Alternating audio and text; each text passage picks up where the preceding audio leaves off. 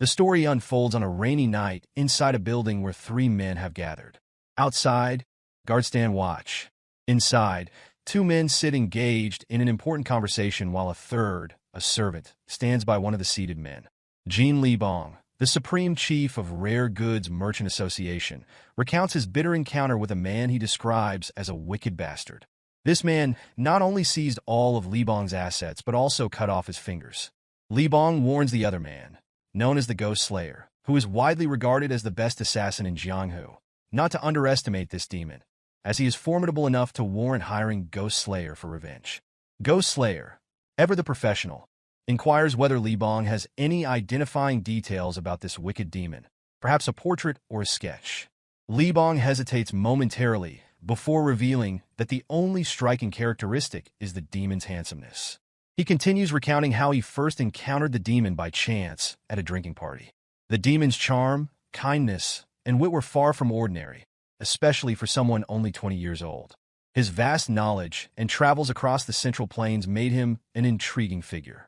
For 2 months, Libong spent time with this man, but it was only once, during a drunken display of martial arts, that Libong realized the man's true nature, revealing to Ghost Slayer a mark left behind by the so-called wicked demon.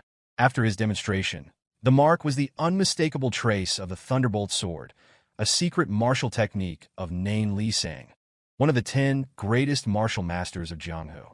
Ghost Slayer is astonished, having only heard rumors about the Thunderbolt Sword. Libong elaborates, explaining that Lisang had disappeared years ago during the Great War between the Orthodox Alliance and the demonic cult, vanishing after the conflict ended 20 years ago. At first, Libong couldn't believe the connection either, but his suspicions were confirmed when he saw the martial arts manual in the wicked bastard's possession.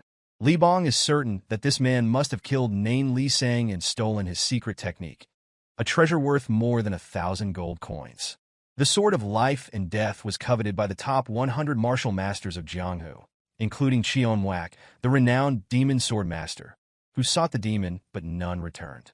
Libong recounts his frustration, telling Ghost Slayer that each time he sent someone after the wicked demon, the man would find them. Not only did he sever Libong's fingers and take his fortune, but he also had the audacity to claim that it felt good and there was no reason he shouldn't take everything. Libong laments his predicament. Ghost Slayer, shocked yet contemplative, reflects on the story. It's hard to believe a 20-year-old could defeat someone like Cheon Wak, but Libong's missing fingers tell no lies.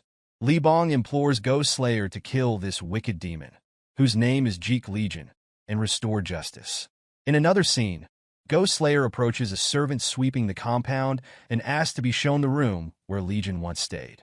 The servant obliges, leading Ghost Slayer through the building and speaking highly of Legion, mentioning how considerate he had been to even lowly servants during his stay. Ghost Slayer, however, remains skeptical, mentally noting how some see Legion as a warm-hearted person while others paint a very different picture. Ghost Slayer had already conducted his own investigations, questioning other servants about the man. Some call him the elegant young master, while others remember him as a wealthy man who lost all his assets to someone. He's also known as a fool who gambles away his money, claiming it's all for his future fortune. The final piece of information Ghost Slayer receives is that Legion competed in the Murim tournament. Ghost Slayer's attempts to discern the true nature of the enigmatic Legion. He grew more convoluted. Legion appeared to possess many faces, each one deepening Ghost Slayer's irritation as he struggled to uncover the man's identity. A servant leading him paused before a door and mentioned that the room ahead had once been occupied by Master Legion, advising Ghost Slayer to take his time exploring it. Upon entering, Ghost Slayer scanned the space for anything unusual. The only item of interest was a map on the wall with a specific point circled and labeled Conquer Hubei.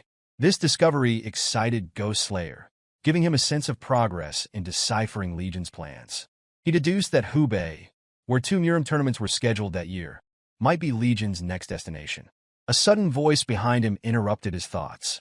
Startled, Ghost Slayer turned but was swiftly struck unconscious before he could react.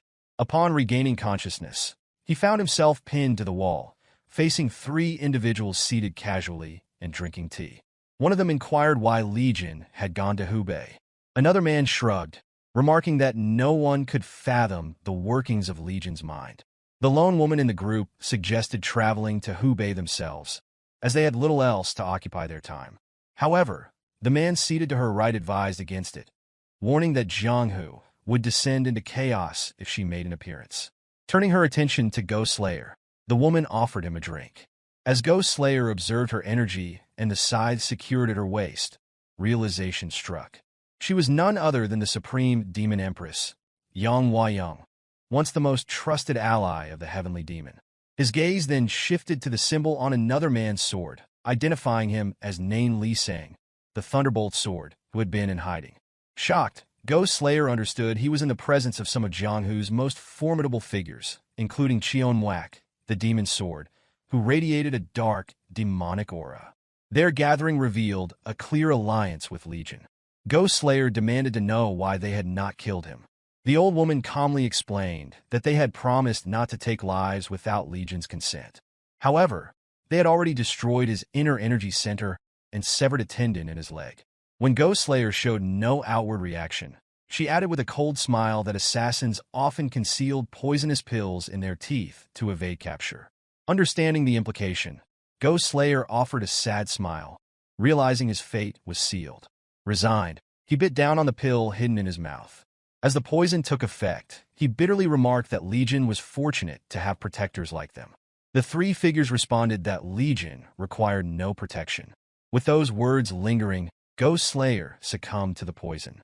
In the following scene, Legion appeared with two swords strapped to his back, facing a group of martial artists. As expected, these adversaries exuded arrogance, believing they held the upper hand. One of them, brimming with confidence, declared that they had finally found him and demanded the book containing the secret technique.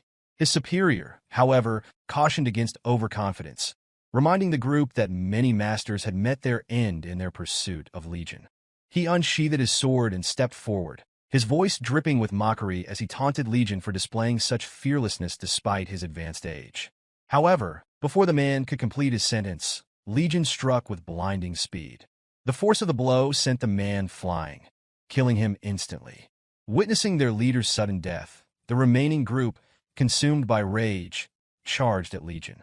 With effortless precision, Legion blocked their swords using nothing more than a single finger. In swift and calculated movements, he dispatched the first two attackers, and one by one, the others fell. Their resistance proved futile, and within mere seconds, they were all defeated. Remarkably, Legion had not even drawn his swords. He relied solely on his bare hands. After the battle, he mused to himself, lost in thought, recounting the great war that had unfolded between the Orthodox faction and the demonic cult. This devastating conflict spanned 13 years, leaving behind a harrowing legacy of tears, bloodshed, and despair. Yet, the war came to an abrupt end with an unexpected truce. The details of this mysterious agreement remained shrouded in secrecy, even 2 decades later. Since then, both the Heavenly Demon Cult and the Orthodox Alliance had maintained their silence. As the years passed, new factions emerged within Jianghu, while others, weakened by the war, struggled to reclaim their former strength. Among these was the Righteous Sword Sect, a once proud family, now striving to restore its glory. Within its ranks, a young woman named Zhang Cherian dedicated herself to relentless training. Frustrated by her inability to break through to the Seven Stars realm, she practiced the Scarlet Trace sword art with determination, but felt trapped in her progress. Her sister, Hong Weryong, and brother-in-law approached her during one of these moments of frustration. Weryong, the eldest daughter of the sect's leader, brought unexpected news. A swordsman from the Palm Essence Union, named Jang, had arrived and wished to partner with Cherian in the upcoming Dragon and Phoenix tournament. Cherian, shocked by the proposal, recognized the tournament as one of the 2 most prestigious martial arts competitions in the Central Plains.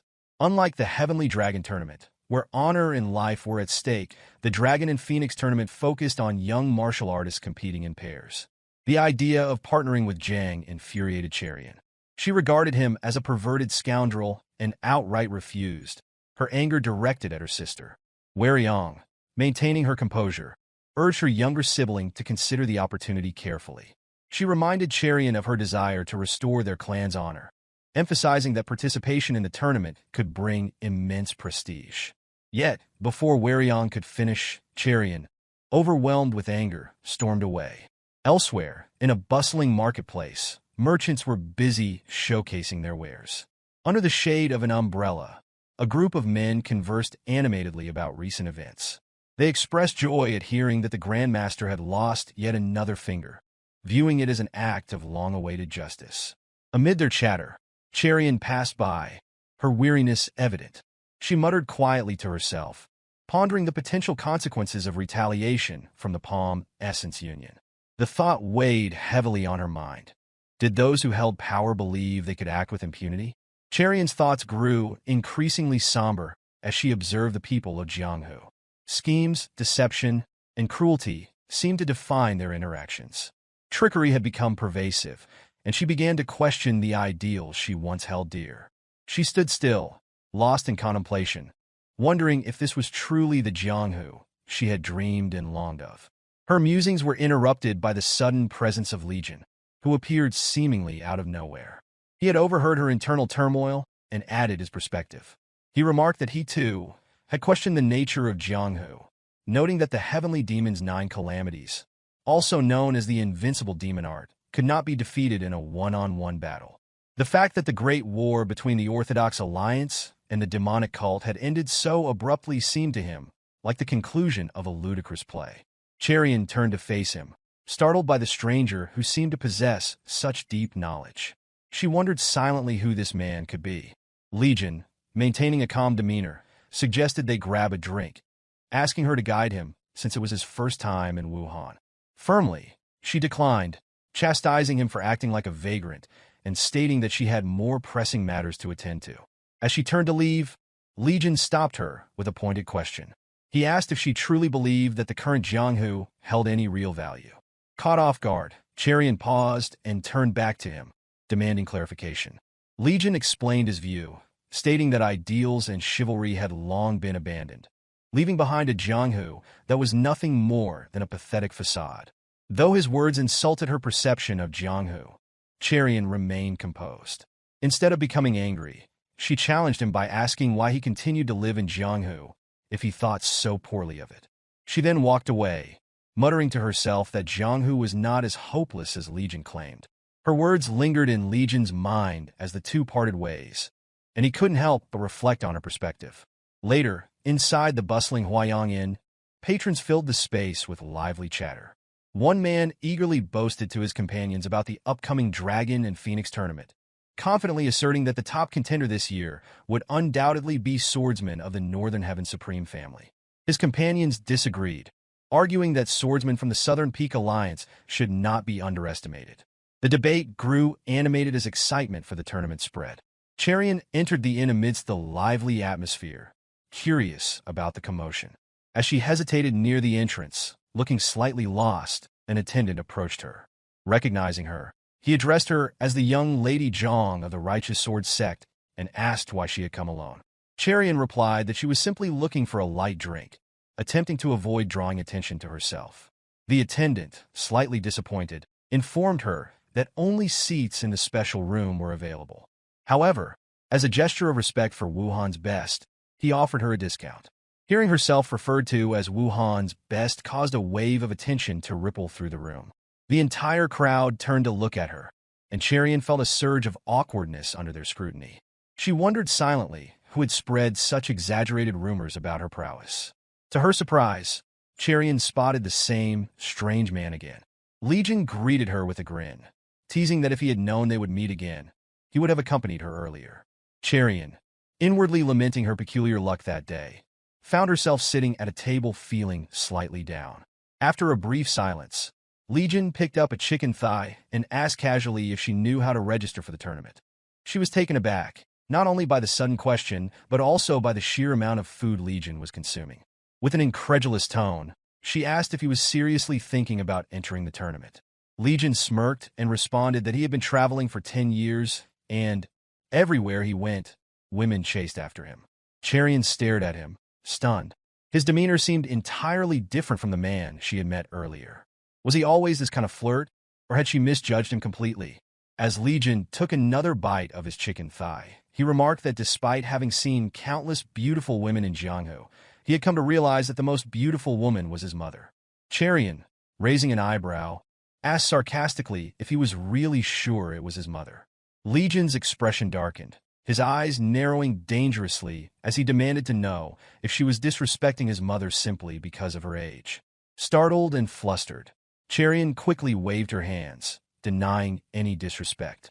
Legion, his demeanor calm once more, picked up a shrimp from his plate and mentioned that he had been feeling nervous about an upcoming event. Their conversation was interrupted when a man entered the room, his voice cutting through the air. He announced that he thought he had recognized a familiar voice. Turning his attention to Cherian, he identified her as the young lady of the Righteous Sword Sect and noted that it had been some time since they last met. The man, Jang Ingeol, was the young master of the Palm Essence Union. He had entered with his younger sister, Jang Ingeol, clearly intending to drink in the same room. Fixing his gaze on Cherian, Ingeol asked how she had been. Cherian, feeling uncomfortable, thought to herself that Ingeol's habit of scanning her up and down was as persistent as ever. Suppressing the urge to strike him, she remained silent. Noticing her lack of response, Ingeol turned his attention to Legion, who remained seated calmly at the table. Ingeol approached Legion, pulled a gold coin from his pocket, and tossed it onto the table. He declared that it should cover the bill and suggested Legion leave if he was finished eating. Legion gave him a piercing look but made no move to leave. Instead, he calmly remarked that the coin wouldn't suffice as there was still more food coming. Taken aback, Ingeol sneered and demanded that Legion leave while he was still being nice. His gaze shifted to Legion's weapon, and he laughed, assuming the man was showing off because he was a Jianghu fighter. Curious, Ingeol reached out to lift the sword, but it remained immovable. Shocked, he attempted again, this time channeling his internal energy, managing to raise it only a few inches off the ground before giving up. Laughing weakly, he tried to mask his embarrassment by suggesting that the sword must be a training tool used to build muscles. The others in the room murmured their agreement, doubting the sword could truly be so heavy. Legion, unfazed, effortlessly lifted the weapon, placed it on his shoulder, and stated plainly that it was not for training. Ingeol, growing increasingly agitated, snapped back, accusing Legion of lying and insisting that it was clearly a training sword. The two exchanged sharp words until Ingeol, furious, unleashed his energy, causing the tension in the room to escalate rapidly.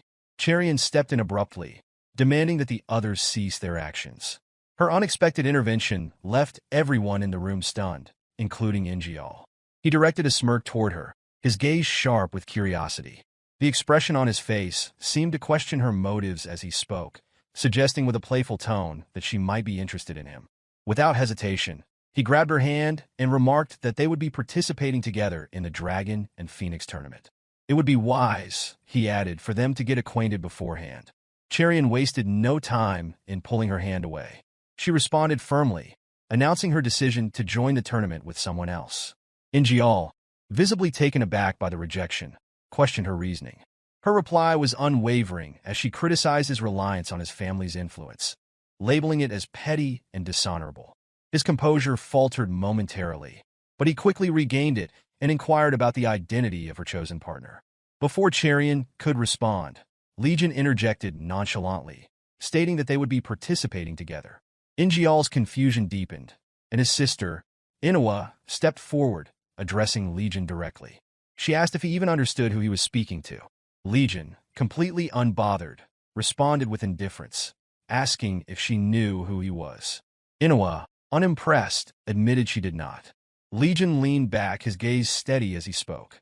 He remarked that people tend to react in one of two ways when confronted with the unknown, either by dismissing it or by fearing it. He accused her of doing both, ignoring him because of her lack of knowledge while simultaneously hoping he was afraid of her. Ingeol, intrigued by his boldness, offered a cold reply, neither confirming nor denying his assessment. Ingeol's anger surged as he growled in frustration, accusing Legion of audacity. Legion merely shrugged, his demeanor calm as he quipped about the connection between eating well and speaking boldly. He straightened his attire, composed himself, and turned to Cherian. With a confident tone, he assured her they would meet again at the Dragon and Phoenix tournament before storming out of the room. Ingeol lingered briefly, her gaze fixed on Legion, and promised softly that they would see each other again. As silence fell, Cherian's thoughts raced. She realized the gravity of the situation and worried about the consequences of Ingeol's temper. Her concern extended to Legion's safety, but he seemed completely undisturbed. With a casual air, he declared that their participation in the tournament was settled. Cherian, perplexed, asked if he had not already planned to enter. Legion confirmed, but admitted that adjustments to his plans were now necessary. Her eyes widened as she guessed his intentions. When she asked if he had referred to the Heavenly Dragon tournament earlier, he confirmed her suspicion with a simple acknowledgement. Stunned, Cherian pressed further, questioning why he had not retaliated when insulted earlier, especially given his evident martial prowess. Legion met her gaze seriously, explaining that he refrains from fighting children. His sincerity caught her off guard, and though she initially thought he was making excuses, his honesty moved her. Meanwhile, outside the inn, Ingeol's companions trailed behind him, offering consoling remarks. One of them commented on Cherian's apparent lack of ambition, noting her decision to reject Ingeol and team up with someone seemingly unimpressive. Ingeol, however, dismissed the notion of Legion being laughable. He could not ignore the skill demonstrated by the blade he had struggled to pick up earlier. It was the first time he had encountered Legion, and he found himself wondering about the stranger's identity. His thoughts turned bitter as he vowed to make both Cherian and Legion regret their actions. Anger simmered within him as he departed, his determination palpable. Inside the Righteous Sword Sect, Weryong's anger was evident as she expressed her frustration to her mother. She spoke of Cherian's outright rejection of young Master Jang's offer, mentioning that Ingeol was reportedly causing chaos at a brothel out of anger.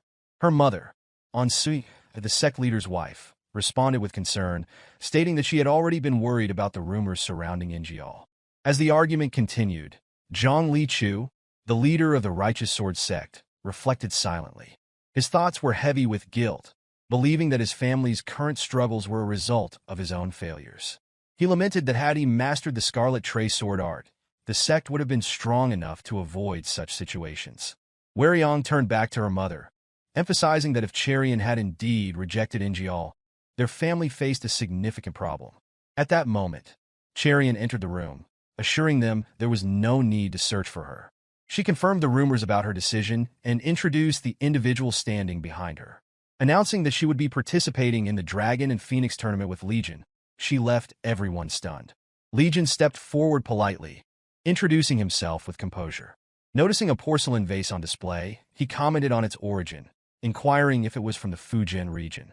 After hearing that it had cost 150 niang, he smiled and remarked that he could have secured it for only 120 niang had he been present. The sect leader, still reeling from the revelation about Cherian's partner, struggled to comprehend the situation. Weryong, equally shocked, questioned Legion directly about his sect affiliation. His casual response revealed that he belonged to no sect, explaining instead that his parents sold fruit near the human gate. The room fell silent in disbelief as the sect members processed the information. The sect leader's gaze shifted to the weapons Legion carried.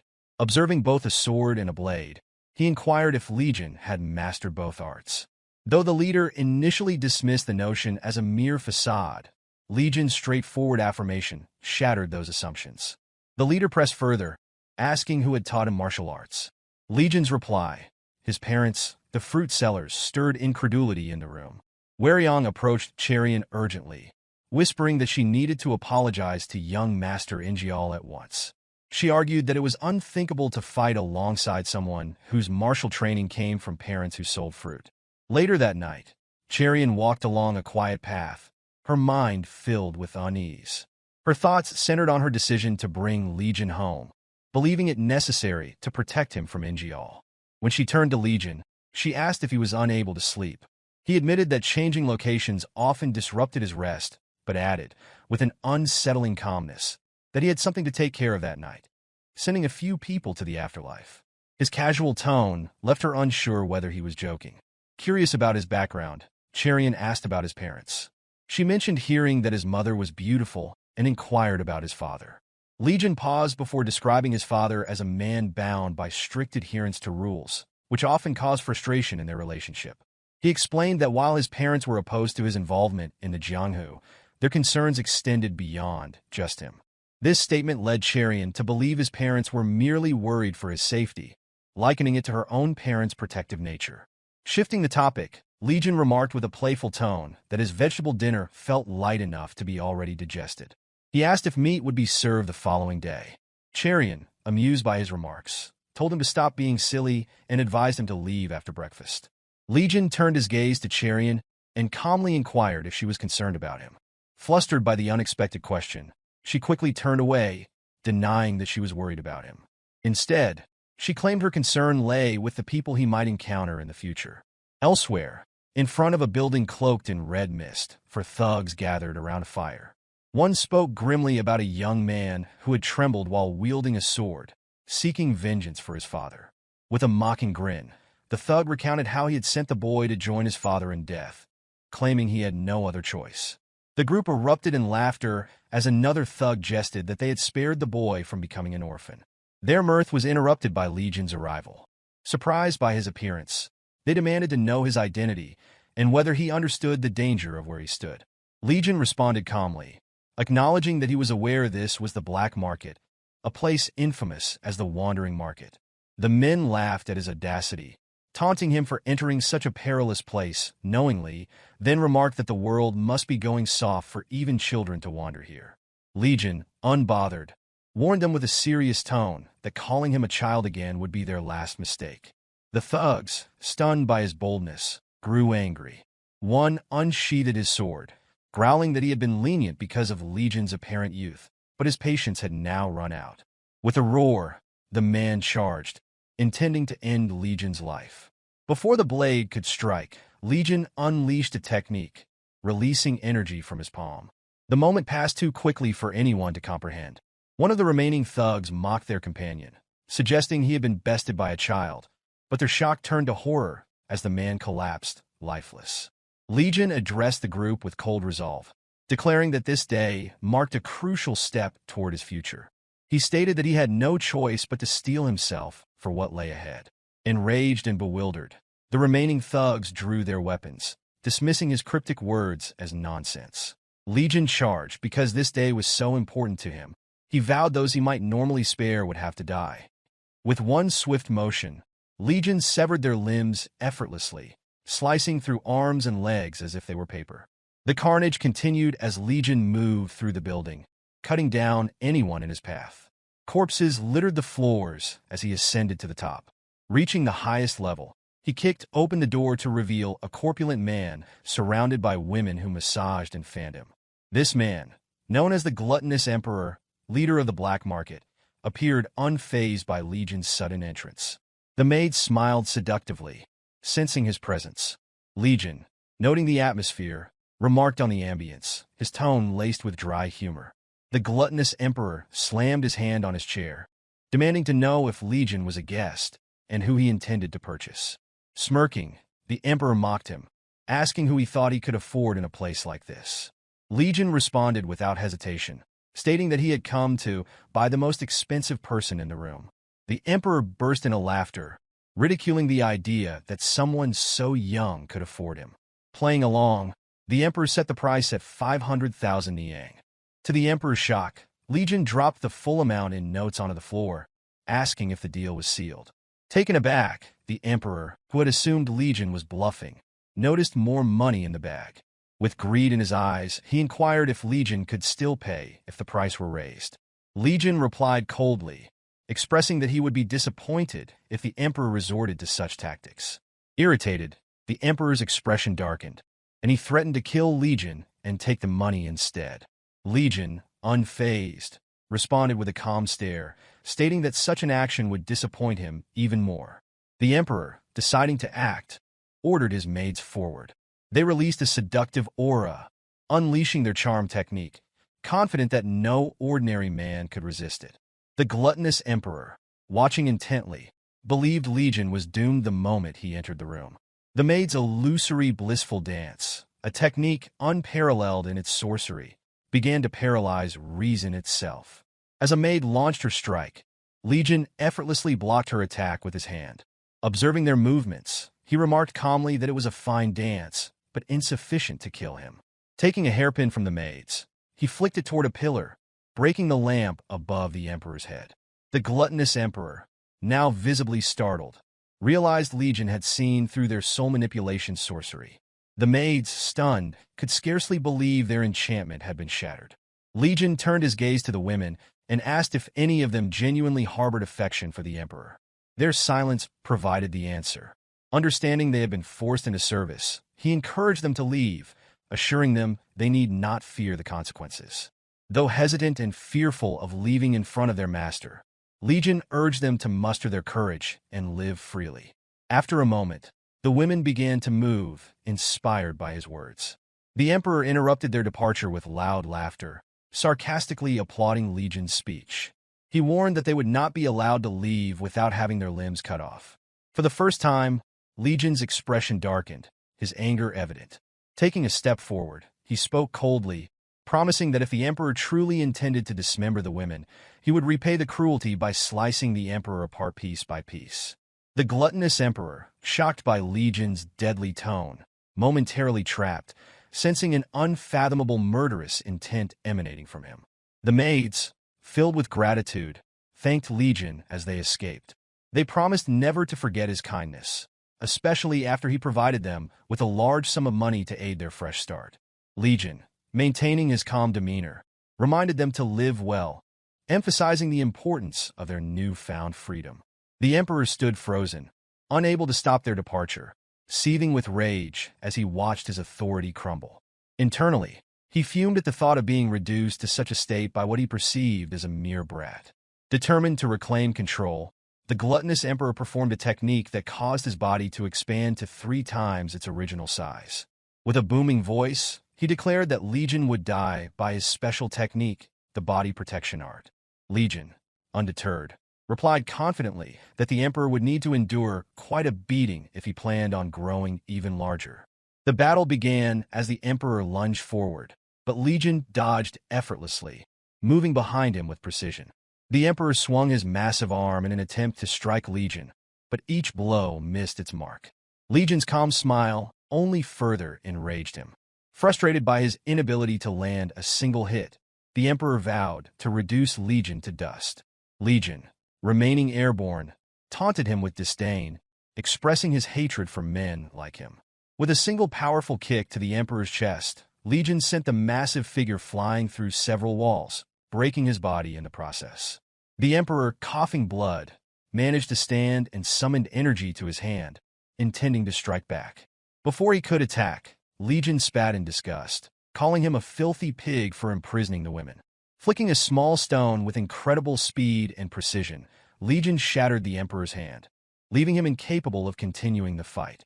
The Emperor stumbled to his knees, his confidence shattered. For the first time, he began to recognize that the young man before him was a true master. Refusing to accept defeat, the Emperor gathered his remaining energy, shrinking in size while doubling his power. Before he could make a move, Legion appeared in front of him in an instant, his hand radiating with energy. With a single devastating strike to the Emperor's stomach, Legion released energy that tore through the man's body, destroying everything in its path. The Emperor collapsed, brought to his knees. Legion stood over him, declaring that he had paid for his life and would now take him away. Weakly, the Emperor asked where Legion intended to take his dying body. Legion's response was cold, stating that he had not been speaking to the Emperor. Realizing his fate was sealed, the Emperor let out a bitter laugh, admitting there was nothing he could do now. He questioned why Legion had bothered confronting him when someone of his skill could have simply stolen away unnoticed. Legion replied with chilling honesty that he had needed a reason to kill him. The Emperor, accepting his fate, admitted that Legion might be a worse man than himself. Legion acknowledged this possibility, but added that good people never fell into his trap. With those final words, the gluttonous Emperor succumbed to his wounds. His reign of terror brought to an end. For a moment, silence enveloped the room. Legion then turned toward a hunchback man standing nearby and addressed him. He stated that their long-awaited meeting had finally arrived and referred to the man as Manor Master Wa. With a calm yet deliberate tone, Legion added that perhaps it would be more fitting to call him by his true name, Wa Mukiel. Realizing that his identity had been uncovered, the hunchback man dropped all pretenses. This man, Mukiel, was none other than the former patriarch of Steel Ghost Manor. Legion remarked with measured curiosity that it was surprising to find such a genius in formation arts and engineering in a place like this. He acknowledged that it had taken considerable effort to locate him and suggested that recovering from that incident must have been no small task. Mukiel, taken aback, was momentarily speechless. The incident in question referred to the tragic event that had marred Mukiel's life. Years ago, Steel Ghost Manor had gained renown for its exceptional mechanical techniques. As a scion of a prestigious family and an individual of extraordinary talent, Mukiel had lived a life envied by many. However, that life was shattered when his only daughter tampered with an incomplete device. The resulting catastrophe claimed the lives of his entire family, including his daughter. Overwhelmed by guilt, Mukiel had altered his appearance and gone into hiding, blaming himself for the tragedy. Tears streaming down his face, Mukiel confessed to Legion that the memory of that day had never left him. To his astonishment, Legion spoke with an air of understanding, acknowledging Mukiel's enduring grief. Legion remarked that it was rare to find someone who had borne such immense pain for a decade out of love and sorrow for their family. Mukiel, deeply moved, reflected that no one had ever spoken to him in such a way before. No one had ever risked their life to save him, a man they had only just met. Finally, Mukiel asked what Legion intended to do with him after purchasing him. Legion's response was filled with conviction. He declared that he would use Mukiel to dominate the Jianghu. At first, Mukiel was speechless, but soon he laughed and knelt before Legion. Accepting his new fate, Mukiel swore on his name to serve Legion as his master and dedicate the rest of his life to him. Legion smiled and asked if they should begin. Mukiel, still confused, had no idea what Legion meant. With a wicked grin, Legion activated fire in both hands. Meanwhile, outside the building, someone landed gracefully on a tree branch under the moonlight, wondering if the young master was still in battle. Minutes later, Mukiel's body returned to its original state. Shock overwhelmed him as he realized that his altered form, believed to be irreversible under the Great Law, had reverted. Overcome with gratitude and disbelief, he sincerely thanked Legion. Smiling kindly, Legion told Mukiel not to offer such deep thanks just yet. He reminded him that from this point forward, there would be hard work ahead, and the time for gratitude would come later. As they spoke, another man approached with admiration in his eyes. He greeted Legion, acknowledging his success and calling him Young Master. This man was Myong, Legion's personal guard. Seeing Myong, Legion couldn't resist making a sarcastic remark, teasing him about needing a shave and joking that he was starting to look older than his age. Myong, feigning injury, pretended to cough up blood at the playful insult. Legion then introduced Myong to Mukiel, explaining that Myong was his trusted guard and would be responsible for guiding Mukiel through everything from that point onward. Legion announced an unexpected change of plans, stating that their mission would now begin with the Palm Essence Union. This revelation left Myong visibly shocked. Myong questioned Legion about the sudden shift, pointing out that he had previously dismissed the Palm Essence Union clan as unworthy of their effort. Myong asked what had changed and why Legion was now entering the Dragon and Phoenix tournament. In response, Legion remarked in a casual tone that people's minds could change at any time. Unsatisfied with the explanation, Myong countered by stating that it sounded like the kind of excuse a playboy would give. For a moment, Legion was speechless but soon regained his composure, grinning as he accused Myong of being jealous of his popularity. Myong immediately denied the accusation, retorting that having many admirers did not equate to being fortunate in love.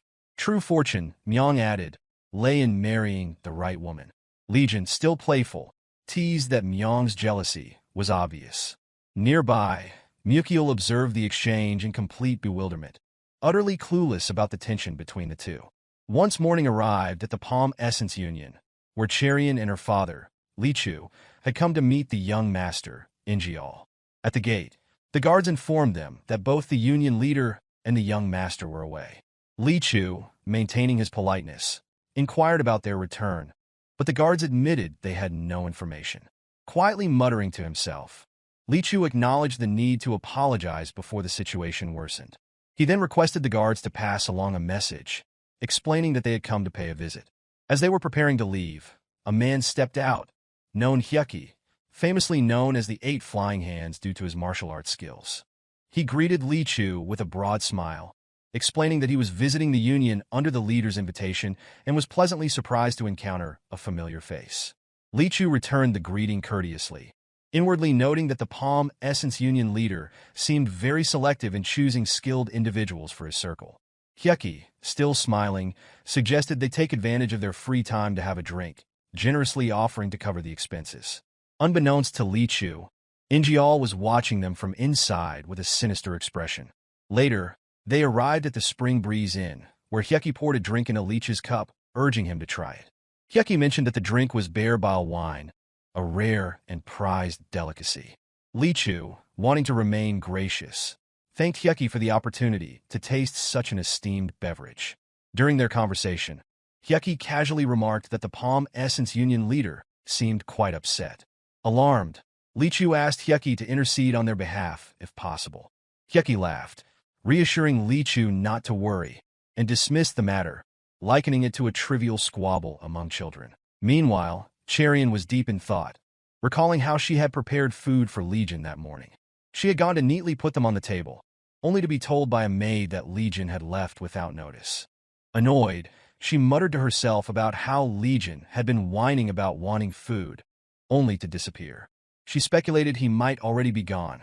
Once they are done, Li Chu expressed his gratitude to Hyukki for the meal and the fine wine, mentioning that he had enjoyed the evening. He was about to offer to host Hyukki next time when Hyukki suddenly seemed alarmed and muttered about forgetting something urgent. Without warning, Hyukki dashed out of the inn, leaving Li Chu stunned. Moments later, the inn's attendant handed Li Chu the bill, which revealed an outrageous cost: 120 niang for the wine alone, with the side dishes similarly overpriced. Li Chu sighed deeply and explained to the attendant that he didn't have the money at the moment, but promised to return the next day to settle the bill. The attendant, however, boldly stated that credit was not accepted. She added that, under the circumstances, Cherian could remain at the inn as collateral until the payment was made. Li Chu, frustrated and seething with anger, demanded to know if the woman truly intended to hold his daughter hostage. The woman, with an icy demeanor, retorted that it should be thought of as collateral. If the payment could not be made, she stated, the daughter could entertain guests during her stay. Li Chu stood in stunned silence, questioning whether the woman had lost her mind. It dawned on him that this establishment was no ordinary wine house. Observing the guards stationed at the inn, he realized their presence exuded a menacing aura, likely surpassing his own strength. At that moment, the entrance of another figure drew attention. It was Legion, casually holding a bottle of wine. Cherian, surprised, asked what business brought him there. Legion grinned and responded nonchalantly, stating his intention to drink. Placing the bottle on the table, he turned to the attendant and remarked that the wine had a peculiar taste, insinuating that something might have been added to it. The attendant, attempting to maintain composure, asked for clarification. In a calm tone, Legion mentioned hearing that important figures frequented the establishment and questioned whether fake wine was also served to them. The attendant, growing visibly uneasy, tried to deflect the accusation, claiming he was drunk and urging him to lower his voice to avoid causing a scene. Undeterred, Legion declared loudly that the bear, while wine being served, was counterfeit. His bold claim quickly drew the attention of bystanders, eager to witness the commotion. With confidence, he proposed a wager. If the wine was proven to be fake, he would take everything the establishment had earned that day. Conversely, if he were mistaken, he would offer his own gallbladder for brewing liquor. The crowd followed as he led them to a small, run-down storehouse behind the inn, an area few had expected to exist. Whispers of curiosity spread as people speculated on what evidence Legion could possibly reveal. Standing before the locked storehouse door, Legion pointed out the oddity of storing wine in such a concealed location, secured with iron locks. The attendant attempted to counter, claiming that trade secrets, not wine, were stored there. Before she could finish, Legion shattered the door with his bare hands. He retrieved a large jar of wine and placed it on the ground, confidently announcing it as the true source of the establishment's prized wine. The attendant, panicked, muttered to herself that the situation had to be stopped. In desperation, she decided to act, took out a thin, sharp needle from her mouth and launching it at Legion in an attempt to silence him. However, Legion, having anticipated the attack, raised the wine jar as a shield. The needle struck the jar, shattering it into countless pieces. To everyone's horror, as the wine spilled, small, strange insects emerged, writhing in the liquid. Legion, wearing a sinister smile, looked around at the crowd and mockingly asked if anyone wanted to sample the wine. Holding up a small cup, he repeated the offer, but the crowd, repelled by the sight of the insects, grimaced in disgust. Several muttered refusals, while others nervously inspected their own cups, horrified by what they saw. Legion, fully committed to his demonstration, expressed frustration at the lack of takers, declaring that he needed someone to confirm his claim. A voice from the back shouted for him to stop, labeling him a lunatic and dismissing the notion that bear, bile wine could involve such insects. Unfazed, Legion brought one of the insects closer to his face, explaining that it was called the black painted insect, named for the artistic pattern on its back. The skeptic asked what significance the insect held, prompting Legion to reveal that its excretions closely mimicked the taste of bear bile, so much so that ordinary palates could scarcely detect the difference. The revelation that the crowd had unknowingly consumed the insect's secretions caused widespread distress. Suddenly, a man of imposing stature entered the scene. His mere presence commanded respect, even from the madam, and it soon became evident that he was the leader of the Southern Peak Alliance, Jang Ingeol. This figure had gained prominence following the conclusion of the 13-year-long Great Orthodox Demonic War, during which the 9 great sects and the 4 great families sealed their doors while the demonic cult retreated into seclusion. In the power vacuum that followed, major factions like the Northern Heaven Supreme Family and the Southern Peak Alliance rose to prominence, with the latter becoming one of the strongest forces in the martial world. The reverence shown by others confirmed that this seemingly ordinary old man was among the most powerful figures in existence. The elders scrutinized Legion and asked how he knew about the black-painted insect, a creature said to exist only in the southern regions. Legion, appearing both calm and slightly surprised by the reaction, replied that he had traveled extensively since his youth. The elder, intrigued, remarked on Legion's vast knowledge and questioned his true identity. Legion smiled and introduced himself as the eldest son of drifting clouds and flowing water. The old man muttered the names, drifting clouds and flowing water, as if trying to recall their significance. With a grin, Legion elaborated, describing them as the best fruit merchants on the outskirts. The old man and his servants appeared visibly surprised by this unexpected answer. After a moment, Ingeol burst into hearty laughter. Internally, he wondered if Legion was intentionally concealing his true identity and admired the cleverness of the move. Meanwhile, Legion continued to offer the wine with the insect to anyone brave enough to try it. Behind the old man, one of his subordinates appeared deep in thought, observing the interaction. The servant, the White Tiger Squad leader of the Southern Peak Alliance, Makwi, found it peculiar that the Alliance leader was taking an interest in this young man. Speaking up, Makwi offered to taste the wine, seeking approval from the old man, who nodded in agreement. He took a few sips of the wine and, with a disgusted expression, turned to a woman nearby and exclaimed that it was identical to what had been served earlier. His words caused an uproar among the crowd, many of whom were horrified to realize what they had consumed. The group demanded answers, shouting in disbelief. The madam, growing frantic, protested her innocence, claiming she was being framed. Her lies, however, failed to quell the outrage. The crowd pressed further, demanding either the real wine or her head. Her guards hesitated, visibly intimidated by the presence of the Southern Peak Alliance leader and the White Tiger Squad leader. Seeing their hesitation, the madam issued a desperate warning, declaring that those opposing her would face dire consequences due to the powerful individuals backing her. Her threats only fueled the chaos. Amidst the commotion, Legion maintained a calm smile. Li Chu turned to him, clasping his hand in gratitude, and acknowledged that if not for Legion's intervention, they would have been in grave trouble. Legion, in his usual nonchalant manner, replied that, naturally, no one else could pull off something as extraordinary as this. His casual response left Li Chu even more surprised. Legion then added, with a hint of playful arrogance, that he now expected to be treated as their savior.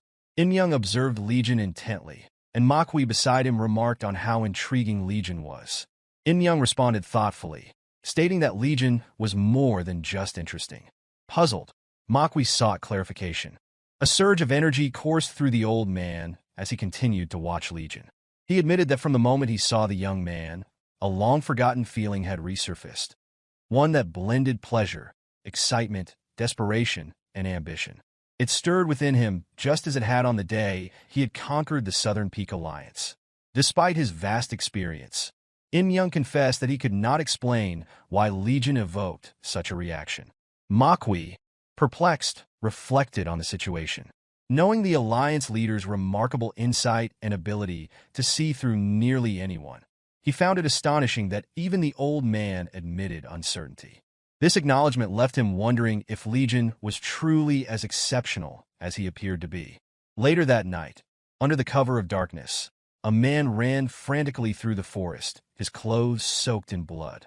Desperation etched on his face. He muttered to himself about the urgency of alerting others at any cost. Suddenly, a shadow appeared beside him, prompting an instinctive reach for his sword. His pursuer had caught up. The bloodied man immediately recognized the badge worn by his pursuer came from the Orthodox Alliance, while the man belonged to the Northern Heaven Supreme family. The man spoke with urgency, explaining the need to cancel both the Dragon and Phoenix tournament and the Heavenly Dragon tournament. A conspiracy was in motion, orchestrated by the Flying Swallow Association. The pursuer, pointing out that the tournament was hosted by the Northern Heaven Supreme family and questioning why the man sought to warn the Orthodox Alliance rather than reporting to their superiors. The man revealed that a spy was among them, rendering trust impossible. Before they could proceed, the sound of others approaching filled the air. The man cursed their predicament, devising a plan to act as bait while urging the pursuer to escape and deliver the warning. Relieved to have shared the burden, the wounded man acknowledged the gravity of the situation. However, the relief was short-lived. The pursuer's expression darkened, and with a sinister grin, he revealed a betrayal. Before the wounded man could react, his neck was already sliced cleanly, blood splattering across the forest floor. As the head rolled away, the pursuer coldly remarked that their pursuers were not from the Flying Swallow Association, but the Flying Swallowtail Association. Amidst the eerie forest, butterflies fluttered around, and a woman perched delicately on a branch observed the scene. The man is 16th Butterfly. He knelt before her, addressing her as the leader. She inquired about the others, and the man reported that the 14th Butterfly had already handled them. With a fan in her hand and a seemingly innocent gleam in her eyes, she expressed confidence in their actions. She declared that the Dragon and Phoenix tournament would be a nightmare. Elsewhere that same night, Legion and Cherion walked together, engaged in light-hearted conversation. Legion remarked on his anticipation of the delicious meat the Sect leader planned to buy, while Cherion teased him about his constant hunger. Legion explained that his appetite was fueled by his thoughts, which included plans to conquer Hubei. Cherion inquired further, prompting him to grin and mention other matters as well. However, his mood abruptly shifted, his expression darkening as a sense of loneliness in a foreign land seemed to weigh on him. As they continued walking, Cherion stopped to thank him for his earlier help, recounting an incident involving the young master of a family who had provoked Legion. She reflected on the absurdity of considering participation in the Dragon and Phoenix tournament with such a volatile individual. Legion encouraged her to enter the tournament with him, promising victory. Though skeptical, Cherion agreed, driven by a desire to put certain individuals in their place. Both resolved to do their best, the pale moonlight illuminating their path. Their conversation was interrupted by the arrival of a man who had once fled after leaving them to pay for his meal. He taunted them, accusing Legion of ruining the plans of young Master Jang. Legion, unperturbed, questioned the man's tendency to backtrack on assassination orders. The man laughed darkly, confirming the order to kill both of them. Hyukki's wide grin and menacing aura unsettled Cherion, who whispered her fear of his murderous intent. Doubt crept in her mind about their ability to defeat him, especially given her lack of real combat experience. Trembling, she gripped her sword and asked Legion if he had faced true combat before. Surprisingly, Legion stood just behind Cherion, pleading for protection as he hid behind her. Cherion broke into a cold sweat as the situation grew increasingly dire.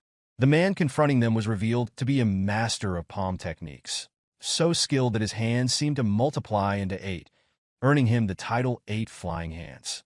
Once a hero with dreams of a better Jianghu, Hyukki had abandoned his ideals, disillusioned by the prosperity of villains. Casting aside the distinction between good and evil, he had become a villain himself. Now, he loomed ominously before the two young martial artists. Cherion's body trembled as she faced the overwhelming gap in skill and experience, which seemed as vast as heaven and earth. Sensing her fear, Legion leaned close and instructed her to draw her sword. She complied, unsheathing her blade with determination, vowing not to stand idly by. The tense standoff among the three unfolded, with Hyukki smirking and mocking her eagerness to die. He activated his palm techniques, lunging at her with the intent to end the fight swiftly. Both Legion and Cherion dodged the attack, though Cherion was struck by his incredible speed. She attempted to use her movement technique but lost her balance, crashing into a tree trunk. As she fell against the bark, Hyukki launched another palm attack. She barely ducked in time, the tree obliterated by the force of his strike. Fear overwhelmed Cherion as she grappled with the realization that this was nothing like her training. Hyukki's ominous gaze bore into her mind, and she was certain she was facing death. Legion, noticing her panic, calmly advised her to stop relying on her movement technique and instead let her body flow naturally with her sword. His words prompted her to focus on her weapon, repeating to herself his instruction, the sword first, then the feet. She centered herself, her mind clearing as she concentrated. Hyukki sneered at Legion, ridiculing him for hiding behind a woman. Taking advantage of the distraction, Cherion launched an attack, but Hyukki deflected it with ease, barely exerting himself.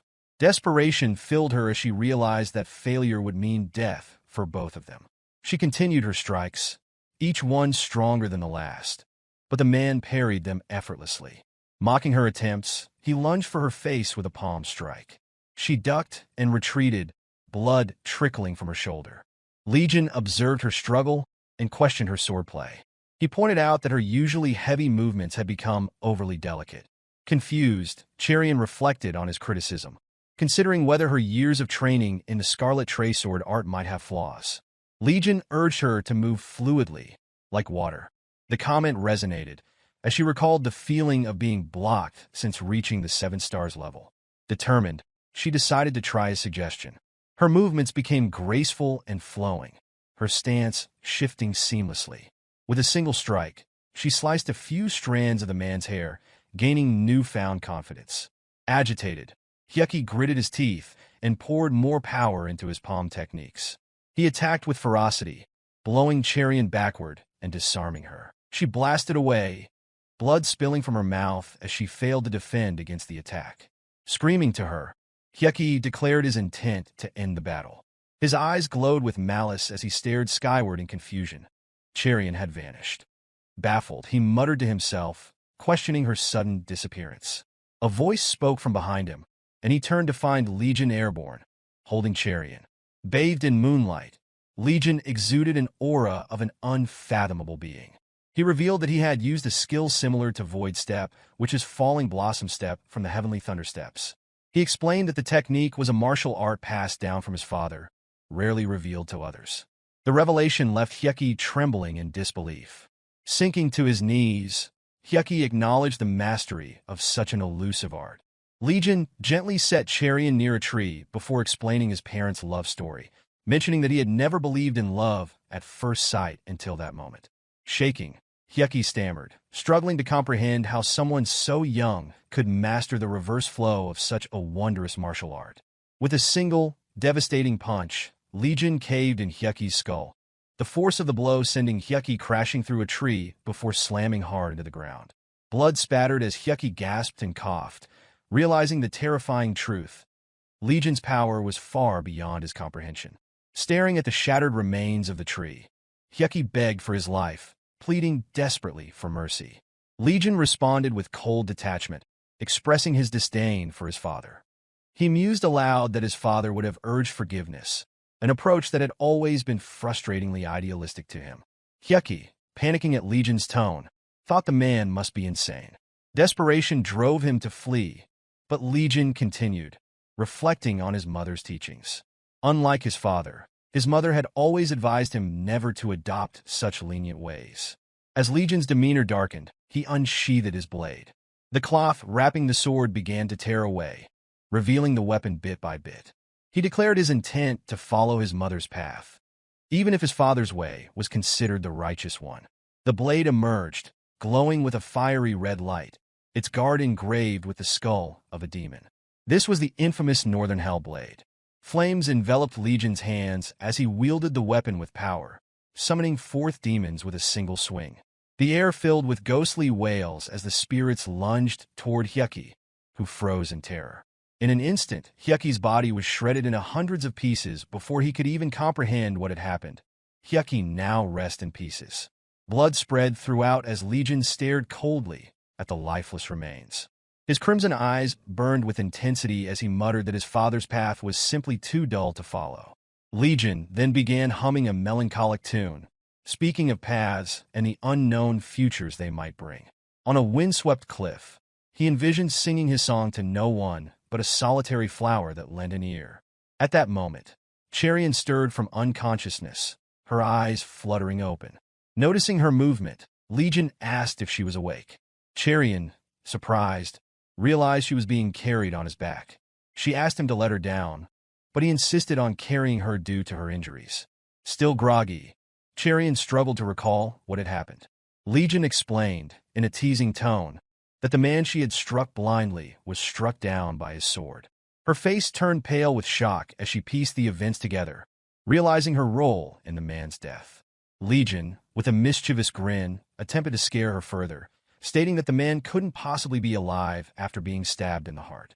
Her trembling grip tightened on his shoulders, but Legion reassured her there was no need to feel guilt.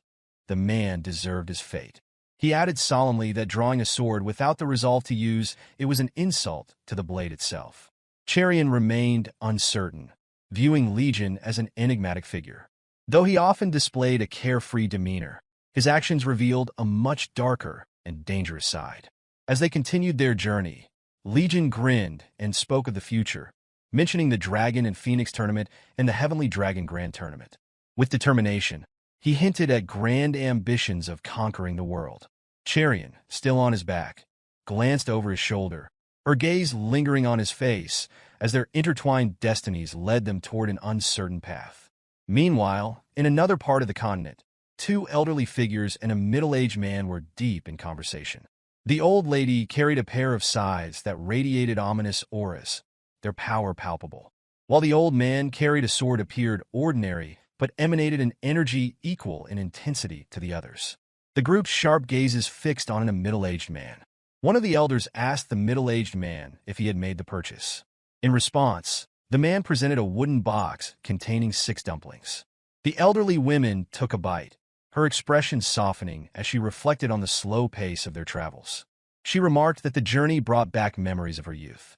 The old man, clearly uncomfortable, grumbled about her habit of revisiting the past. She recalled a dramatic moment when he had drawn his sword in battle, his voice lowering as he recounted the details. The memory unfolded vividly in his mind, showing the pair locked in fierce romance of combat. The woman's face turned somber as the scene shifted, adding an almost haunting weight to her recollection. The old man, frustrated, ran a hand through his hair, lamenting his reckless younger self. This earned a laugh from the middle-aged man, who nearly spat out his drink. The group's laughter subsided as the middle-aged man asked about the young master they had mentioned earlier. The woman's smile grew fond as she spoke of Legion's father, prompting the old man to chuckle. They marveled at how quickly Legion had grown, now preparing to take part in the Dragon and Phoenix tournament. Reflecting on the passage of time, they expressed a mix of pride and apprehension for the challenges ahead. A lot of young children were bound to get hurt this time, the old lady mused with a hearty laugh. The old man explained that Legion typically avoided harming children unless they had done something to deserve punishment. Someone like Ingeol, who had once sent an assassin after Legion. His expression darkened as he commented that the lunatic was still alive, referring to Legion. A servant confirmed this, stating that Legion had left the Righteous Sword Sect accompanied by Cherian. Ingeol's face twisted in disbelief as he questioned what the assassin he had hired was doing. It appeared Hyukki couldn't handle a single opponent. The servant praised Hyukki as a great warrior, but noted that he had not returned since leaving the previous night.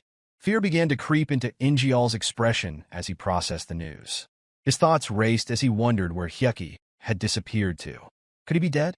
Impossible, Ingeol thought, then began laughing out loud in a mixture of disbelief and unease. He refused to believe Legion could have defeated such a master.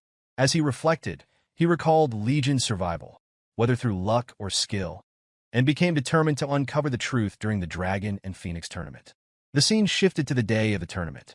Firecrackers illuminated the sky with vibrant colors and loud bursts. Banners celebrating the event and the hosting family lined the streets, while guards stood vigilant at every corner. The grand arena, a massive pit prepared for the tournament, dominated the scene. Participants began arriving.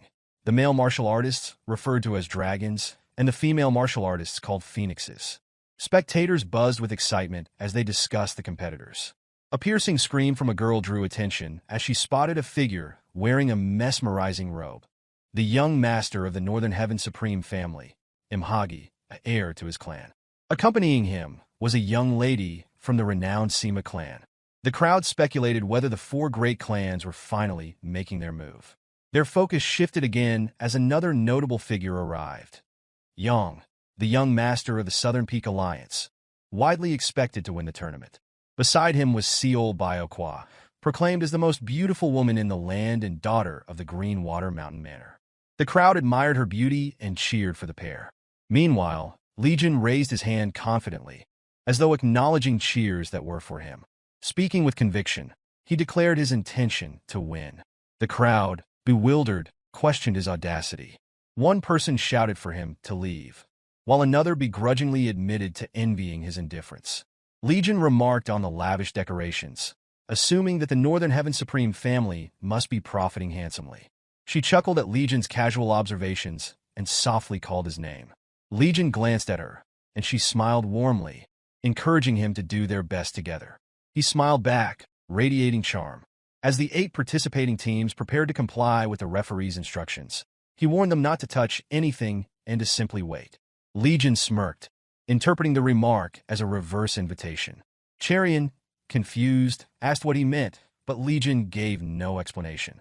Inside the designated room, tension hung in the air as participants speculated how many would advance to the next round. Cherian, still unsure, questioned their purpose there, wondering if they would be asked to face the first challenge immediately. Legion, distracted by a painting on the wall, said nothing. The match began as Cherian asked what had caught his attention. Legion, reading the sign accompanying the painting, smirked, realizing the tournament had already commenced. He folded his hands and guided Cherian toward the artwork, asking if she noticed anything unusual. She stared at it, puzzled. The painting depicted a group of warriors locked in combat, each wielding a traditional Chinese martial arts weapon. After a moment of contemplation, she began to explain the significance of the 18 weapons, but was cut off by Legion, who dismissed her interpretation as a distraction. Legion suggested taking a closer look. Cherian examined the painting again and noticed something peculiar. The warriors, despite appearing engaged in combat, all had their eyes fixed on a glowing incense burner held by one of the figures. Her realization deepened as she connected the image to the incense burner in the room, placed on a table just as in the painting. The participants were explicitly warned that touching anything could result in immediate disqualification. The examiners watched closely, ensuring no one violated the rules, even by accident. Cherian, concerned, warned Legion to be cautious as his hand inched closer to the incense burner. Despite the warning, a loud noise echoed as Legion grabbed the burner.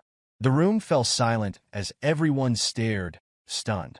A man wielding a red sword glared at Legion, his expression conveying disbelief and irritation. Unfazed, Legion examined the burner, tilting it to reveal an inscription underneath. The words Dragon and Phoenix Hall were carved into the base. Legion pointed this out to Cherian, who asked what it meant. He explained that the match began upon entry and declared that the first stage had already started. Behind them, a trembling man muttered something unintelligible as Legion and Cherian prepared to proceed. Suddenly, a voice interrupted.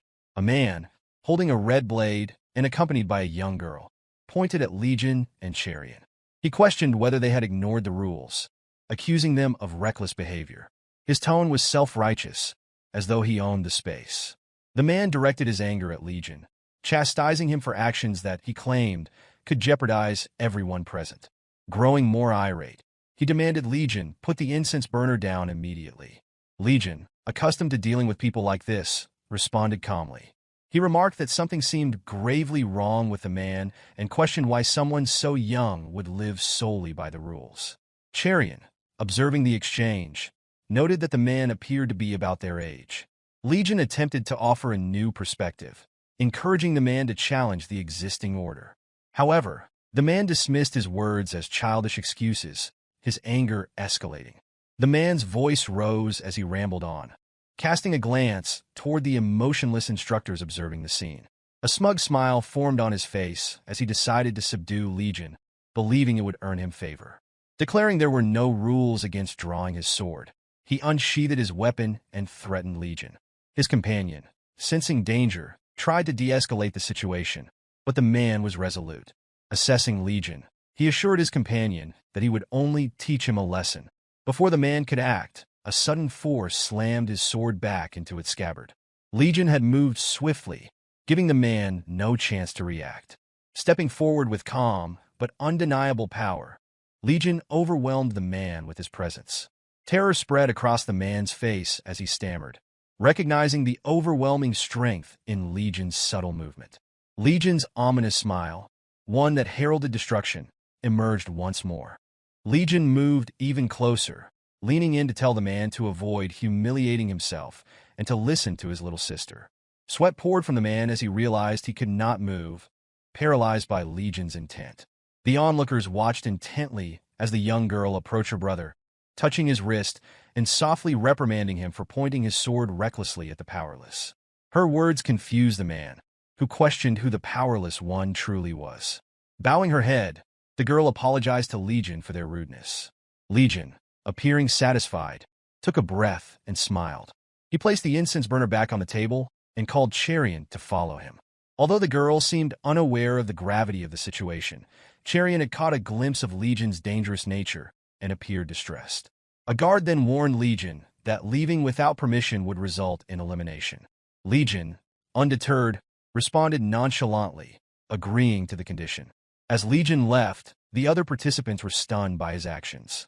Turning back briefly, he addressed the man and his sister, offering them a chance to advance to the second gate if they chose to follow him.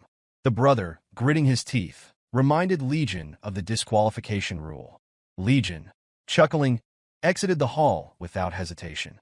Onlookers continued to watch the unfolding events, captivated by Legion's audacity.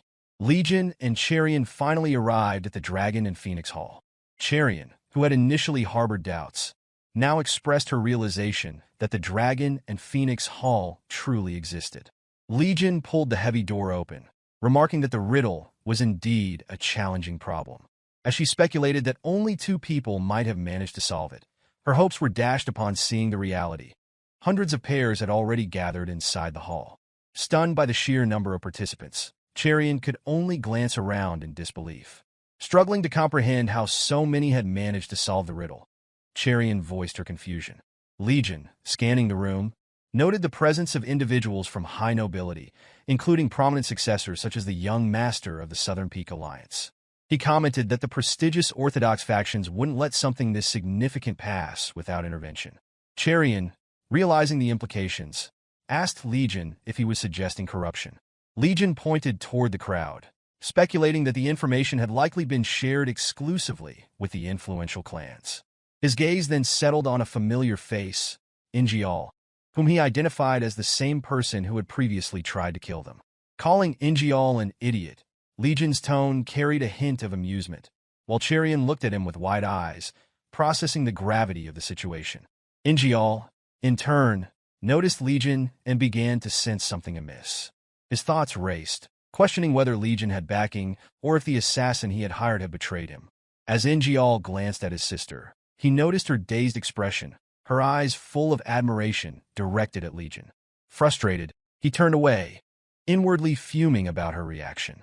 The atmosphere shifted as a rhythmic bell silenced the room, drawing everyone's attention to a new arrival. A robed figure entered, his commanding presence captivating the crowd. This man, Bong Suchan, introduced himself as an elder of the Northern Heaven Supreme family and the organizer of the tournament. He congratulated the participants for passing the first gate, igniting excitement among the gathered competitors. Even Cherian, brimming with enthusiasm, acknowledged Legion's earlier insight. However, the celebration was interrupted by the angry voice of the young man who had clashed with Legion earlier. He and his sister, stopped by the guards, drew attention as the man loudly objected, claiming that the test had been unfair.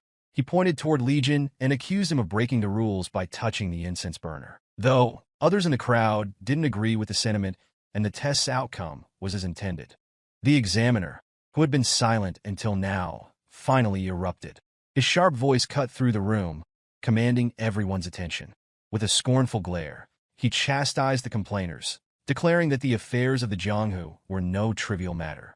He reminded them that in the Jianghu, danger was constant, and vigilance was a necessity. His words carried a brutal lesson. There would be no one to complain to if an assassin took their lives. He mocked the idea of crying out to the ruler of hell for justice. Meanwhile, Legion turned his attention to Cherian as she asked how he had known the incense burner was the key. Was it merely a coincidence? Legion corrected her gently, explaining that there were no coincidences in the Jianghu. Cherian reflected on his words, realizing the dangers of the world they were navigating and how close she might have been to failure without Legion's guidance. Nearby, the young brother and sister, defeated and tearful, consoled each other. The girl lamented that they had only followed the instructions given to them. The disparity between their actions and the tournament's harsh rules highlighted the unforgiving nature of the Jianghu. Cherian couldn't help but consider how easily she might have faced the same fate if she weren't with Legion. As the siblings prepared to leave, the examiner grinned ominously. He announced that those eliminated should consider themselves lucky, for the Dragon and Phoenix tournament was about to transform into hell. As evening descended, Legion offered a skewer of grilled meat to someone, encouraging her to take a bite. The recipient eagerly tried the food. It was Cherian's youngest sister, Jang Soorin. Delighted, she exclaimed how delicious it was. Legion, smiling brightly, responded confidently, boasting that his grilling elevated even the simplest meat to another level. He mentioned that while his mother excelled in nearly everything, cooking was her sole weakness, forcing him to learn the skill himself to avoid bland meals. To him, the joy of eating, along with other pleasures like alcohol and women, defined the richness of life. Soorin listened intently, beginning to grasp Legion's philosophy. Even Cherian admitted that his cooking surpassed hers despite her own expertise. Observing her sister's excitement, Cherian gently reminded her to chew properly. Her sister replied that the food melted in her mouth before she could chew. Cherian noted how lively her sister seemed, a stark contrast to her usual demeanor. It was revealed that Soorin had been a healthy child until mysteriously falling ill at the age of 7. Despite the efforts of the best physicians, no cause or cure had been found. Cherian wondered if her sister would ever recover, as her condition seemed to worsen with time. Their clan leader, observing his daughter's rare enthusiasm, expressed gratitude to Legion for making the day exceptional. He also thanked him for helping her through the first round of the tournament. Legion confidently assured him that he could be relied upon for the second round as well. Initially dismissive of such bold claims, Li Chu now saw Legion in a different light, recognizing his extraordinary nature. Quietly, Li Chu pondered who this young man truly was. As night deepened, Legion walked across a flower-strewn field. His steps were deliberate, his mind both focused and wandering. Suddenly, a faint sensation caught his attention, followed by the ground trembling violently. Rocks flew into the air as the serene field transformed into a harsh, deserted ground, fit for only the most skilled martial artists. Legion, taking in the sight, remarked with a smile that it looked incredible. Before him stood Mukiel, the Manor Master, alongside Myong. Mukiel revealed that the transformation was caused by the activation of the 9 Palaces' exquisite flower formation, the lightest of the Manor's 3 formations. He explained that the second formation was the 5 Elements and 7 Stars formation, while the last, the Celestial King of Light formation, was so powerful that even a martial master would find escape impossible without dismantling it. Legion acknowledged the formation's strength, but corrected Mukiel, explaining that certain martial arts could break formations without dismantling them. Mukiel, astonished, listened as Legion confidently added that one day he would understand. As the night continued, Myong informed Legion of a new mechanism, the 7-step path to the Grim Reaper, soon to be installed alongside other structures nearing completion. This, Legion noted, marked one more step toward creating Jianghu's strongest sect. Legion glanced at Myong, who returned the look with confidence. Myong confirmed that the Wind God's location had been discovered, as Legion had predicted. Legion announced his intention to visit the Wind God the following day. Sensing more to the decision, Myong hinted, asking if there was someone for whom Legion wished to offer them to. Legion, catching the sarcasm, replied that asking questions while already knowing the answer was a bad habit. Realizing his mistake, Myong apologized, explaining that he couldn't help it. Standing in the stillness of the night, Legion remarked on how the night view always thrilled him, though he couldn't explain why. Reflecting aloud, he jokingly asked if there was some hidden story from his childhood, such as falling into a well and being trapped in darkness for days. Myong dismissed the idea, replying that even if something like that had happened, Legion would have found a way out on his own. Legion, momentarily introspective, called Myong by name.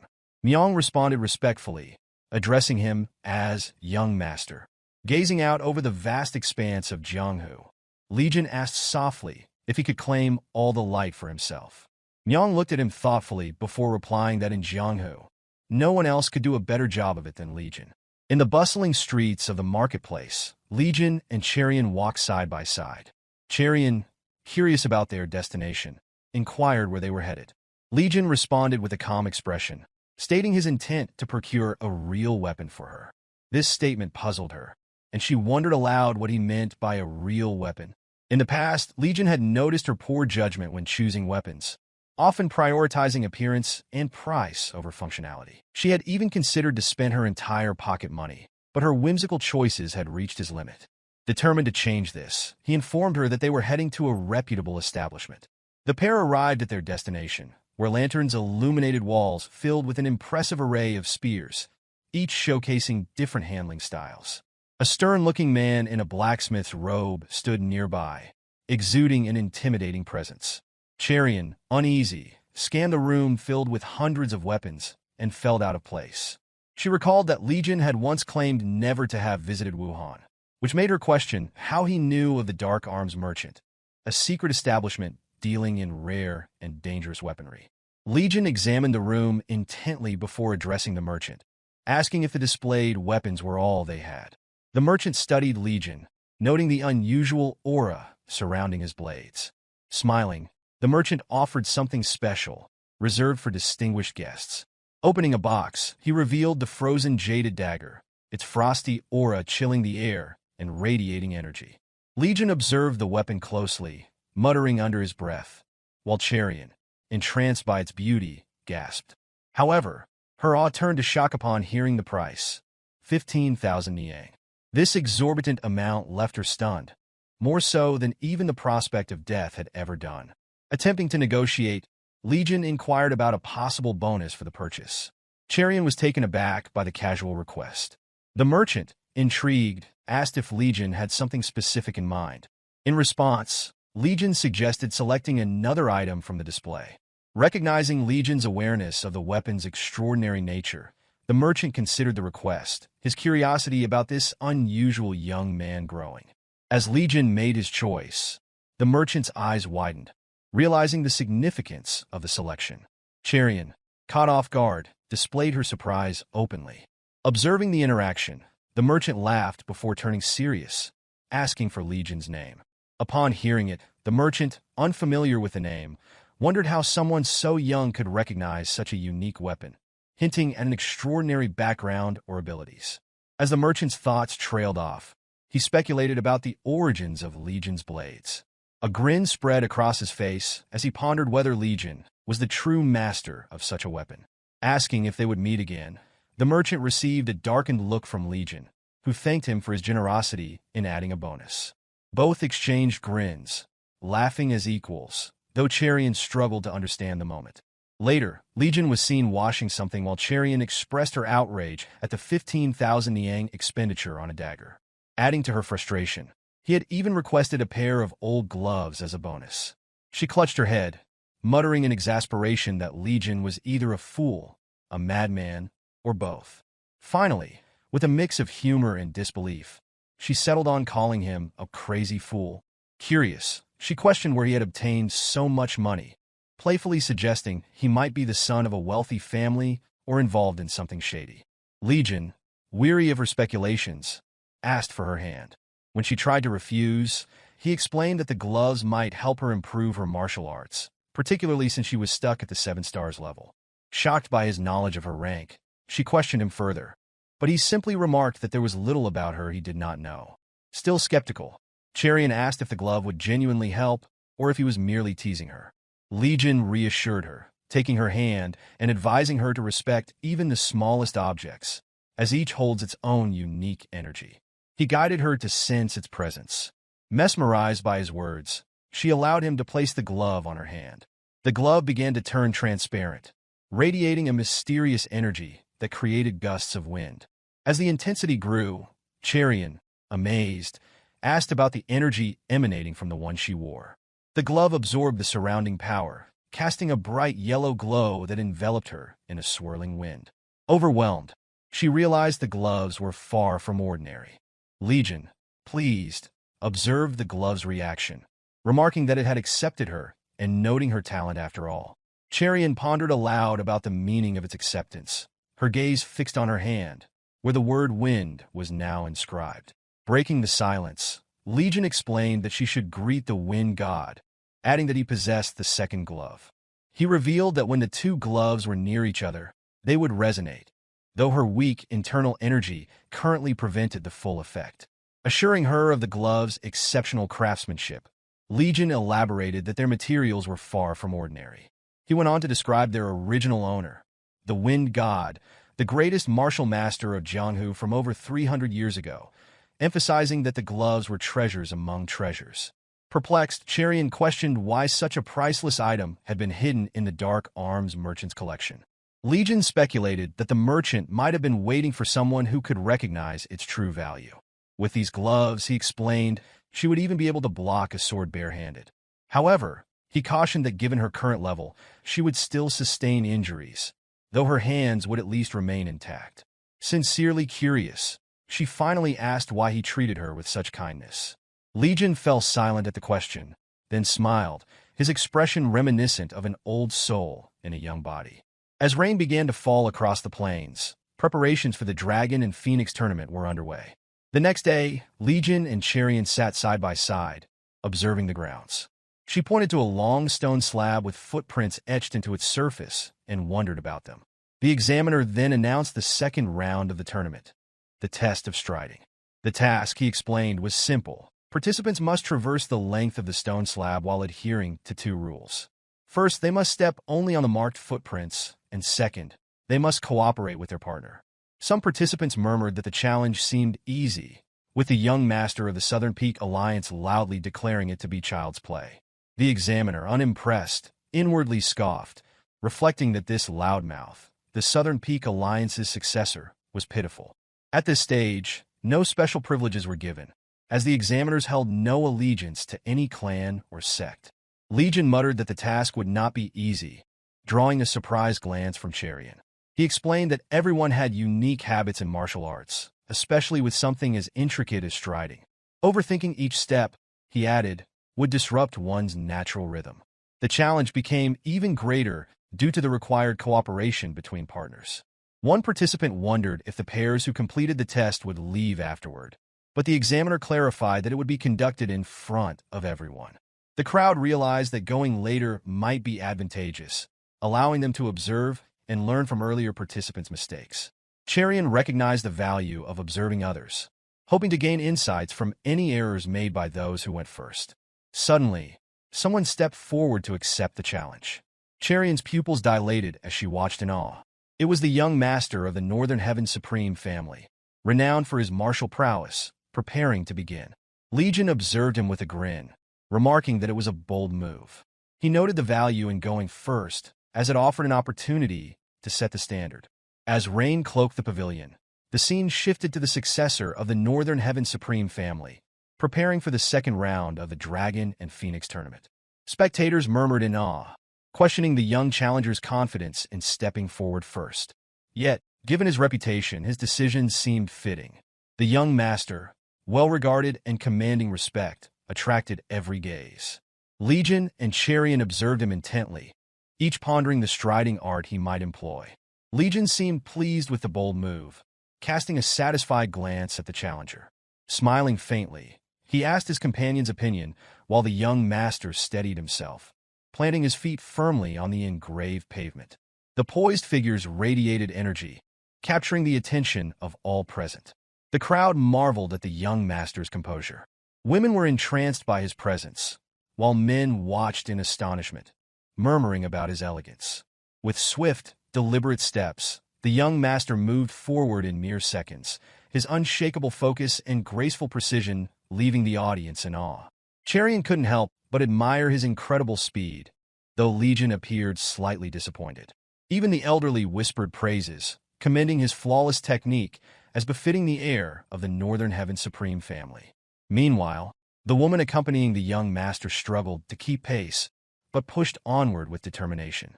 Reaching the finish line with ease, the young master landed gracefully, arms folded behind his back as though it had been child's play. The crowd erupted in applause, impressed by the display. Yet, not all shared the enthusiasm. A youth from the Southern Peak Alliance appeared displeased, though the woman beside him seemed intrigued by the performance. As the cheers rang out, Legion turned his attention to Charion, who looked at him anxiously. She admitted with sincerity that she felt nervous and questioned whether they could pass the challenge. Legion smiled, but answered with unexpected candor. No. Taken aback, Charion faltered as Legion adjusted his blades and stated they needed to practice, beckoning her to follow. When she hesitated, questioning why they were no longer observing, he dismissed the idea. He explained that most participants would likely try to replicate the young master's striding art, only to fail. This test, he emphasized, required finding one's own unique steps, not copying those of others. His tone carried an unusual seriousness, his expression unreadable under the rainy sky. The pair arrived at a secluded courtyard, a quiet spot away from prying eyes. Legion declared it perfect and instructed Charion to demonstrate the Scarlet Trace sword art. He promised to guide her, but warned that her current 7 stars realm proficiency would not suffice to pass the test. Charion, baffled, questioned his confidence. She wondered aloud if he truly believed he could refine her technique after seeing it only once, suspecting that he might already be a master. Standing under the rain with his sword resting on his back, Legion smiled knowingly and replied that he was good enough to teach her. His tone was firm yet enigmatic, leaving Charion speechless. After a moment's hesitation, she drew her sword and resolved to try, even if she did not fully understand his intentions. Raindrops glistened on her blade as she gracefully assumed her stances, her movements flowing with elegance. Legion mirrored her every step, observing her closely and matching her rhythm with precision. As Charion wielded her sword with determination, Legion's thoughtful gaze lingered on her final stance. After a pause, his expression softened with approval. Suddenly, he called for her to wait, startling her. Curious, Charion paused and looked to him for insight. Legion instructed her to slow one part of her movement by half a breath, his tone steady and instructive. Following his advice, Charion adjusted her rhythm. Almost instantly, the aura surrounding her doubled in intensity, and her eyes widened in disbelief. She had only slowed her movement slightly, yet the flow and energy of the sword felt entirely transformed. Legion nodded with satisfaction, silently conveying pride in her progress. Minutes passed as Charion demonstrated her refined technique, her blade cutting through the air with increased precision. Legion issued corrections swiftly yet precisely, guiding her with instructions such as bringing her arms closer and adjusting her left foot. Each word refined her technique further, elevating her skill in ways she had never imagined. Charion began to realize the profound impact of his guidance, acknowledging its invaluable nature. As the rain finally ceased, her movements reflected in the water beneath her feet, her martial arts exuding a completely different essence. Her final stance radiated grace and elegance, a testament to her transformation. Observing her progress, Legion smiled, proud of what had been achieved through his guidance. Still holding her sword, Charion trembled with disbelief. The technique she had just executed felt like a completely different art. She wondered if this was truly the Scarlet Trace sword art she had known. Her gaze shifted toward Legion, whose calm smile deepened her bewilderment. Legion congratulated her warmly, explaining that her Scarlet Trace sword art had surpassed the 7 stars realm and reached the 9 stars realm. Cherion's pupils dilated in shock as thoughts raced through her mind, attempting to comprehend the extent of his skill.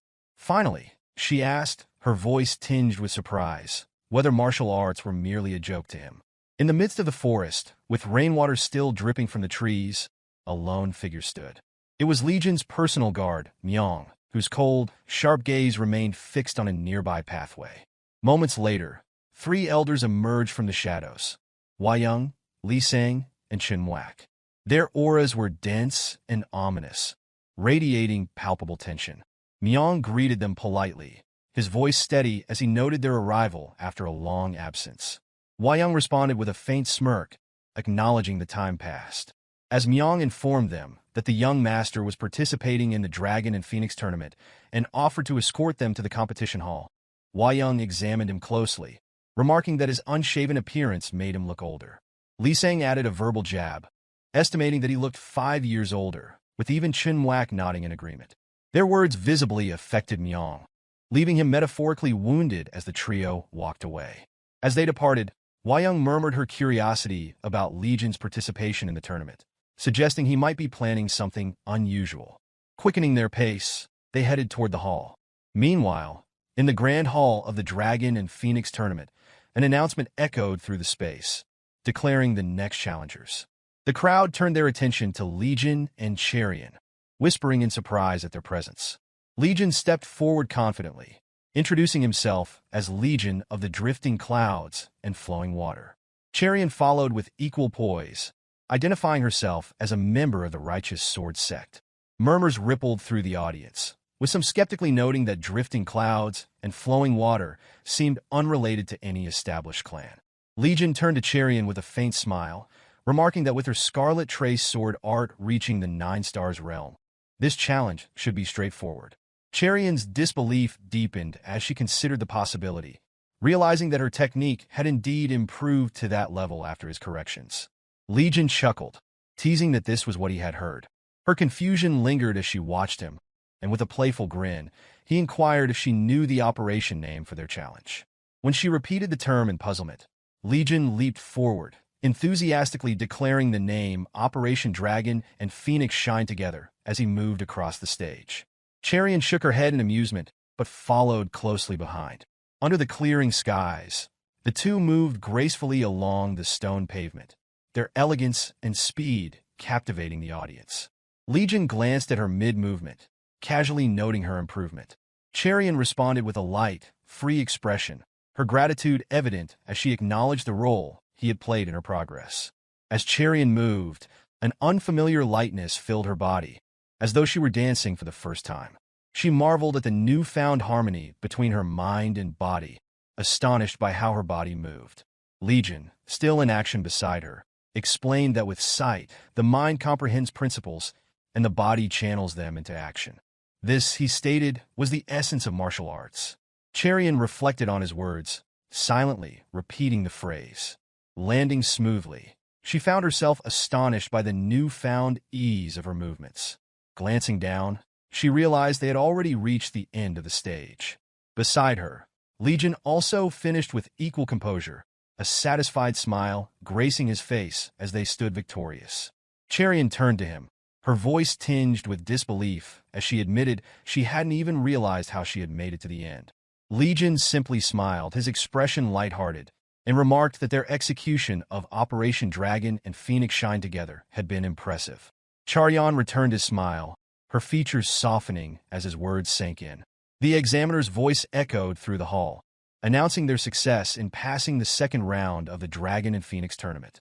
Outside, the streets buzzed with excitement. Conversations filled the air, all centered on martial arts and the ongoing tournament. Amid the lively atmosphere, Legion strode purposefully through the crowd, his focus unwavering. Soon, he arrived at a secluded area where the 3 elders awaited him. As his gaze met theirs, his typically cold demeanor softened into a youthful smile. Stretching his arms wide, he approached Hwa-young, exclaiming warmly and with childlike enthusiasm, "Grandmother!"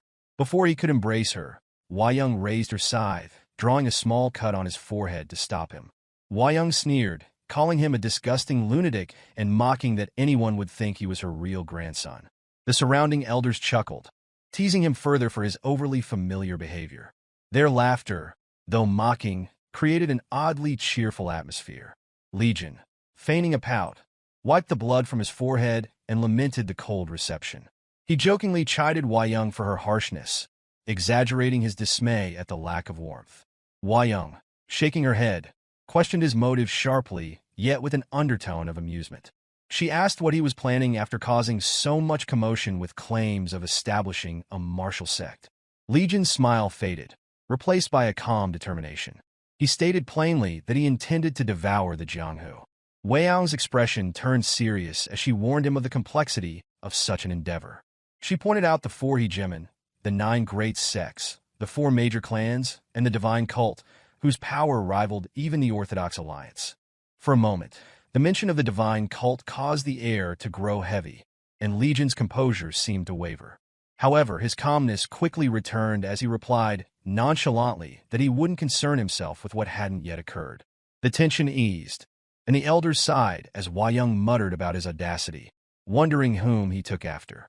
Legion instructed Myong to escort the elders, and when Myong asked where he was headed, Legion, with a sly smile, replied that he had to deal with an ugly lunatic. The scene shifted to a mesmerizing landscape of cliffs and valleys. Cherion's voice broke the quiet, expressing disbelief at what she was seeing. Legion's grin widened as he assured her he wasn't joking. Ahead of them stretched the life and death bridge, a rickety and weathered structure suspended precariously over a deep chasm. Cherion's face paled as fear gripped her.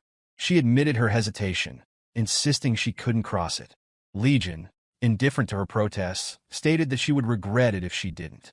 As they approached the bridge, Legion casually explained that the lunatic he sought was connected to her, then stepped onto the bridge with ease, likening it to walking on flat ground.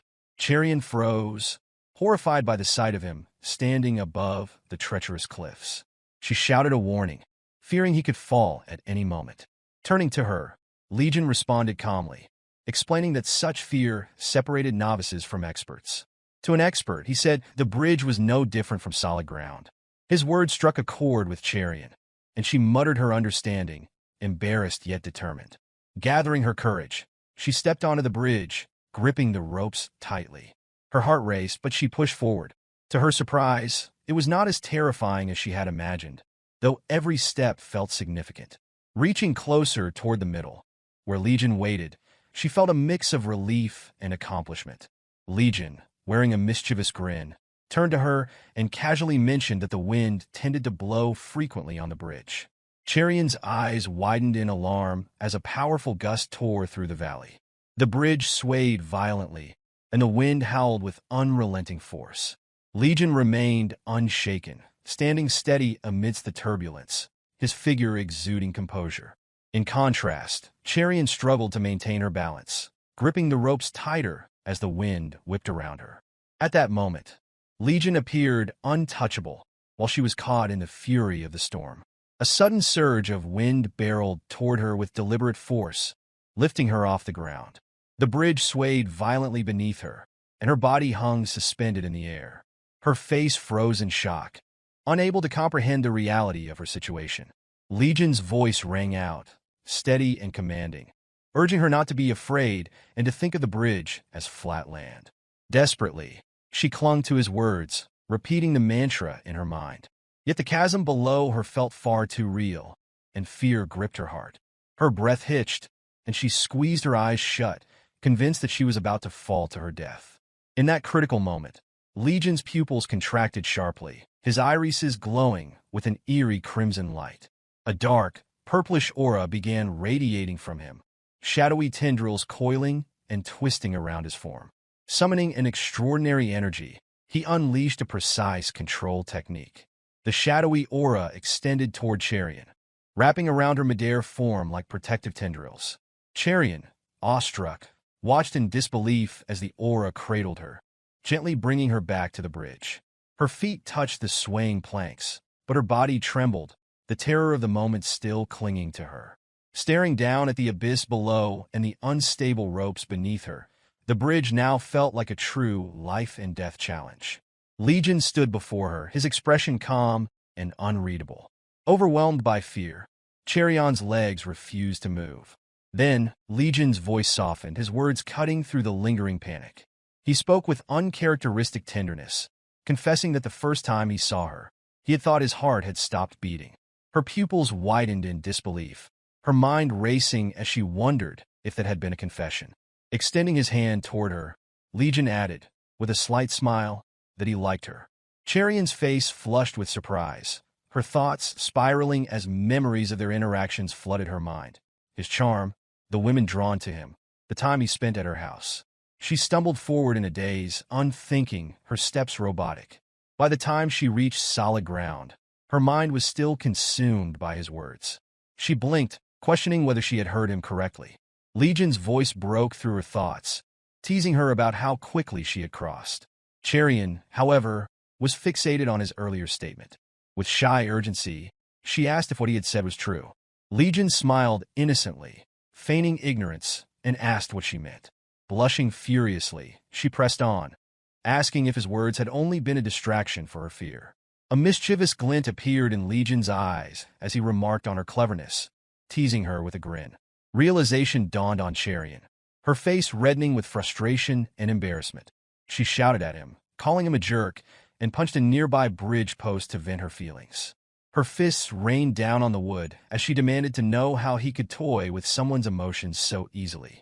Suddenly, a booming voice interrupted, chastising her for striking the sacred ground. Cherion froze, startled, and turned to see a bald man approaching with a stern expression. Realizing her mistake, she quickly bowed and apologized earnestly. Legion, however, turned his attention to the man, scrutinizing him with narrowed eyes. The monk, noticing Legion's gaze, faltered, his stern demeanor crumbling into nervousness. Letting out an awkward laugh, the monk stammered an excuse, urging them to carry on. Legion's voice cut through his retreat, dark and sharp, accusing the monk of wearing a convincing disguise. The monk froze, alarm spreading across his face as Legion's expression darkened. With a devilish intensity in his gaze, Legion called him an ugly lunatic, his presence radiating power and menace. In front of a solemn Buddhist statue, incense burned steadily, its soft smoke curling into the air. A monk sat nearby, his hand resting on his head in visible distress. Addressing Legion and Cherion, who were seated before him, he lamented Buddha's indifference as he began tearing pieces off his mask. He voiced frustration over the monstrous nature of the individual who had been sent to this place. The monster in question, as the monk revealed, was none other than Legion himself. Cherion observed Legion with curiosity, her attention drawn to the masked monk. She questioned him about the man's identity, prompting Legion to describe the monk as a con artist, a quack, and a thief with 8 utterly useless skills to his name. Legion smirked as he spoke, but Cherion's surprise was evident. The mention of 8 distinct talents struck her, and she began to wonder if the man might be someone significant. Her pupils dilated in realization, and she exclaimed in disbelief, identifying him as the infamous Unbounded Handsome. The monk, however, tore away the last remnants of his mask, revealing his true face and shocking everyone. His real moniker, it became clear, was Unbounded Grotesquerie. He muttered disdainfully about the young women around him, questioning whether they understood the rules of the Jianghu. Suddenly, a sharp smack landed on his head, courtesy of Legion, who chuckled as he announced that the monk was in fact his disciple. Cherion's expression shifted to shock, and she asked for an explanation. Legion, grinning, explained that the monk had lost a bet to him, with the terms requiring the loser to become the winner's disciple. Cherion, curious, asked what kind of bet it had been. Legion recounted how it started as a simple game of checkers, during which the monk accused him of using telepathy to cheat. The dispute escalated into a fraudulent duel, and eventually, a legitimate fight, all of which the monk lost. Fuming, the monk insisted that Legion must have used underhanded tricks, perhaps even poison, to win. As Cherion listened, she mused that poison and trickery were indeed the monk's specialties, yet Legion had bested him even in those areas. Legion, with a sly smile, announced a request, acknowledging the monk's skill as a quack but a useful one. He asked for help treating a patient. The monk protested angrily, declaring he did not treat just anyone and reminding Legion of the wealthy individuals who had perished because he refused to treat them. Undeterred, Legion offered a deal. If the monk treated this patient, their bet would be nullified. The monk's eyes lit up in surprise, and he stood upright with renewed energy, agreeing to end their unpleasant connection once and for all. As they prepared to leave, Cherian nervously inquired about the patient's identity. Legion responded with a reassuring smile, but remained cryptic. Soon, Cherian realized the truth. The patient was her younger sister, Soorin. Sometimes later, Unbounded Grotesquerie carefully examined Soorin, who had been suffering from an undiagnosed condition for years. His sharp, discerning eyes scanned her for signs of illness. Soorin, mesmerized by his skill, felt a spark of hope she hadn't experienced in years. Cherian watched silently, her emotions wavering between disappointment from past failures and cautious optimism. After a tense pause, Legion respectfully asked the monk about Soorin's condition. For once, the monk spoke seriously, explaining that Soorin had been stung by a venomous insect called the blood bee, a rare and deadly creature. The revelation stunned her parents, who listened intently as the monk outlined the treatment. He prescribed a medicinal brew to be taken for 15 days, followed by proper nutrition and regular exercise. With these measures, he assured them, Soorin would recover fully within a year. The simplicity of the treatment, coupled with its life-changing implications, left everyone in awe.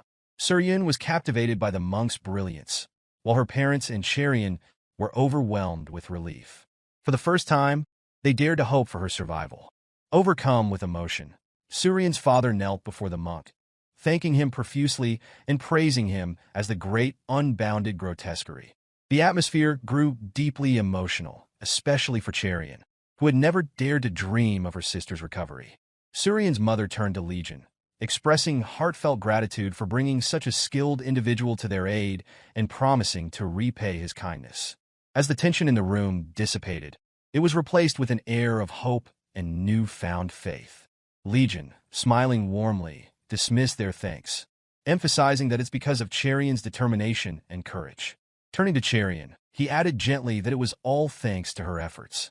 Cherian, overcome with emotion, struggled to hold back tears, her voice trembling as she softly thanked him. Legion watched her silently, his expression soft, as she tried to gather herself. The room radiated joy as Soorin's mother embraced her daughter, their bond evident in their expressions. After a short while, Legion clasped his hands together and, with a hint of humor, apologized to Unbounded Grotesquerie, acknowledging the completion of his task and dismissing him. The monk smirked, replying that while Legion was straightforward and amusing to be around, he doubted this was the only reason Legion had sought him out. His tone grew stern as he scrutinized Legion, awaiting an honest answer. Legion nodded earnestly, acknowledging that the statement was not incorrect. He admitted that, initially, his goal had been to seek assistance in conquering Jianghu. However, he confessed that the life of the child had become more important. The monk regarded Legion thoughtfully, remarking on how even a single child's life seemed precious to him. Reflecting on the past, the monk recalled an incident from 3 years ago when Legion, then a reckless youth, had voiced a similar sentiment. Back then, Legion had spoken of a dream to create a great Jianghu. At the time, the monk had dismissed those words as the immature musings of a child. Now, after pausing to observe Legion carefully, the monk noted how much he seemed to have grown and asked whether he still held on to that dream. Legion responded firmly that he did. The monk's gaze sharpened, as though peering into Legion's very soul, and he challenged him to prove this vision of a great Jianghu. If Legion could demonstrate it, the monk declared his willingness to help. Legion's expression grew serious as he warned that the endeavor would require risking one's life, questioning if the monk was certain he wouldn't regret such a choice. The monk smirked confidently, asserting that he would not. Legion chuckled slightly, teasing that the monk should be prepared to call him young master. The monk snorted, retorting that it was preferable to calling him simply master. With a casual tone, he added that he was curious about what Legion might accomplish, then inquired about what was next on the agenda. Legion smiled, a glint of determination in his eyes, and stated that he had gained a new companion. The next day, at a small island, the site of the third trial in the Dragon and Phoenix tournament, A massive crowd of dragons and phoenixes had gathered after successfully completing the second round. Despite their accomplishments, confusion rippled through the group. Cherian turned to Legion, commenting on her surprise that the third trial was set on an island. Nearby, three figures argued loudly with a messenger. Intrigued, Legion and Cherian turned their attention toward the commotion. The successor of the Southern Peak Alliance appeared to be at the center of the dispute, visibly agitated. He loudly questioned how the instructor could expect him to remain on the desolate island without his guards. The messenger attempted to calm him, explaining that the leader of the Southern Peak Alliance had already agreed to the trial's fairness. Legion smirked, muttering that such immature behavior was typical of those individuals. His words, however, did little to ease Cherian's concerns, and she worried about their safety in such a precarious situation. Legion reassured her by mentioning the expertise of the Northern Heaven Supreme family's members, whom the instructor had referenced. Cherian expressed astonishment at Legion's ability to sense their presence. Legion cautioned that, even so, they could not afford to let their guard down. As a ship approached the island, a girl on board guarded herself, her eyes wide with fear. Right beside her, the sound of a plate shattering echoed, followed by her terrified screams.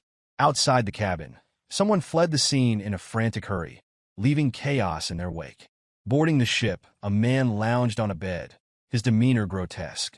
Grumbling about the lack of attractive individuals, he sneered and questioned the duration of the journey. A voice from beyond the door informed him they were 15 minutes away from arrival. Licking his lips, the man lay back, speculating on the differences between women from noble families and others. A beige flag adorned with the emblem of a dragon and phoenix fluttered under a clear blue sky. Yom Chung, the assessor for this stage, stepped into view, creating a stir among the participants. His presence inspired awe, with one participant murmuring about his heroic reputation and another marveling at the fact that a master of his caliber was overseeing the trial. Cherian turned to Legion, questioning whether the third trial was a flag capture battle. Her inquiry was met with a cryptic response, as Legion explained that it wasn't strictly about fighting for the flag. Assessor Chung gestured toward two gates at the island's edge, explaining that entering through the left gate would lead participants around the island, eventually bringing them to the right gate. Essentially, the entire island was the third gate. Participants would not need to follow any predetermined path, as they could forge their own. The trial took an unexpected turn when Chung announced that the first 4 pairs to return to the starting point would claim the flags. The stunned participants quickly grasped the challenge's gravity, realizing that only 8 individuals, 4 pairs in total, would succeed. Among the murmurs, one girl speculated aloud that the trial might test quick movement skills.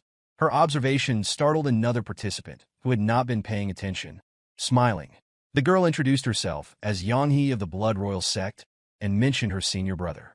Her senior brother greeted the group politely, bowing as he clasped his hand together.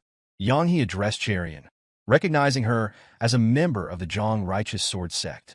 Cherian appeared startled that she had deduced this, but Yanghe interjected, teasing that her senior brother had apparently fallen for Cherian.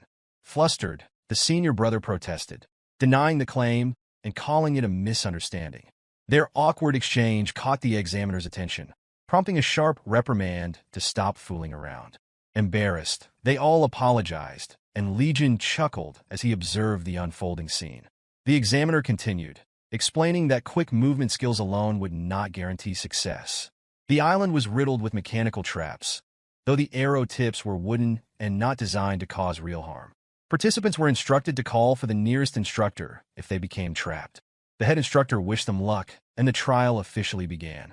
Legion and Cherian chose an untraveled path, venturing where no one else had dared to go.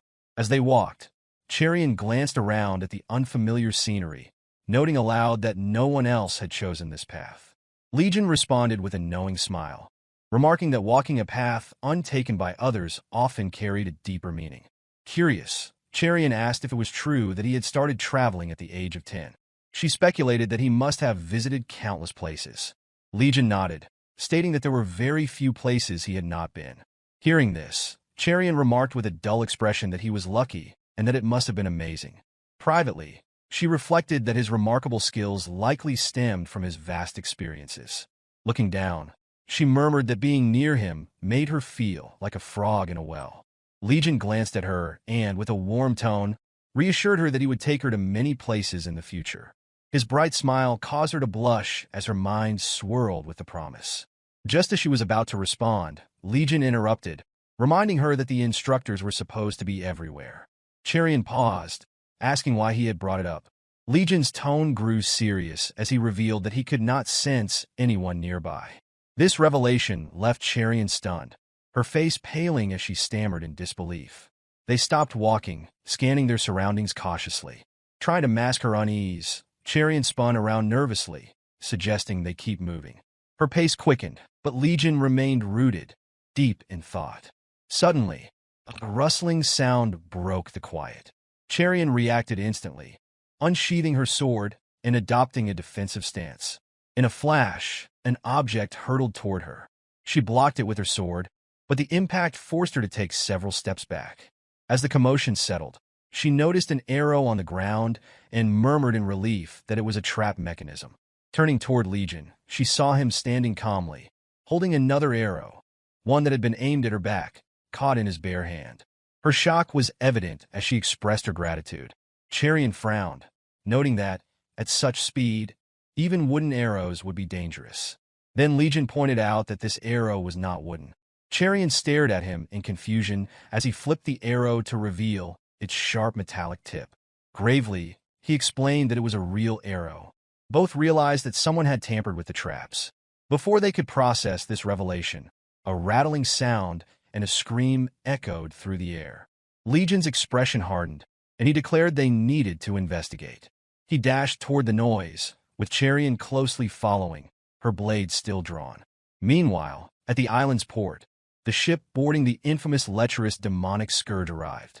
Two instructors stationed nearby observed the unexpected vessel. One furrowed his brows, questioning whether anyone had reported the boat's arrival. The other shook his head, but had no chance to respond before a strange object hurtled toward them.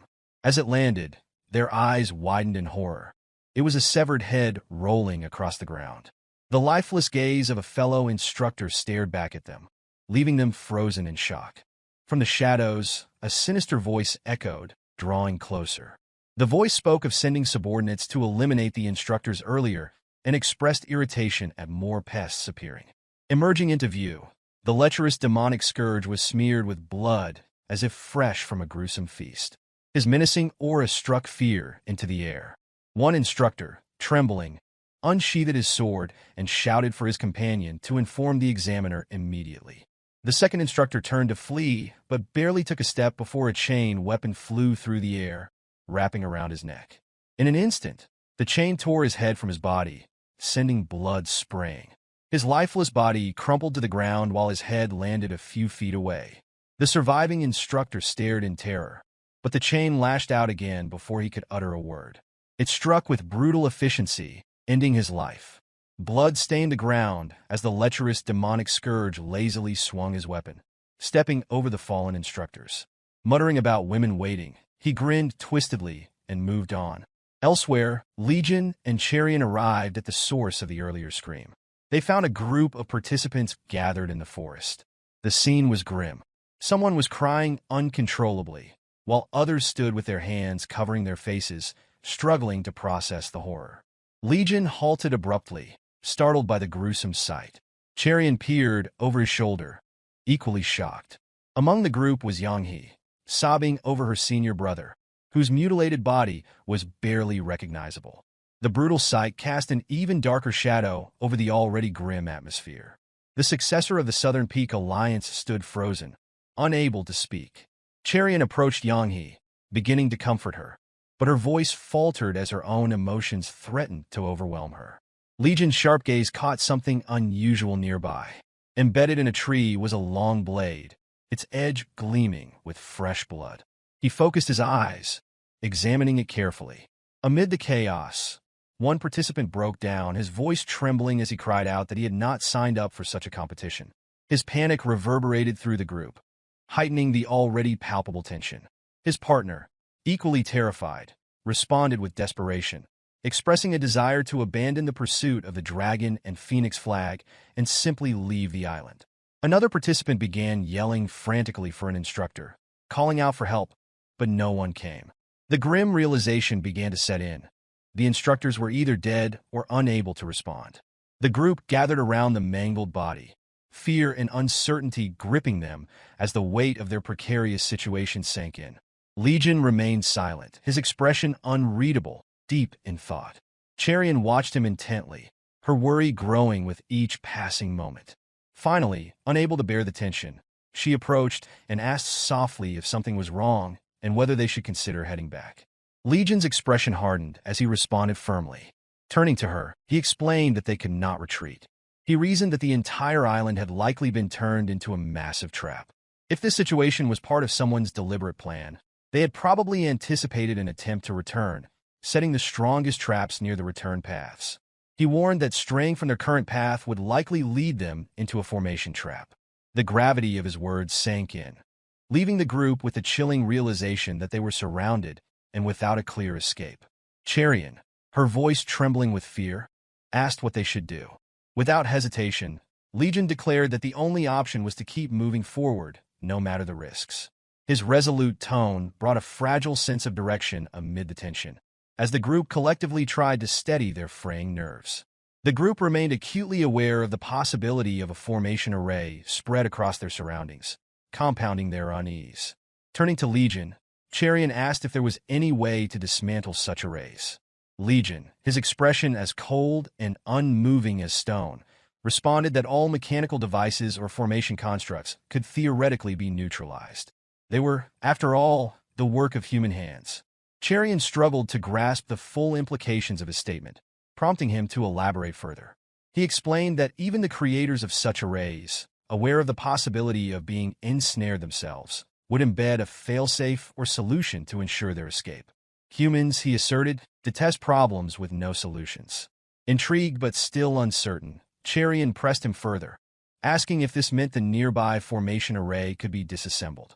Legion's tone darkened with resignation as he admitted that dismantling an array was no simple task, even for someone of his skill level.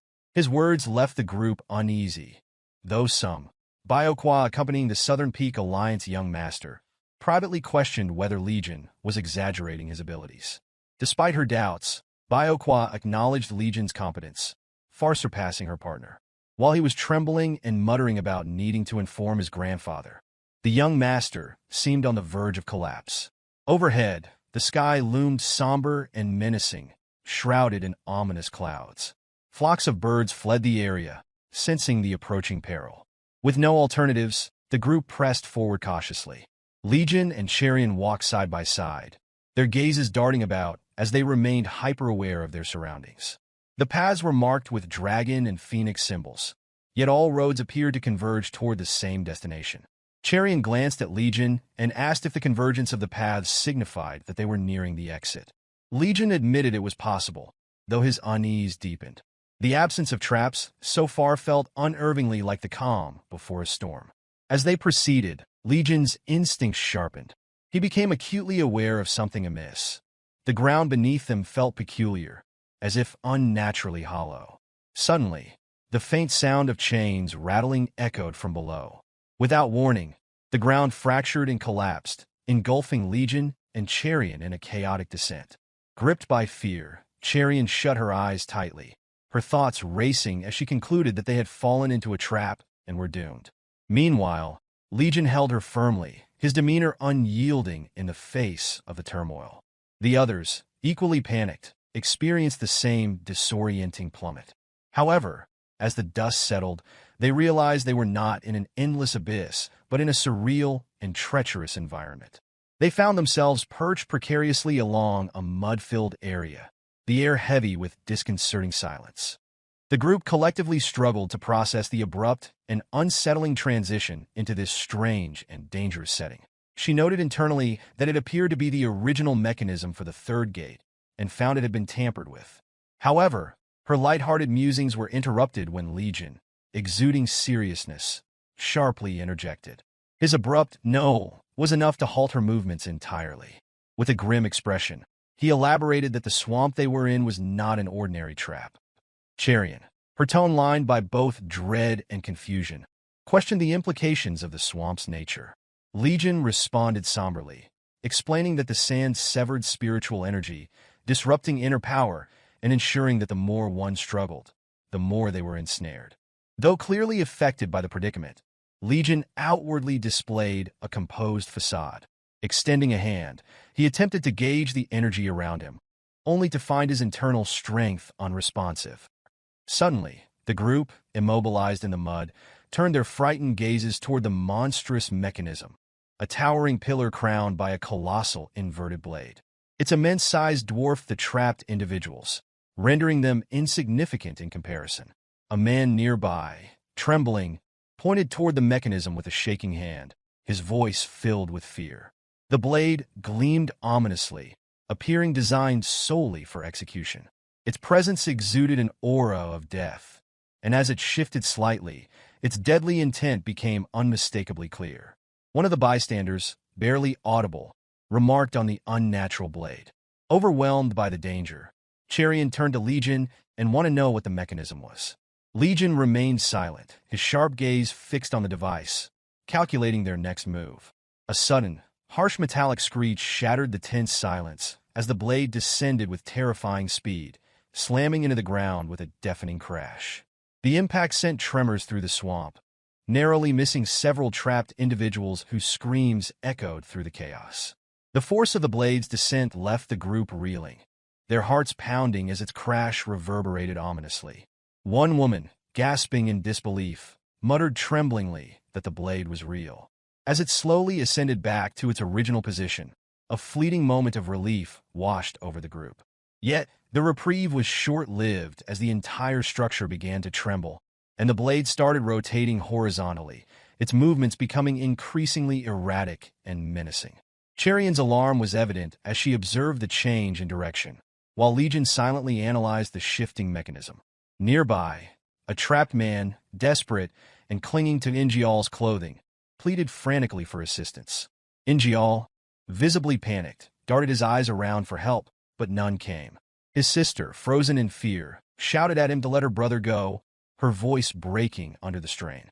Torn between self-preservation and the man's cries, Ingeol hesitated as the swamp dragged them all deeper into its deadly embrace. The mechanism roared ominously once more, signaling the blade's imminent descent. All eyes remained fixed on the terrifying apparatus as the blade approached with lethal precision.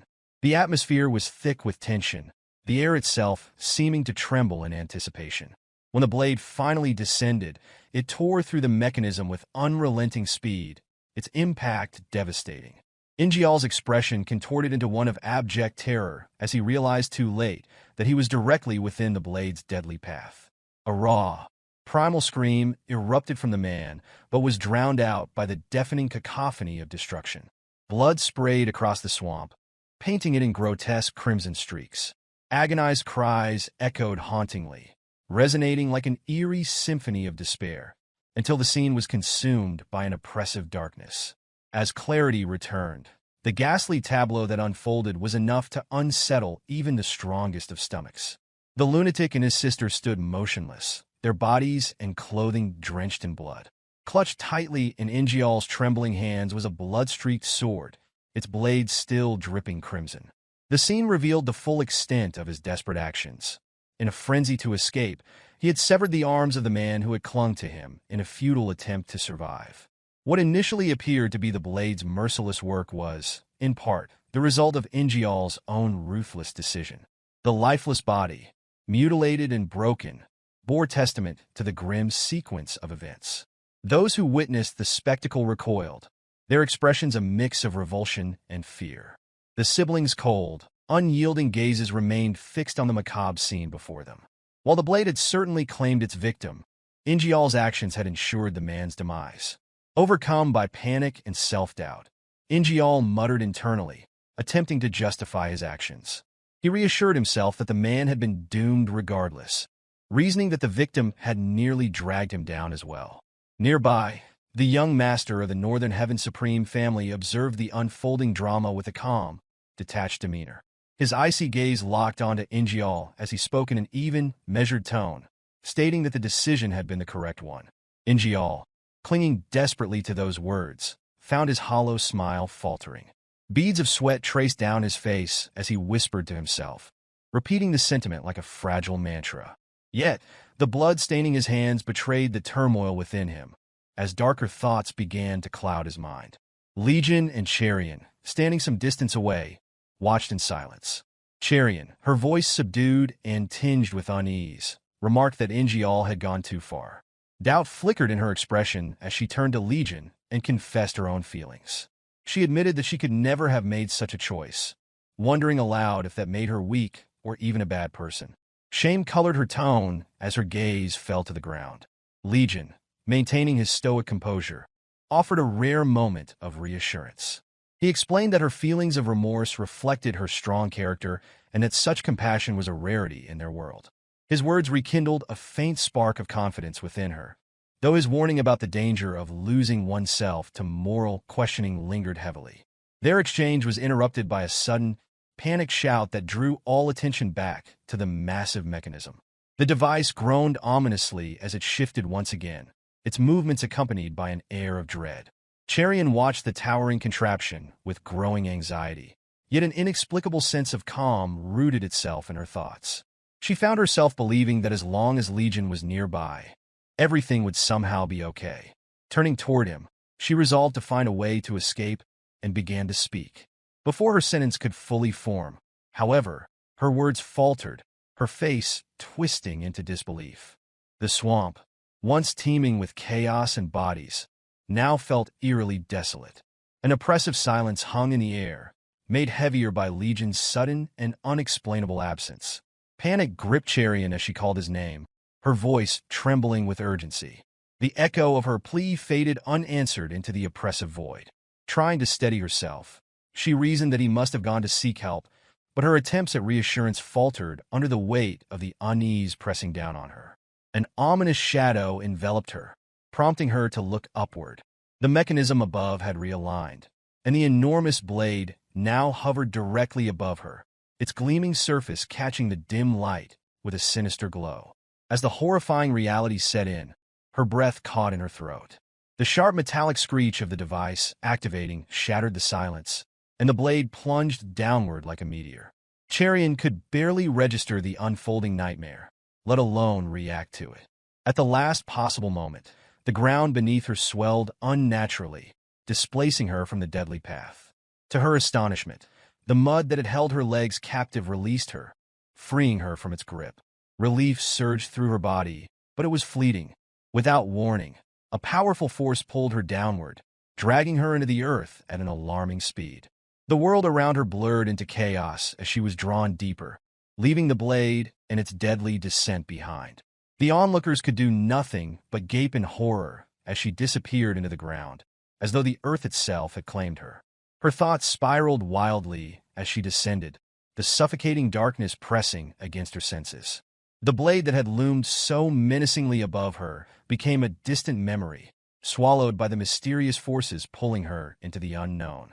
Through layers of dense mud and earth, she sank until the crushing darkness abruptly gave way to an unexpected brilliance. Cherian's eyes widened in shock as she found herself submerged in an expansive subterranean river. The cool, serene water calmed her frayed nerves, and a faint energy coursing through her body brought a renewed sense of vitality. Flexing her fingers, she noted the subtle return of her internal power. The oppressive forces of the swamp above had no hold in this place, and the water seemed to restore what had been lost. Reassured by this discovery, she took in her surroundings. The luminous blue hue of the water was almost otherworldly, its clarity offering a moment of respite from the nightmare above. Cherian floated in what appeared to be an endless cavernous expanse, the subterranean river shimmering with an ethereal glow. The soft, otherworldly light filtered gently from above, illuminating the water's surface with a serene beauty. Before she could fully take in the scene, a presence nearby caught her attention. Turning her head, she froze, her gaze locking onto a familiar figure. Legion stood close, holding her wrist with a firm but gentle grip.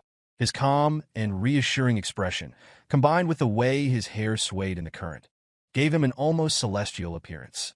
As Legion pulled her in closer, her reaction shifted abruptly. Her voice rose in alarm, demanding that he let her go, but her words were cut short as a surge of energy pushed her upward. At the same time, Legion was pushed deeper into the water, his form disappearing slowly but steadily into the depths. A sudden burst of light erupted from the swamp above, startling everyone. The source of the light became clear moments later. It was Cherian. She emerged high into the sky, steadying herself as she hovered above the scene.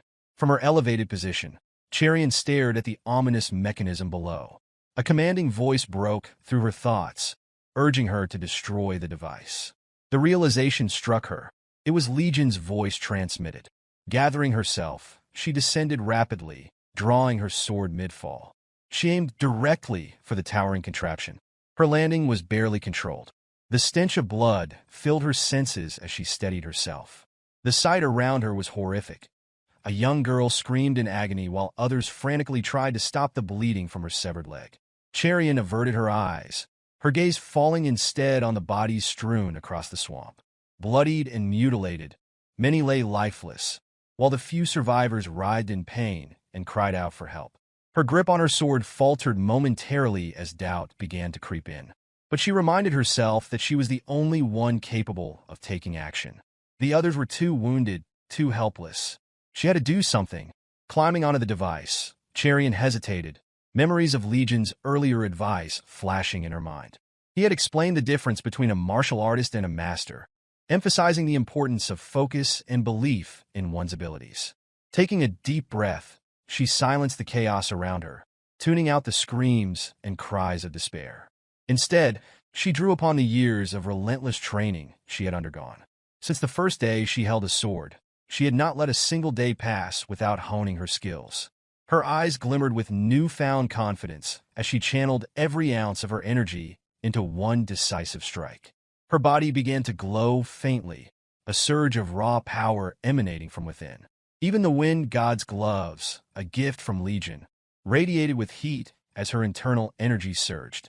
With a sharp exhale, Cherian launched her attack, her blade connecting with the mechanism in a powerful strike. The device wavered, groaning under the force of her blow. To her astonishment, the mechanism split apart, severed cleanly by her sword.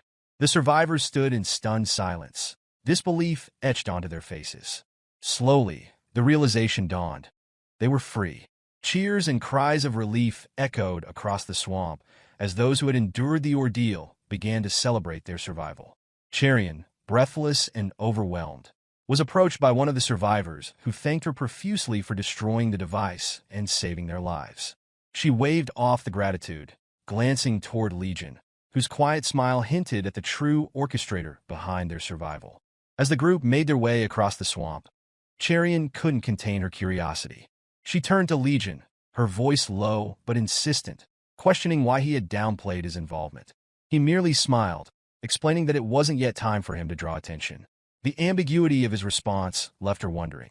His composure, even amid such carnage, hinted at plans far beyond the current chaos. Cherian's thoughts shifted as she considered the events that had unfolded. The scale of the massacre and the precision of the trap seemed too calculated to be a coincidence.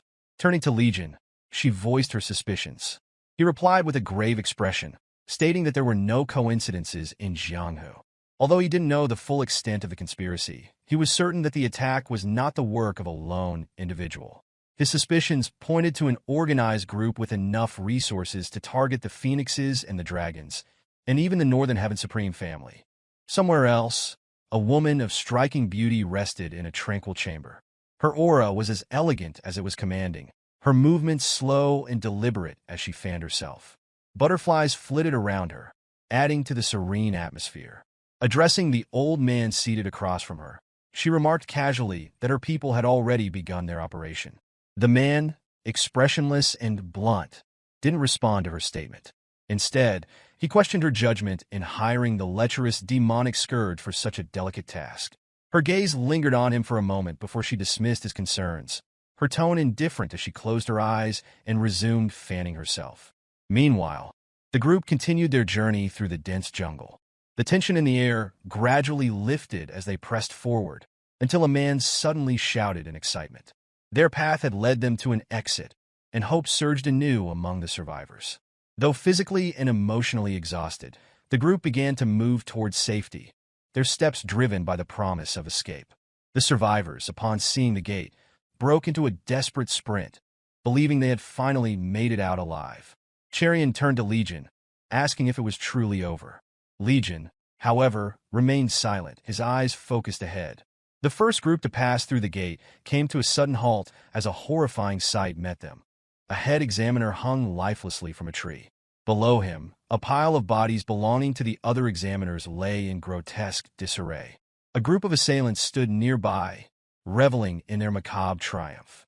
Shock rippled through the survivors as they realized the gravity of the situation. Even the most composed among them began to shiver, unable to comprehend that the Grandmaster himself was dead. Legion, his expression darkening, understood immediately that this was far from the end.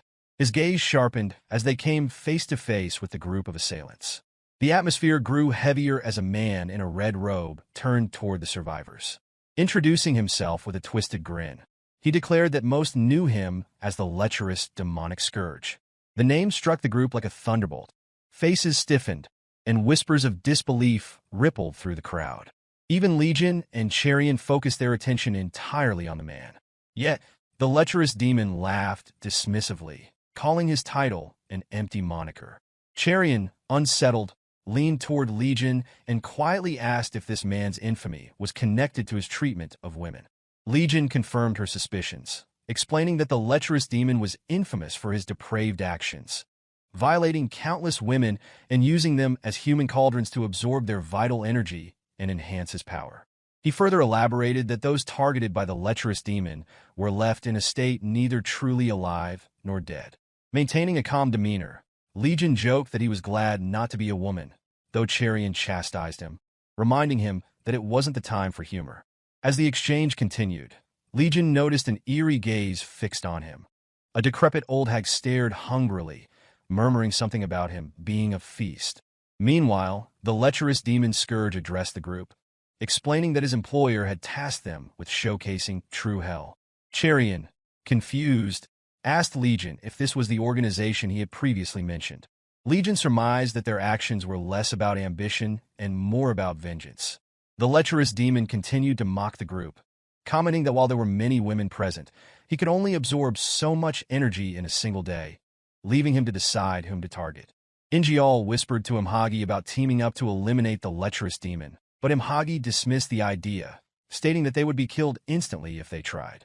Meanwhile, young Master Yang drew his sword and charged at the lecherous demon in a burst of bravado. The lecherous demon barely reacted, smiling as his hand snaked out to grab Yang's arm, twisting it with a sickening crack. Yang screamed in agony as his arm bent unnaturally, eliciting gasps from the onlookers. The lecherous demon lifted the young master by the neck with ease, mocking him for being all bark and no bite. Yang, defiant even in pain, cursed the scourge, calling him a coward. The scourge, amused, began slapping him repeatedly, each blow drawing blood and further humiliating the young master. The group could only watch in stunned silence as the lecherous demon continued his assault. Cherian, horrified, suggested that if everyone attacked together, they might stand a chance. Legion, however, stopped her, warning that such an attempt would be futile. He added coldly that this experience, though brutal, would ultimately strengthen Yang in the long run. As the young master's strength gave out and his gaze dropped, the lecherous demon mockingly commented that he should have submitted sooner. Tossing Yang's limp body to the ground, the lecherous demon chuckled at his handiwork. Just as he turned away, Baiokwa stepped forward to help the fallen Yang. The lecherous demon's attention shifted to her, his expression turning predatory. He asked for her name, which she provided without hesitation or fear. His grin widened as he declared her to be the most beautiful woman in Jianghu, adding that, as a member of the prestigious Greenwater Mountain Manor, her internal energy must be pure and chaste. His greed unsated, the lecherous demon turned back to the crowd, announcing that one woman would not be enough to satisfy him. His gaze fell on Cherian, and he expressed his interest in her, causing her to recoil in shock. The lecherous demon ordered his subordinates to seize the women he had chosen, instructing them to keep the rest under watch. However, one of his subordinates hesitated, reminding him that their orders were to capture everyone and leave the island discreetly. Enraged by the defiance, the Scourge grabbed the subordinate by the collar and snarled that he had waited too long for this moment. His tone grew darker as he threatened to kill anyone who dared to oppose him. The tension in the air was palpable, with the Scourge's unpredictable actions keeping the survivors on edge. As his subordinates hesitated under his wrath, the survivors realized that the true nightmare was just beginning. A voice broke through the tense air, silencing all conversation. It was Legion. One of the lackeys, unable to tolerate Legion's composure, charged forward, shouting indignantly about his arrogance.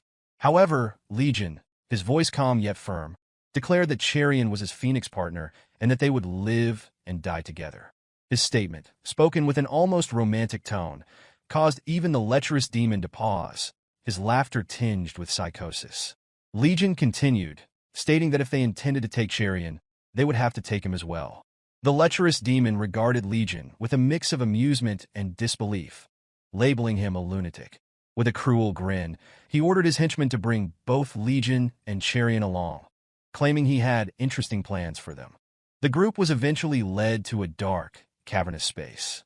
The lecherous demon, basking in the moment, remarked that he had never seen women as beautiful as Cherian and Bioqua. Staring at the group of 4 captives, he sneered, calling himself lucky to have 2 snacks at once. His attention turned back to Legion and Cherian, commenting that they appeared to be lovers. Legion merely smiled faintly in response. The lecherous demon, relishing his own story, recounted a past moment when a man had been forced to watch helplessly as he tormented his partner. Approaching Cherian, he whispered that he looked forward to today being just as enjoyable.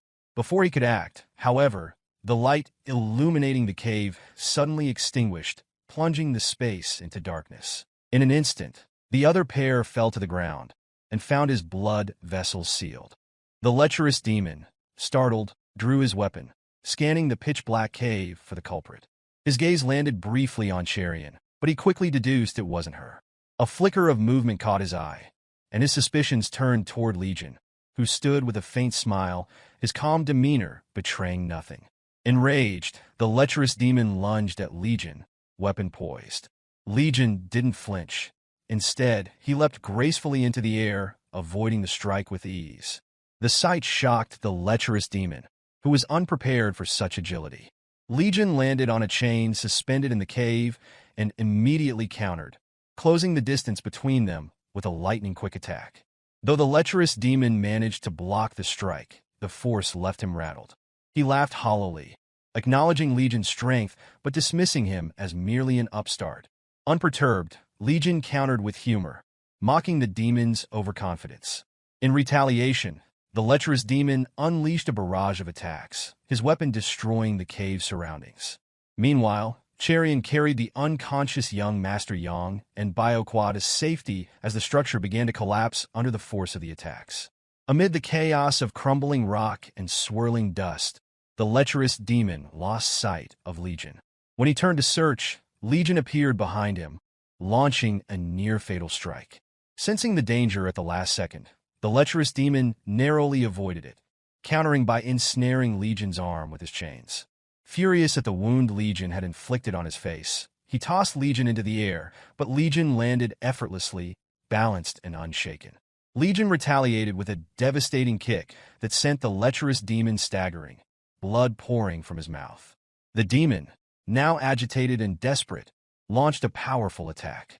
Legion met it head-on, shattering the demon's attacks with his bare hand.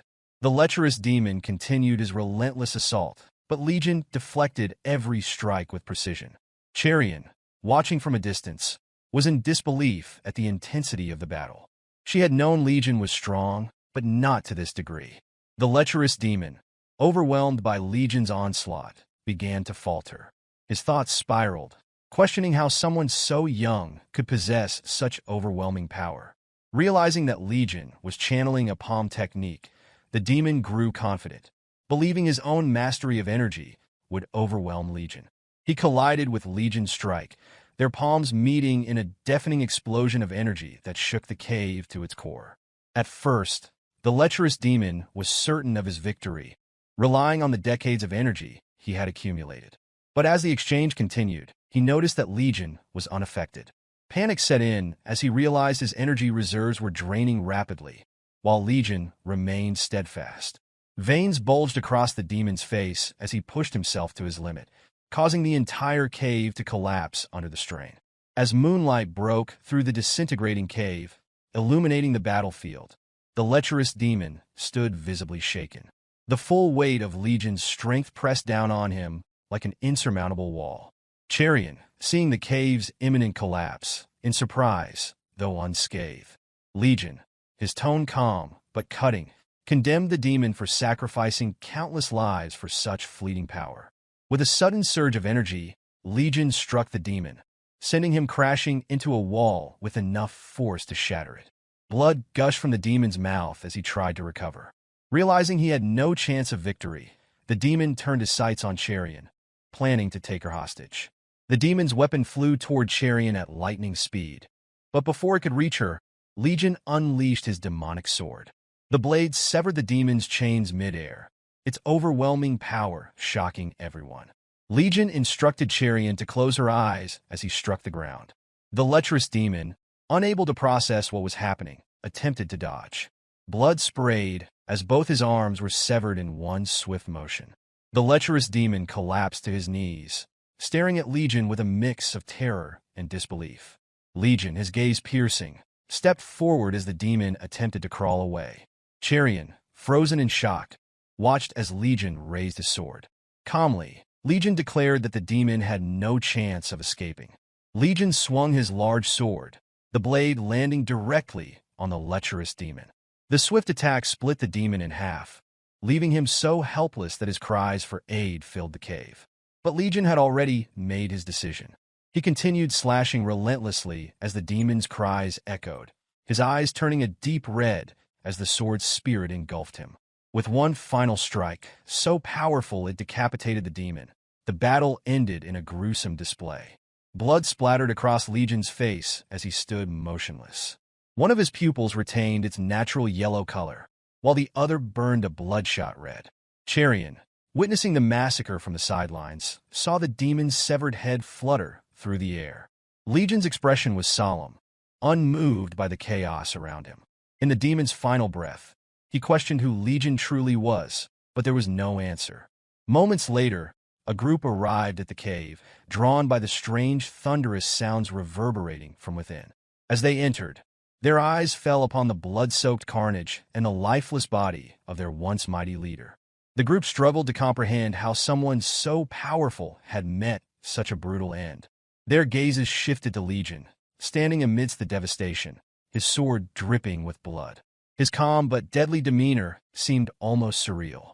Refusing to believe that this young man had single-handedly defeated their leader, one of them stepped forward, snarling with rage and disbelief.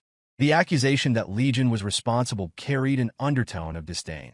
Denial fueled their outrage as one man swung his sword, intending to strike Legion down. In the blink of an eye, the attacker was cut in half. The precision was so swift that death arrived before comprehension. His body collapsed, spilling blood in a gruesome fountain. The others faltered at the sight of their comrade's instantaneous demise, their confidence evaporating as blood pooled like an ominous tide toward them. Legion wasted no time. Gripping his demonic sword with unwavering determination, he launched into action.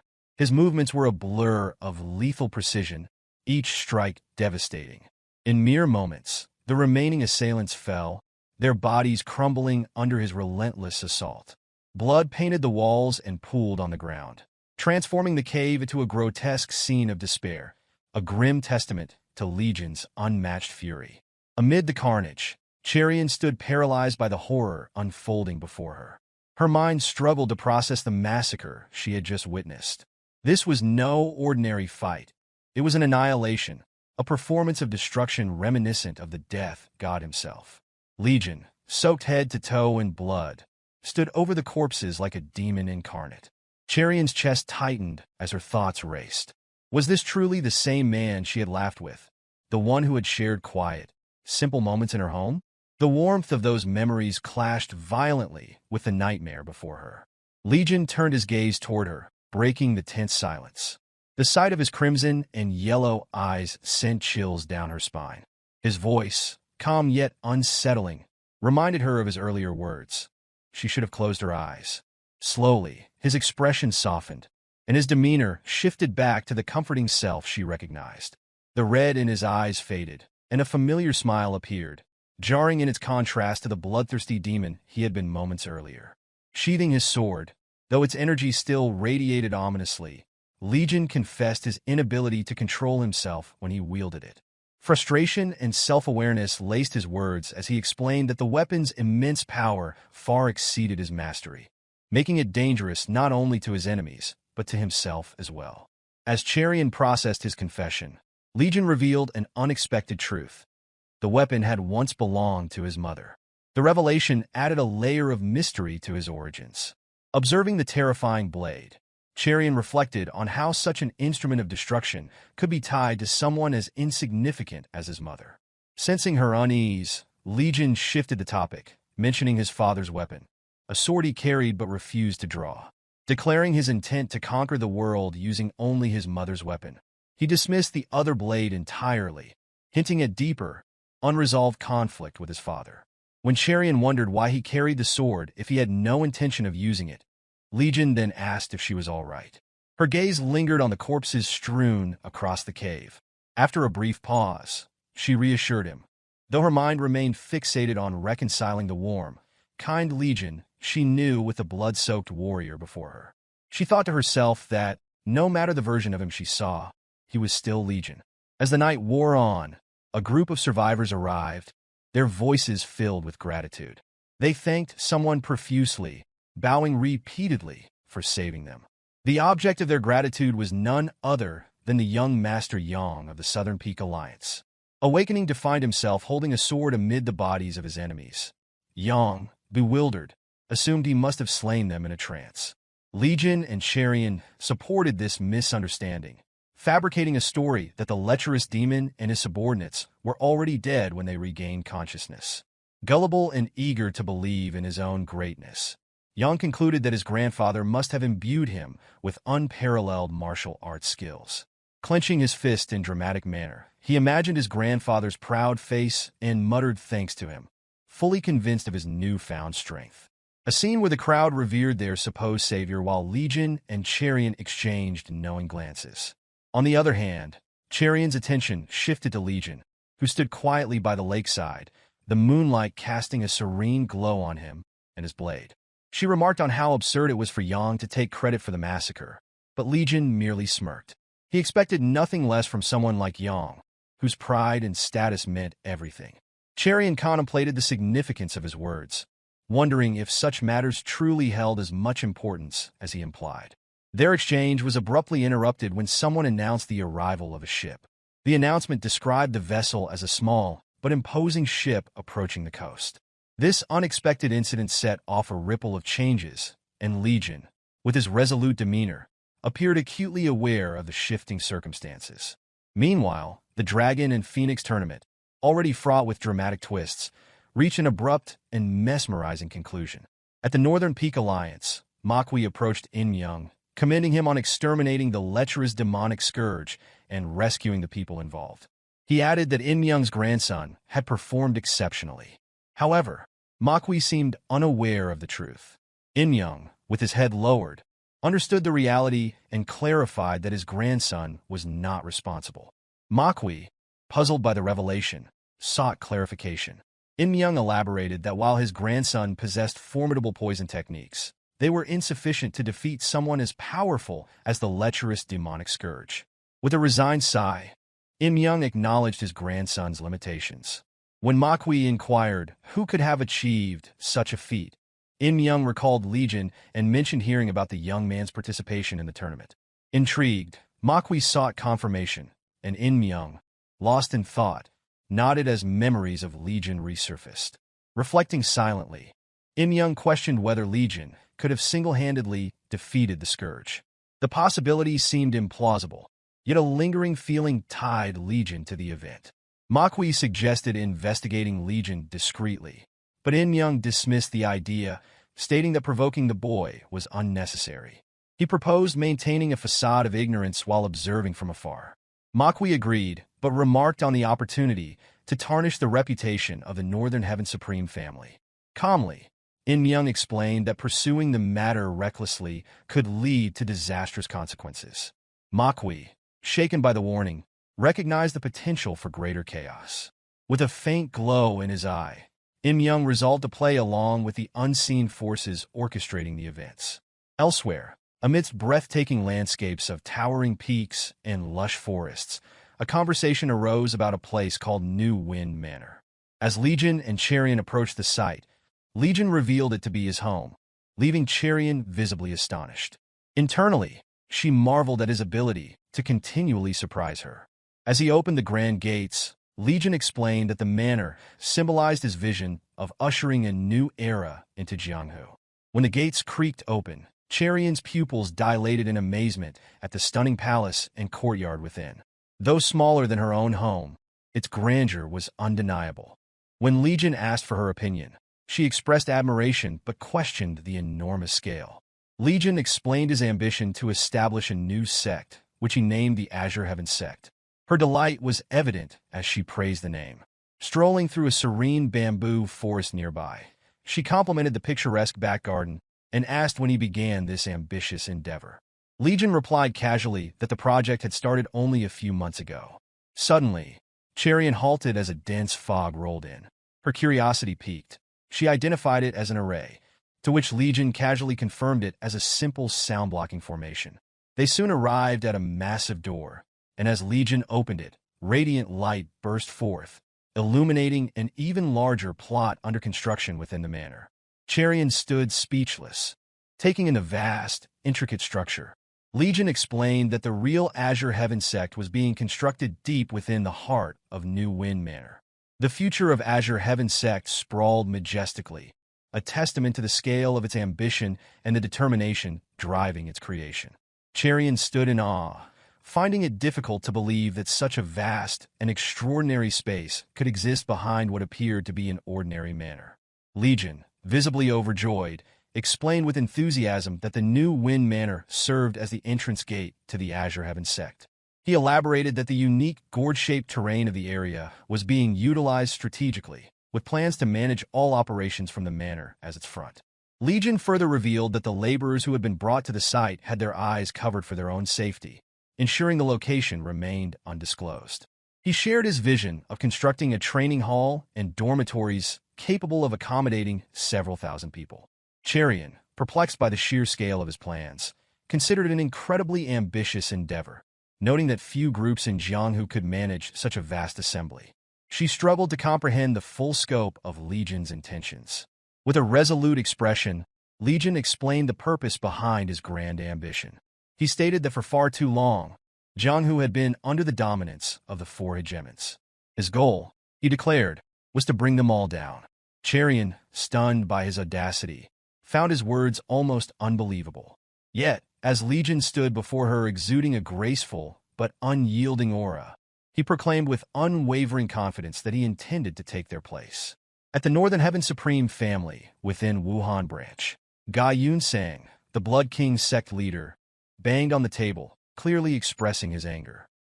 He addressed the head of the Northern Heaven Supreme family, accusing him of failing to protect their children, suggesting that even if he had lost his own child, he would not have reacted in such a manner. The other individuals in the room considered intervening, believing that Ga Yunsang was crossing a line. The cause of his outburst was the loss of his greatest disciple and the youngest daughter, who had her feet cut off. Im Chance, the head of the Northern Heaven Supreme family, began to speak, explaining that as a father with children, he understood the feelings of the other family heads. He added that his household would thoroughly investigate the incident, as he had anticipated such an event.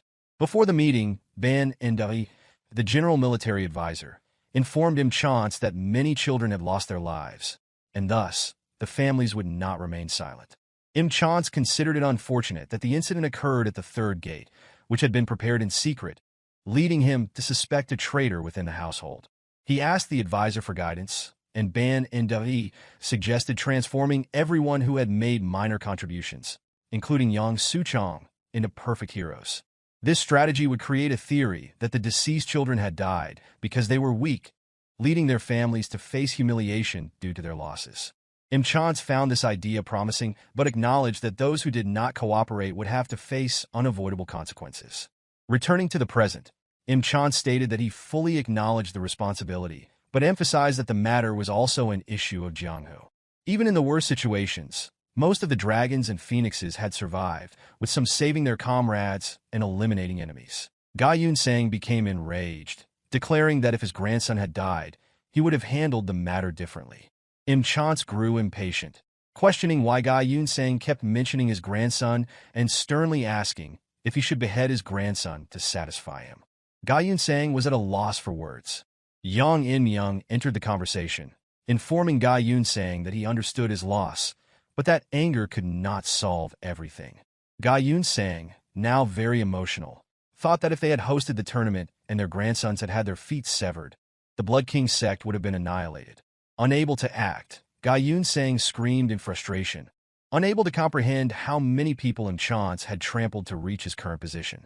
The law of the jungle remained the most crucial essence of Jianghu. Yang In-myung believed that today might be the last day he would ever see the Blood King sect leader. Elsewhere, Legion informed Cherian about the Wind Mountain Group, a bandit faction operating under the guise of offering protection in exchange for money. With a warm smile, he stated his intention to eliminate them. Cherian, concerned about his impulsiveness, wondered if he would lose control and leave devastation in his wake. She questioned whether some bandits might have turned to this life out of desperation to survive. Legion dismissed the idea, asserting that good people would remain good regardless of their circumstances. As they neared the group's territory, two bandits stationed at the gate noticed them approaching. The guards remarked on Cherian's striking appearance, but decided they couldn't let the pair pass unchallenged. One bandit rushed forward, attempting to behead Legion. Unbothered, Legion casually asked Cherian whether he resembled a demonic murderer. Cherian, recognizing the danger, called out a warning for him to dodge. However, Legion caught the blade barehanded and used the blade to counter the attacker with such force that the man vomited blood and collapsed unconscious. Observing this, Cherian realized what he meant by not killing them. Another bandit considered attacking, but froze in fear as Legion locked eyes with him, releasing a manic smile. Legion leapt into the air and declared that he could have simply beaten them and let them go. Shortly afterward, they advanced to the camp, where the sounds of conflict echoed. Cherian skillfully took on several opponents at once. Legion, soaring through the air, reminded her to act decisively or risk her life. When an enemy attempted to strike her, she struck his neck, swiftly incapacitating him. Elated, she remarked on her improved martial arts skills. Meanwhile, Legion grabbed a bandit by the face, slamming him into the ground and mockingly asking if it felt satisfying. Turning his attention to Cherian, he encouraged her, insisting she could grow even stronger through these experiences. Suddenly, a hidden projectile flew toward her. Cherian reacted quickly, slicing it in half, but inhaled a strange powder that spread through the air. She immediately sensed its effects coursing through her body. A bandit leader emerged, observing their abilities and noting that they must be formidable martial artists to have taken down so many of his men. He explained that the powder she inhaled was a mixture of poison and an aphrodisiac, designed to inflame her body and compel her to seek a partner. Without mating, he warned the poison would be fatal. Li Gon seized the moment to reassure Cherian, suggesting with a grin that he was available to help her. His behavior unsettled Cherian, who hastily went ahead to beat the bandit for an antidote. Meanwhile, Legion laughing to himself as he looked at how unsettled she was. Cherian managed to subdue the man, who taunted her with the information that only one of 3 bottles contained the antidote. Growing anxious, she hesitated, unsure of how to proceed. Legion, still calm, offered a solution. With a serious expression, he suggested pouring the poison on him instead. He reasoned that his martial arts were weaker than hers, so he would succumb faster, forcing the bandit to reveal the antidote. Cherian, terrified, grappled with the moral weight of poisoning someone else for her own survival. Legion observed her trembling hand, exhaling in disappointment at her hesitation. Returning to his usual nonchalant demeanor, he remarked that his mother would have approved of her, noting that she reminded him of his father. He then approached the bandit leader, kicking him forcefully, while advising Cherian to follow his instructions and focus her energy inward.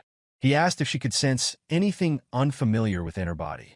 After a short while, she was astonished to feel the effects of the poison dissipate entirely. Legion reflected on Cherian's decision not to pour poison on the bandit and thought she had done well. She questioned whether he was serious, and Legion assured her that he admired her for being unable to bring herself to do it. Surprised by his words, she listened as he elaborated, explaining that in return, she needed to grow stronger. His unexpected kindness overwhelmed her, and he emphasized that true strength would allow her to protect her kind heart. He noted that in a world where kindness and righteousness had become outdated and frustrating, strength was the key to preserving such values. As night fell, the scene shifted to the Palm Essence Union, where Ingeol met with his father. Jang Daesan, the leader of the Palm Essence Union, remarked that he had heard about the girl from the Righteous Sword Sect performing exceptionally well in the recent Dragon and Phoenix tournament. Daesan asked his son if she was the one he was supposed to form an alliance with. Before Ingeol could respond, his sister, Innwa, interrupted, teasing that Cherian hadn't even given them a glance. Giggling, she added that it was obvious since Legion was overwhelmingly handsome. Irritated by her comments, Ingeol grew angry, but Innwa dismissed his reaction as pathetic, mocking him for fretting over an insignificant girl.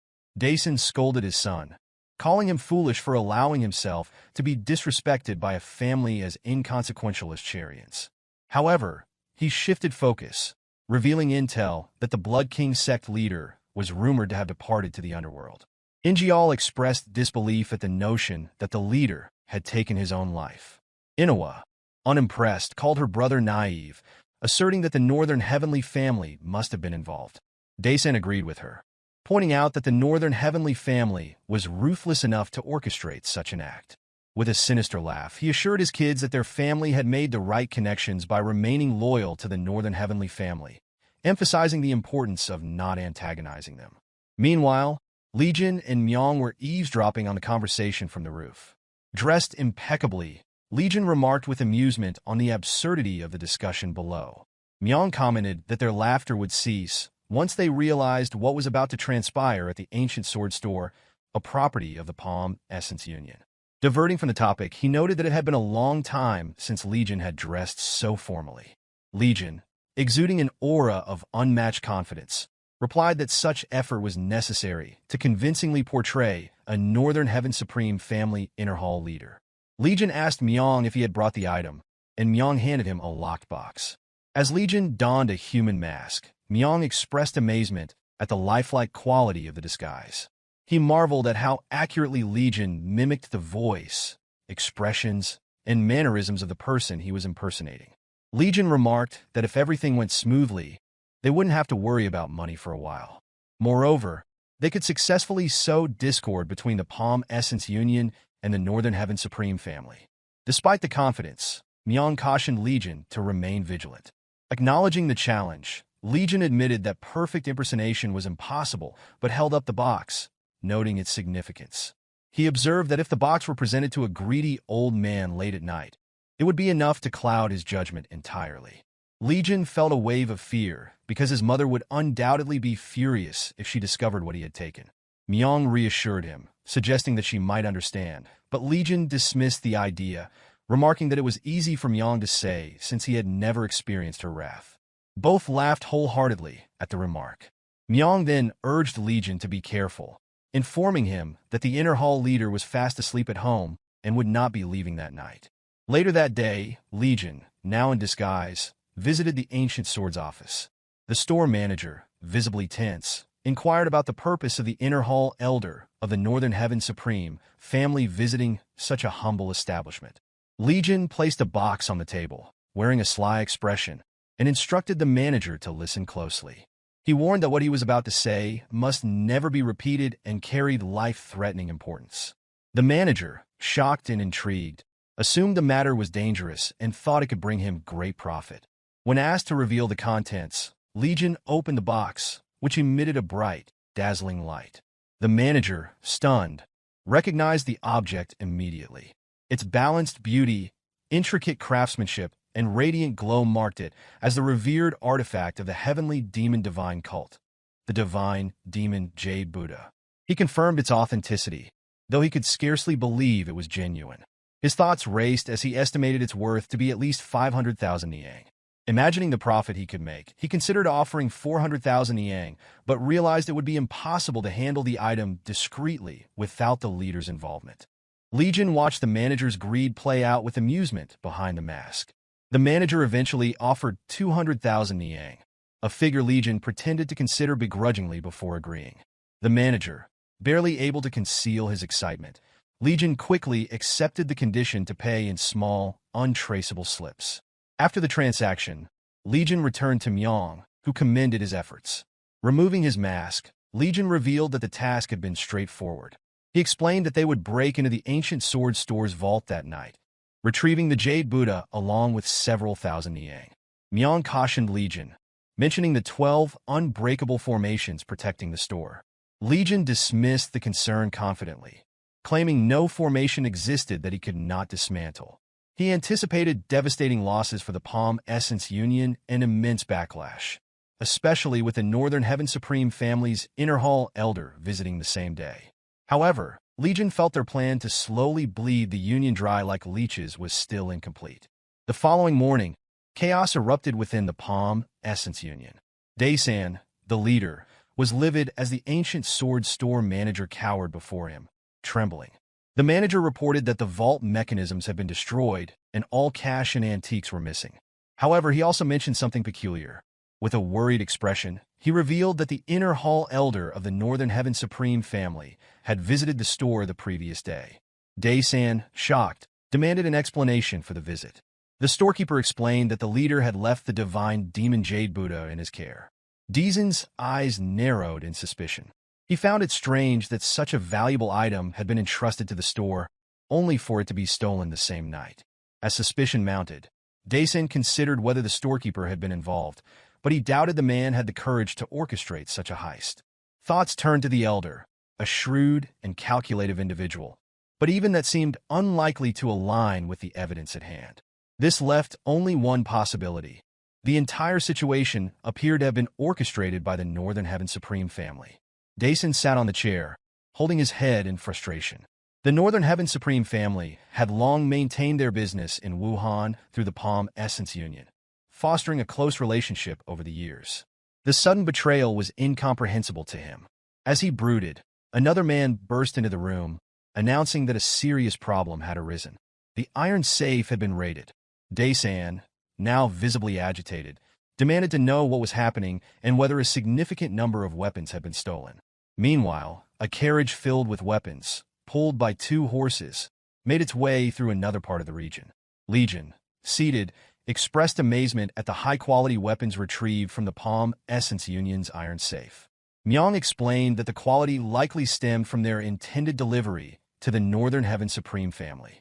Smiling cheerfully, Legion revealed that he had deliberately left traces in the iron safe, ensuring that suspicion would fall squarely on the Northern Heaven Supreme family. This, he reasoned, would place the Palm Essence Union leader in an untenable position. Myong acknowledged the likelihood of this outcome, but pointed out that confronting the Northern Heaven Supreme family outright was not an option. Legion mentioned hearing about the upcoming Dragon and Phoenix Awards ceremony hosted by the Northern Heaven Supreme family. Inspecting a finely crafted sword, he speculated that by the time of the ceremony, the Palm Essence Union leader's doubts and suspicions would have fully taken root. Myong added that the ceremony would honor individuals with notable achievements, naming Cherian, who had disabled the trap, and Yang Suchong, who had taken credit for Legion's efforts, as likely recipients. As the carriage moved forward, Legion explained that Cherian had stated her reluctance to accept the award, as she felt it was not her achievement. However, being recognized as the Phoenix would significantly benefit the Righteous Sword Sect. A few days later, the Dragon and Phoenix Awards ceremony commenced, and Cherian received numerous congratulations.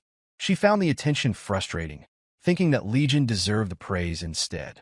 She had not seen him for some time, recalling their last encounter a few days prior. During that meeting, Legion had informed her of his decision to stay at the Azure Heaven Sect, explaining with a straight face that he could no longer inconvenience her. Shocked by his words, she had questioned why he started to care about such matters.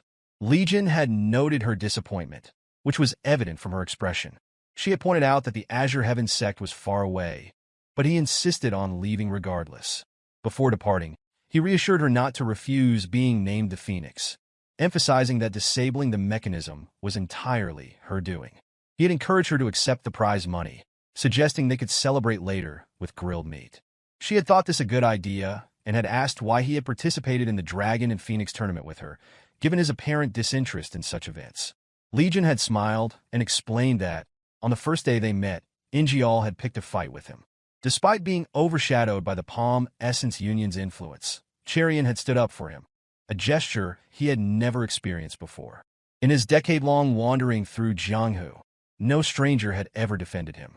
Hearing this, her expression had softened, and she remarked that his journey must not have been as enjoyable as she had imagined. Laughing, he had admitted that Jianghu was quite different from what he had anticipated, leaving her unable to fully comprehend the experiences he had endured along the way. Cherian found herself lost in thought, her mind occupied with memories of Legion, while bystanders continued to praise her, marveling at her exceptional martial arts skills. Their words, however, barely registered with her, as her thoughts were elsewhere. The moment was interrupted by the arrival of Ingeol, who entered the scene with an accusatory demeanor. He began insinuating that her skills were not the sole reason for her recent achievements. Observing him with calm curiosity, Cherian silently wondered what he was trying to insinuate. He demanded to know how she had managed to escape the swamp unscathed. Pretending to remain composed, Ingeol pressed further, questioning how she could have cut through the enormous trap device, implying that such a feat was beyond her abilities. Cherian, now visibly unsettled, responded by attributing her success to sheer luck. Ingeol, unconvinced, concluded inwardly that her success must have been achieved through some sort of underhanded means. Without warning, Ingeol drew his sword, loudly declaring his intention to test her martial arts skills. He saw this as an opportunity to expose her supposed lack of ability. Cherian, caught off guard, tried to make sense of his sudden aggression. He declared that if she had truly destroyed the trap using her own strength, defeating him in a duel should be effortless. Challenging her to draw her sword, he demanded a fight. Cherian, confused by his provocations, asked why he was causing such a scene at the banquet. Ingeol responded that she could neither explain nor prove her actions through her skills alone. His accusations piqued the curiosity of those present, who began speculating about how she had managed to destroy the trap. Ingeol crossed the line by suggesting that the Righteous Sword Sect might be collaborating with criminals. To make matters worse, he accused her of associating with a mysterious individual before the tournament. At this, Cherian finally drew her sword, calmly stating that if it was a duel he wanted, she would gladly oblige. The spectators grew excited, anticipating a duel between the Phoenix and the Descendant of the Palm Essence Union. Before Cherian could fully prepare, Ingeol launched a sudden attack. Cherian, however, effortlessly dodged the strike, leaving Ingeol in disbelief at her quick reflexes. Without hesitation, she countered, aiming her sword at his neck. Trained extensively under Legion's guidance, her movements were precise and calculated. As her blade approached its target, Cherian reconsidered her action and altered the trajectory of her attack at the last moment. Instead of delivering a potentially lethal blow, she struck his cheek with the flat of her sword. The force caused Ingeol to lose his grip on his weapon, realizing in that moment that he had been utterly defeated. The room fell silent as the crowd processed what had just happened. Cherian calmly sheathed her sword and asked him if he was satisfied now that she had defeated him decisively. Murmurs spread through the crowd as spectators began discussing her skill, remarking that she had beaten him with a single strike. Many noted that had she been serious, Ingeol wouldn't have stood a chance. The consensus was that her decision to go easy on him was both gracious and humiliating for him. Meanwhile, Dason watched the spectacle from the sidelines, his disappointment palpable. He reflected on the shame of seeing his son lose so publicly, especially to someone like Cherian. As Dason's gaze shifted, he noticed the head of the Northern Heaven Supreme family openly praising Cherian's father for raising such an exceptional daughter. This observation deepened Dason's suspicions. Recent events, including the robbery of the ancient sword store and the iron safe, had already made him wary. Watching the growing camaraderie between the head of Northern Heaven Supreme and the Righteous Sword Sect leader, Daesun grew increasingly concerned. It seemed likely that their rising reputation would lead to an alliance, leaving his own faction abandoned and isolated. Daesun and his son, consumed by anger and humiliation, resolved that they could not allow the situation to persist. As their frustrations grew, both father and son cursed the Righteous Sword Sect, their thoughts turning toward a plan to destroy it that very night. Elsewhere, under the serene glow of the moonlit sky, Legion sat calmly with his personal guard, Myong. The atmosphere seemed tranquil, though Myong observed that Legion might be having trouble sleeping after the recent upheaval. Legion acknowledged this observation, but explained that his focus now rested entirely on elevating the sect. Myong, sensing an opportunity, asked whether things would have been different if Legion had chosen to stay with the Righteous Sword Sect. Legion reflected on the question, admitting that he had already made sense of the situation in his own way. However, Myong remained puzzled, unable to understand why Legion had not attended the award ceremony alongside Cherian. Legion explained that Cherian believed she had taken the prize for herself, and his presence might have made her uncomfortable in that moment. Myong silently considered this, realizing that it was the first time Legion had shown genuine concern for a woman. Breaking the silence, Legion commented on the stillness of the night, suggesting that Myong get some rest. He gazed at the moonlit sky, his expression calm yet contemplative. Despite the quiet surroundings, Legion couldn't shake the feeling that something was amiss, an unseen event brewing beyond his foresight. That very same night, Ingeol commanded Chung So to bring young Cherian, the one he called a wench. Chung So, his subordinate, sought clarification, questioning if the intention was to kidnap the second daughter of the Righteous Sword Sect. Ingeol expressed that merely killing her would not be sufficient. He intended to inflict pain worse than death, his eyes fixed on causing suffering. Daesun entered the scene, prompting Ingeol to exclaim to his father. He proclaimed that tonight marked the extermination of the Righteous Sword Sect, a stark warning to anyone daring to challenge their family's might. He instructed Chung So to join their mission, emphasizing the necessity of a high-ranking martial artist. Chung So complied without hesitation, acknowledging the command. Ingeol cast a final glance at Chung So, reinforcing the earlier directive before Daesun departed with Chung So trailing behind. Meanwhile, the Righteous Sword Sect remained unaware of the impending threat, resembling a calm before the storm. Abruptly, Cherian awoke, her senses instantly sharpening as she opened her eyes. Despite appearing unalarmed, a restless unease gnawed at her mind. Rising swiftly, she grasped her sword and dashed toward the front yard. Her acute perception immediately sensed a formidable killing intent. As she neared, she observed dozens encircling the sect. Determined to warn her family, she ran through the yard and was startled when a blade aimed at her neck suddenly appeared. Instinctively, she halted her sprint to evade the attack. Her martial prowess took over as she gripped her sword's handle, executing a swift maneuver toward the assailant's throat. Blood spurted as fate claimed the attacker. His lifeless body collapsed, blood splattering the wall fence. For a fleeting moment, fear trembled Cherian, her heart faltering as blood stained her nightgown. Determined not to be consumed by guilt over a life taken, she steadied her resolve and sought out her mother and sisters. On that same night, Legion stood atop a wooden structure, gazing down at the construction of his sect. Myong rushed toward him, his urgency evident as he relayed alarming news. The informant hired to monitor the Righteous Sword Sect had reported the presence of dozens of suspicious individuals launching an ambush against the sect. As Myong continued his explanation, dread etched itself onto Legion's face. A surge of killing intent began to emanate from him as the grim realization set in. By now, the Righteous Sword Sect was likely annihilated. Meanwhile, Cherian battled the assailants with unwavering determination, confronting multiple foes simultaneously and leaving a trail of fallen enemies with each precise strike. Flames began to engulf the sect as the sheer number of attackers overwhelmed her lone efforts. Her blood-soaked nightgown clung to her form as she dispatched 2 more assailants, her gaze steadfast despite her draining strength. The relentless wave of enemies seemed unending, undeterred by her victories. Her father lay unconscious from his wounds. Her mother cradled the youngest child, and the eldest stood behind her, sword in hand, all encircled by adversaries. Chung So, masked and composed, commended Cherian for her formidable skills, understanding why Ingeol prized her so highly. Her mother and eldest tried to hold their ground, but Chung So wondered aloud how long they could sustain their defense.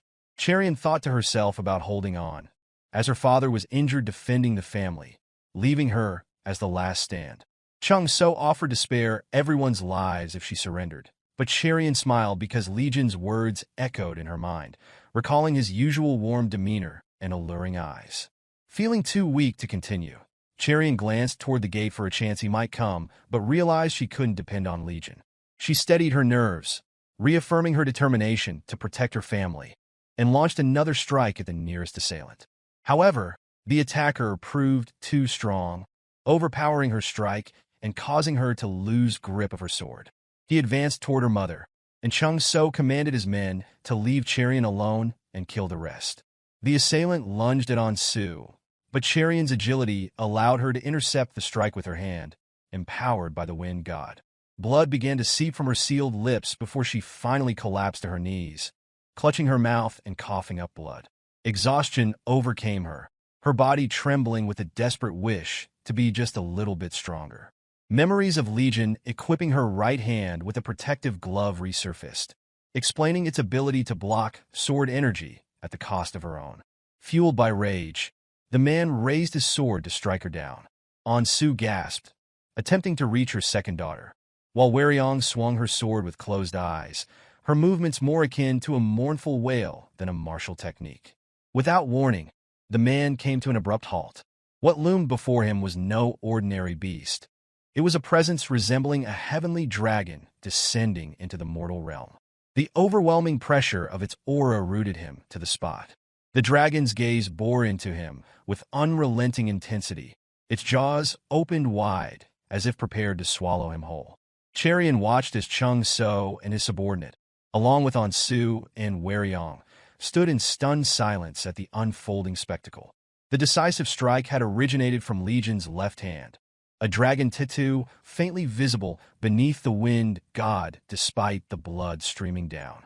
A radiant light illuminated Cherian's face as she observed Legion's wide, towering back, bridging the distance between their sects with urgency. He rushed to her side without the aid of her mother's blade or her father's sword, inquiring if she was all right. Legion, hesitant to reveal his demonic nature to the girl he cared for, saw tears welling in Cherian's eyes as she murmured her affirmation. Amidst the blazing inferno, his pupils glowed crimson, his mind set on unleashing carnage once more. In the nick of time, Legion faced the group of assassins who sought to capture the girl he had sworn to protect. The sudden appearance of the young man prompted Chung So to question his identity, wondering where someone with such confidence could have come from. He barked an order to his men, demanding they eliminate him first. Two assassins surged forward, their swords poised to strike. In response, Legion drew his fist back, channeling his inner energy into it. With a swift motion, he struck the first attacker before the blade could descend. The force of the blow shattered ribs and pierced through the spine, sending the man to his death instantly. Another assassin lunged forward, cursing Legion as he closed the distance. But before the strike could land, Legion stomped down with brutal precision, shattering the man's leg. His scream cut short when Legion raised his leg once more. The shadow of the descending strike loomed in the assassin's eyes like the embrace of death itself. With a decisive motion, Legion's foot came down, reducing the man's head to a mangled ruin alongside the cracked earth beneath it. Blood splattered across the ground as the man crumpled. Chung So could do nothing but stand frozen, his mind reeling from the display of overwhelming strength. Frantically, he scanned his surroundings, but his gaze could not keep up with Legion's speed. The thought of being unable to track his movements filled him with dread. He is too fast, he thought, panic mounting. Where has he gone? What followed was a scene of pure carnage. The assassins fell one after another, their lives extinguished before they could even gasp for breath. Blood rained down in a grisly spectacle of one-sided annihilation. A sudden sense of presence made Chung So whirl around, swinging his sword in desperation. Yet Legion evaded the blow effortlessly, ducking low and driving a fist into his temple. Blood sprayed from Chung So's mouth as he lost his grip on his weapon. With calm and unyielding resolve, Legion addressed him. seizing the sword. He accused him of being a subordinate of Ingeol, his tone steady but carrying an aura of power that seemed to resonate with his very core.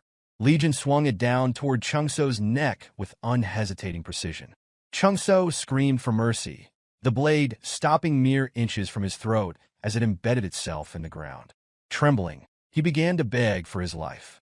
Without any need for prompting, he revealed that the Palm Essence Union leader had ordered the massacre but intended to spare the young woman, Cherian.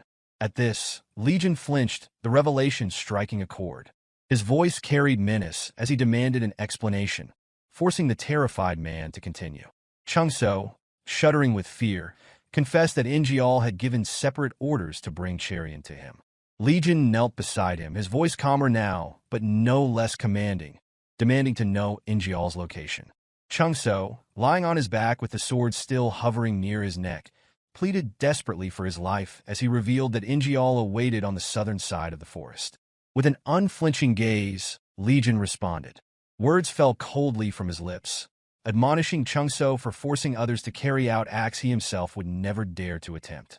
His hand moved to the sword's hilt, pressing it down in one fluid motion.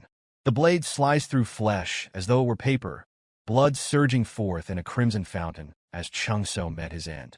Legion remained still, his resolve unwavering.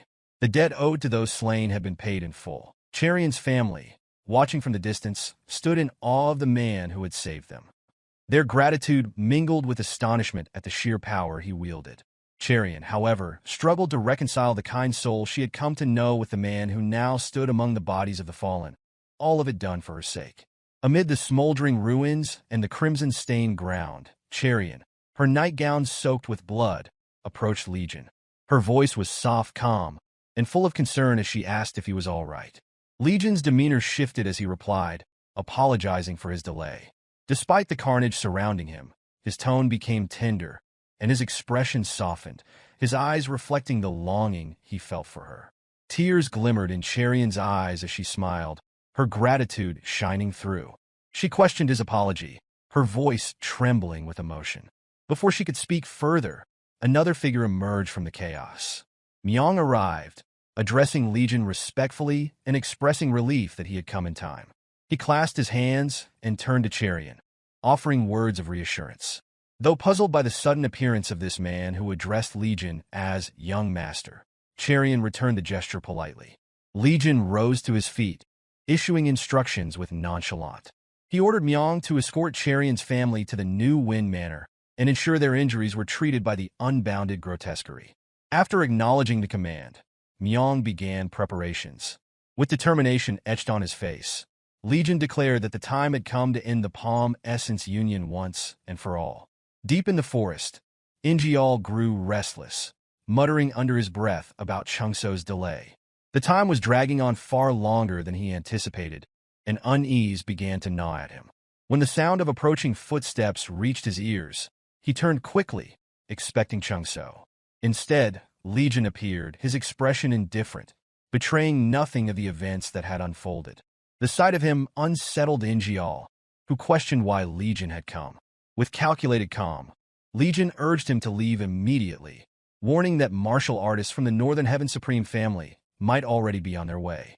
He elaborated, describing how assassins had attacked the Righteous Sword Sect, but were swiftly dealt with by arriving martial artists, who then escorted the Sect members to safety. The revelation caught Ingeol off guard, his unease growing as Legion claimed to have overheard the assassins divulging Ingeol's whereabouts. Ingeol's fists clenched in anger at the mention of this betrayal. Legion added with an air of urgency that Ingeol should hurry to warn his father, suggesting that the threat could extend to him as well. Suspicion clouded Ingeol's mind, prompting him to demand why Legion was sharing this information. Legion's response was simple. He reminded Ingeol of his family's wealth and declared that life-saving information ought to come with a price, demanding 1,000 niang. Ingeol turned away, unsettled. The information was too dubious to trust completely, but too dangerous to ignore if it were true. Declaring that he had urgent matters to attend to, he dismissed Legion with a warning to speak no further nonsense, threatening to sever his neck should his claims prove false. Legion, indifferent to the threat, watched him leave. His plan was already in motion, and he would let Ingeol play his role to its inevitable conclusion. At the Palm Essence Union headquarters, Daesan reeled in shock as Ingeol relayed the supposed involvement of the Northern Heaven Supreme family. Skepticism tinged his disbelief, as there had been no prior indications of such interference. Yet the bodies of their assassins had been found, and the circumstances seemed to align with Legion's account. Daesan's mind raced. The Righteous Sword Sect lacked the strength to fend off those assassins alone. If Legion's tale was true, the Northern Heaven Supreme family's intervention changed everything. Inoue, standing nearby, voiced her own doubts, questioning how such an alliance could have formed. If the two families were indeed united, she concluded their own demise was imminent. Daesan's thoughts grew darker. He knew too many of the Northern Heaven Supreme family's secrets, and now, their own lives hung by a thread. After a moment of frantic deliberation, he retrieved a wooden chest from its hiding place. As he opened it, a luminous glow filled the room, revealing its contents. He instructed his children to take the chest and flee to a safe house. Inoue gasped at the sight of the noctilucent pearls within, each worth 50,000 niang. Daesan explained that he had spent a lifetime amassing the fortune, which now held their best chance of survival. Ingeol listened in silence, his mind distant, though his empty stare betrayed an inner turmoil. When Inoue asked if their father would accompany them, Daesan revealed his intention to seek out Makwi of the Southern Peak Alliance. He believed that the Alliance would eagerly trade protection for the sensitive information he possessed about the Northern Heaven Supreme family. With resolve, he announced his decision to align with them, even if it meant betraying his former allies. Unbeknownst to them, Legion stood silently atop the roof, listening to every word. Moments later, Myong joined him, landing softly beside his young master. He reported that the Righteous Sword Sect's members had safely arrived at the New Wind Manor. Legion acknowledged his efforts, noting that events were proceeding exactly as planned. Daesan, he explained, had only one viable option left, and his choice would set the stage for the next move. Myong reflected silently, marveling at the layers of Legion's strategy. The plan not only targeted the Palm Essence Union, but also planted seeds of discord between the Northern Heaven Supreme family and the Southern Peak Alliance. He thought of how quickly Legion had adapted, weaving this opportunity into his broader goals. Legion, breaking the silence, admitted his curiosity about Ingeol's ultimate decision. Myong asked if Ingeol's fate would depend on his choice. After a moment's pause, Legion dismissed the notion. His tone grew colder as he recalled Ingeol's actions toward Chariot. No matter what he decides, that bastard will die tonight. In Legion's eyes, Ingeol was little more than a weed to be uprooted, and the time had come to ensure he would never harm anyone again. Some time later, the siblings arrived at the safe house that Daesan had prepared for emergencies. Inoue observed the place and remarked internally on the unexpected foresight of their father to maintain such a location. Stepping further inside, she noted its condition, mentally commenting that it appeared shabbier than she had anticipated. In contrast, Ingeol stood silently at the entrance, his expression darkened, suggesting that his thoughts were preoccupied with a firm resolution. Inoue wondered about their uncertain future, quietly questioning what might happen to them if things took a turn for the worse. Reflecting on the situation, she lamented how everything had spiraled into chaos overnight, and thought bitterly that this could have been avoided if the Righteous Sword Sect had been dealt with earlier. Continuing deeper into the house, her thoughts spilled into the open as she voiced her frustrations. She glanced at her brother, noting his lack of response, and questioned him about his silence. Before she could utter another word, a series of precise strikes landed on her acupoints, immobilizing her instantly and cutting her off mid-sentence. Ingeol stepped closer, his voice low as he leaned in. He coldly declared that she should inform their father of his intent to keep the noctilucent pearls for himself. Horror spread across Inoue's face as the realization set in. Her brother had chosen to betray their family. The scene shifted as Ingeol darted through the dense forest, shrouded in thick fog. His thoughts raced, acknowledging the dire consequences should his father's plan fail. He considered the possibility of spending the rest of his life fleeing from the wrath of the Northern Heaven Supreme family. Yet he rationalized his actions by focusing on the potential fortune awaiting him with the noctilucent pearls. Convinced that one survivor was preferable to the downfall of all, he justified his betrayal with grim determination. Suddenly, Fear overtook him as a man appeared in his path. The stranger's robe fluttered in the wind as he calmly observed Ingeol's movements. The man greeted him nonchalantly, commenting on the apparent good mood of his prey. Ingeol, alarmed, muttered in disbelief, realizing that this man, Legion, must have followed him undetected. Halting abruptly, Ingeol drew his sword with swift precision, aiming a strike at Legion. He declared that Legion had been a constant thorn in his side and vowed to kill him. However, before the blade could connect, Legion's fist collided with Ingeol's face, sending him flying into a nearby tree. Blood poured from Ingeol's broken nose as he struggled to recover, coughing violently on the ground. The chest containing the noctilucent pearls landed nearby. As Ingeol assessed the situation, he realized, with growing dread, that Legion had been concealing his true strength. Wide-eyed, he cursed his predicament, stretching out toward the chest.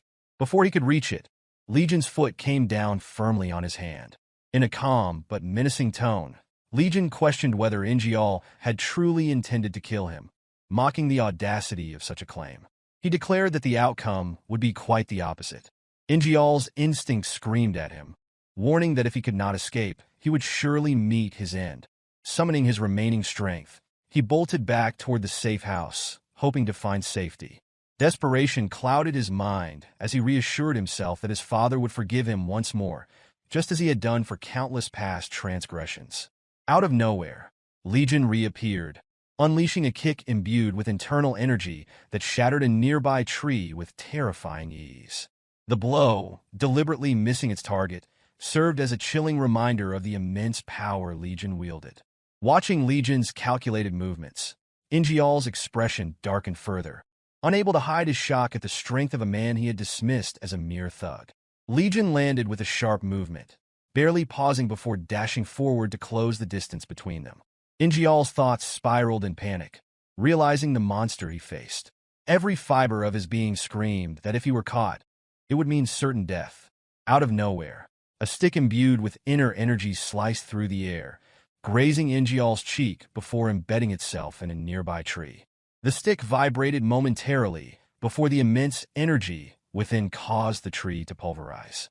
A barrage of similar projectiles followed, tearing through the air and shattering trees along their path. Ingeol's desperation morphed into indignation as he cried out internally, questioning the motives behind his assailant's actions. His thoughts turned toward the righteous sword sect, suspecting Legion's intent might stem from an infatuation with Chariot. Even in the face of death, Ingeol's arrogance spurred him to deride her, referring to her dismissively. Legion, unfazed, responded calmly, remarking on Ingeol's choice of words. Sensing an opportunity, Ingeol pleaded, suggesting they could put an end to their conflict. He pointed out that his younger sister seemed fond of Legion and suggested that she would make a better match than Chariot. His words betrayed his lack of loyalty, as he had already wronged his sister before.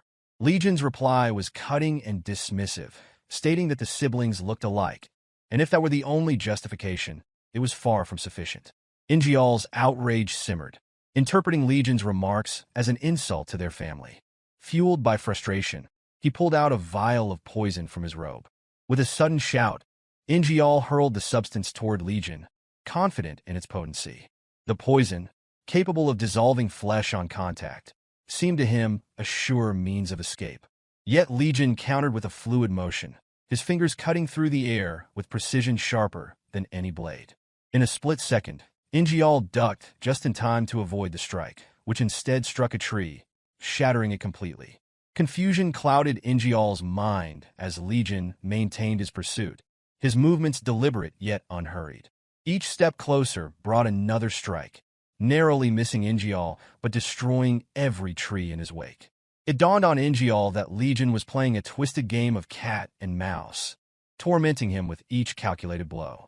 Legion's voice cut through the chaos, calmly remarking on how entertaining the chase was. He added that this method seemed an appropriate way to deal with someone like Ingeol. Despite the mounting terror, Ingeol resolved not to surrender. Pushing his body to its limit, he directed all his strength toward reaching the safe house. Satisfied with the torment he had inflicted, Legion abruptly halted his pursuit. Watching Ingeol flee, he spoke to Myong, who had appeared silently on a nearby tree branch, observing the spectacle. Legion remarked that their prey had taken the bait entirely. Myong questioned Legion's decision to let Ingeol go, to which Legion responded with calculated cruelty, explaining that there were other ways to ensure a more painful demise. Myong reported that the Noctilucent pearls had been secured, ensuring their financial troubles were resolved for the foreseeable future. Legion gave a brief acknowledgement, his gaze fixed in the direction of Ingeol's retreat. Ingeol, having escaped the chase, muttered to himself in relief as the sight of his father and sister came into view. Deezen's raised voice, filled with disbelief, questioned Inoue about the truth behind the situation. Ingeol interrupted their conversation, throwing himself at his father's mercy and pleading for his life. Deezen's expression hardened as he reprimanded his son, cursing him for abandoning his sister in such peril.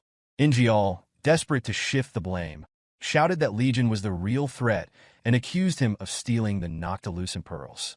He even suggested that Legion might have been responsible for the deaths of the Righteous Sword Sect assassin and Hyukki. Daesan pressed further, seeking clarification, his tone dark and skeptical. Ingeol insisted that the boy had somehow defeated all their experts and barely let him escape with his life. Daesan, however, grew suspicious of the lack of pursuing martial artists and questioned why no one seemed to be following. Turning around in confusion, Ingeol tried to justify the absence, claiming that Legion must have fled upon sensing Deezen's presence. His words were cut short as Daesan placed a hand imbued with inner energy against his chest. Ingeol's mind reeled with confusion as his father made a grim decision. Deezen's expression darkened, and without hesitation, he executed his son. Inoue gasped in horror, covering her mouth as her eyes widened in shock at the sight. Blood trickled from Ingeol's lips as he tried to call out to his father. Daesan had always known his son was reckless, but he had never imagined the boy would go so far as to deceive his own father, driven by selfish ambition. In doing so, he had betrayed his own blood. The light in his son's eyes dimmed as Daesan watched, the weight of his actions settling upon him. In the end, it had fallen upon him to take his own son's life. As Ingeol's body collapsed lifeless to the ground, Daesan acknowledged this grim reality. The Noctilucent pearls had to be hidden away nearby. That much was certain. But beyond that, it seemed his son had been scheming something more. The boy was no longer his child. Daesan announced these thoughts aloud, while Inoue remained frozen in shock. Ingeol lay there, his eyes open, yet devoid of life. From on top of the trees, Legion and Myong observed the moment Ingeol's fate was sealed. It was a fitting end for one as devious and cunning as he had been. Myong took a glance toward Legion to report. Myong had already sent both a map of the safe house and an anonymous letter. Anticipation stirred within Legion as he considered the unfolding events, a scenario of his own making. Inside, Daesan addressed the waiting figure, acknowledging the delay. A traitor had needed to be dealt with. Now that they had been brought to such a place, the guest finally spoke, questioning whether Daesan sought to join the Southern Peak Alliance's forces. Daesan pressed forward with his offer, reiterating that the Northern Heaven Supreme Alliance had turned against them. With the information he possessed, he would be an asset. Yet before he could say more, a sudden intrusion disrupted the exchange. A group of martial artists stormed inside.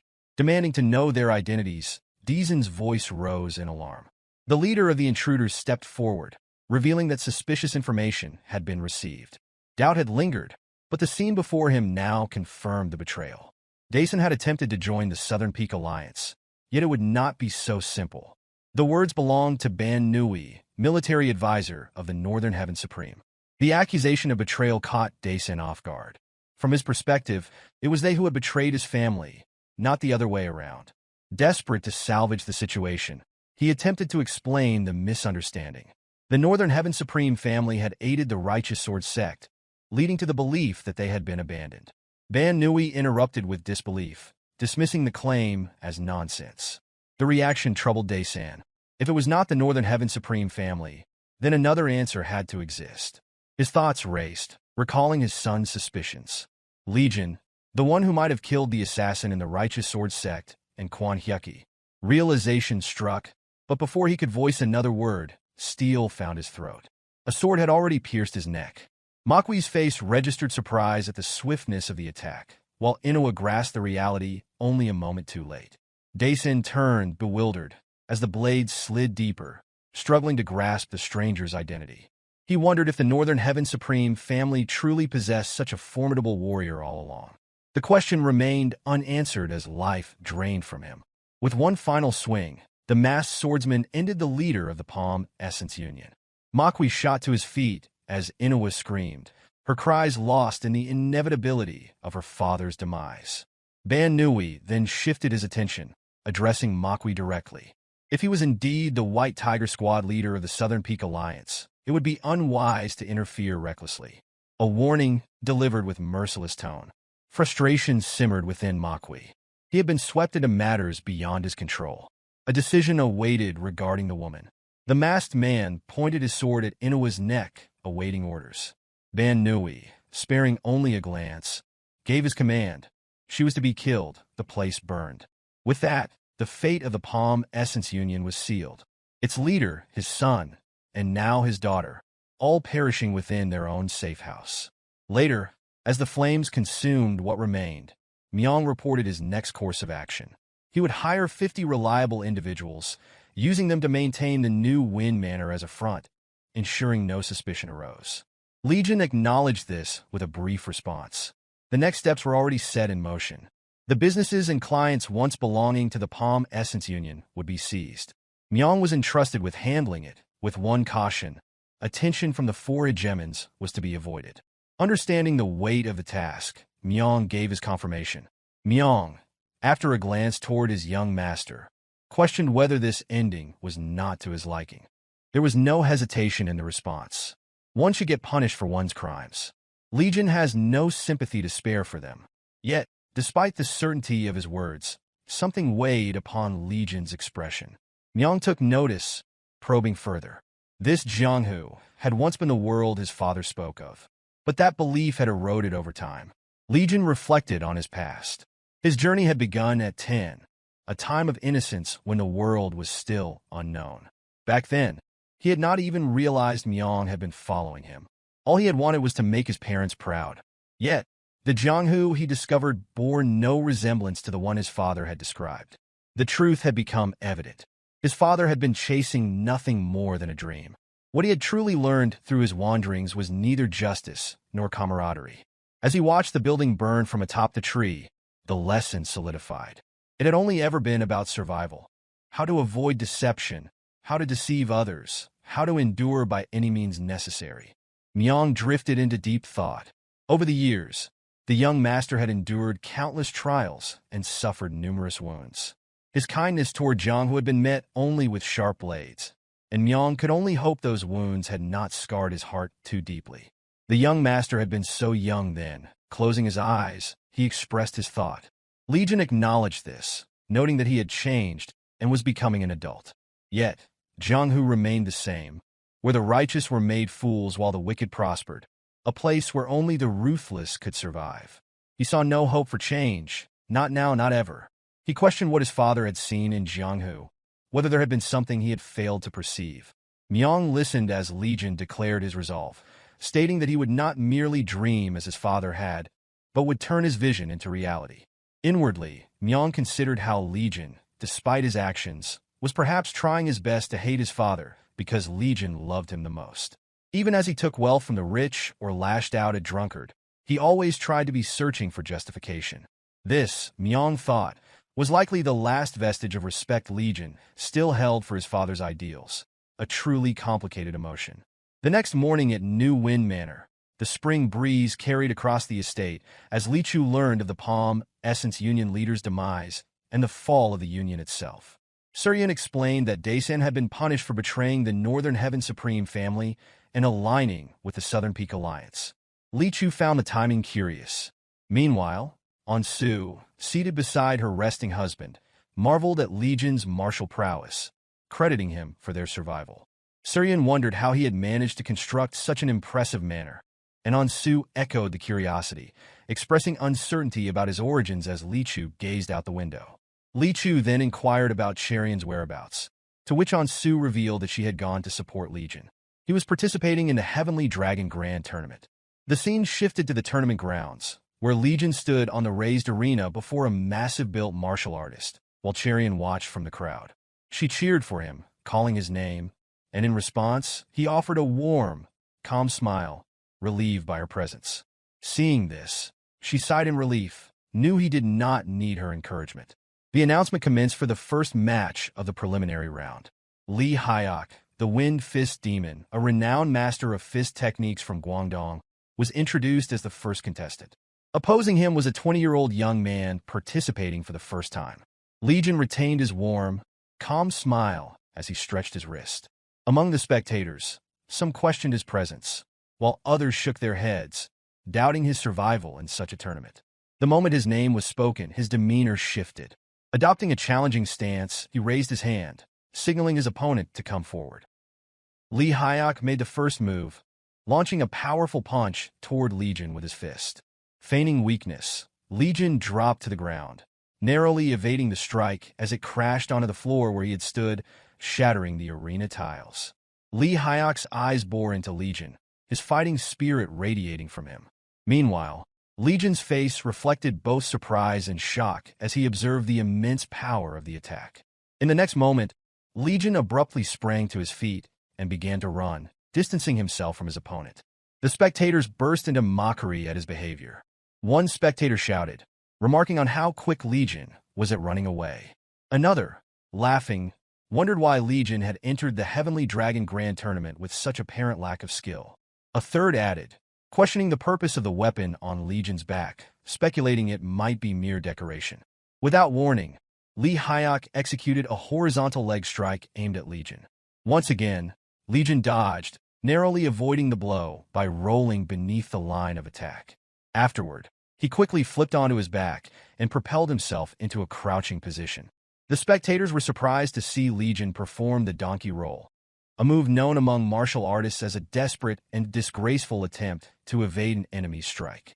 A voice from the crowd called out, urging Legion to forfeit before he got seriously hurt, warning that he might die at this rate. Legion glanced briefly at the speaker. Another shouted at Lee Hyuk to end the fight quickly, addressing him as the Wind Fist Demon. Despite the spectators' harsh remarks, Lee Hyuk was silently impressed. Legion's movements, clumsy as they appeared, allowed him to dodge every one of Lee Hyuk's strikes by mere inches. Yet, Legion had not even attempted to strike back. In the next instant, Legion appeared right in front of Lee Hyuk, his arm extended and imbued with violet inner energy, poised to strike. To Lee Hyuk's surprise, Legion's fist landed with a soft tap on his forehead. The realization hit him. Legion had been playing with him the entire time. If he wished, Legion could have easily destroyed his head. Lee Hyuk collapsed to the ground, his gaze fixed on Legion, drawing laughter from the spectators. One of them wondered aloud about the peculiar fist technique Legion had used, while another remarked that even their 5-year-old child could throw a stronger punch. What the spectators didn't know was that Lee Hyuk was battling the invasion of inner energy within his body. As he struggled, blood poured from his mouth, rendering him incapable of continuing the fight. The spectators fell silent in an instant. Murmurs spread among them. One asked what had just happened, while another accused the fight of being rigged. The arena officers rushed to check on Lee Hyuk's condition. One man speculated that Lee Hyuk had suffered from chi deviation, a dangerous condition for any martial artists. Another suggested that the harmless blow from Legion must have been a heavy blow to Lee Hyuk's pride. Meanwhile, Cherian could only wonder, struggling to understand the events unfolding before her. The announcers declared Legion the winner of the round, though the spectators responded with mocking boos. One of them shouted, urging Legion to quit if he had any shame.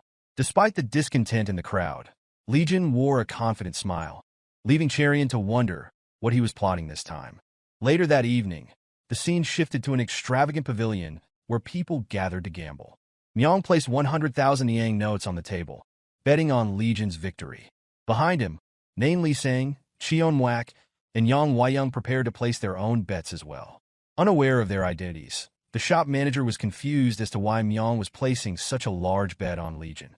He questioned whether Myong was referring to the young fighter who had barely survived the first round by sheer luck.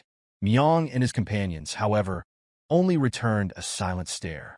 Huayang also placed 3,000 Yang on Legion. She glanced at the manager when he remarked that the odds were incredible.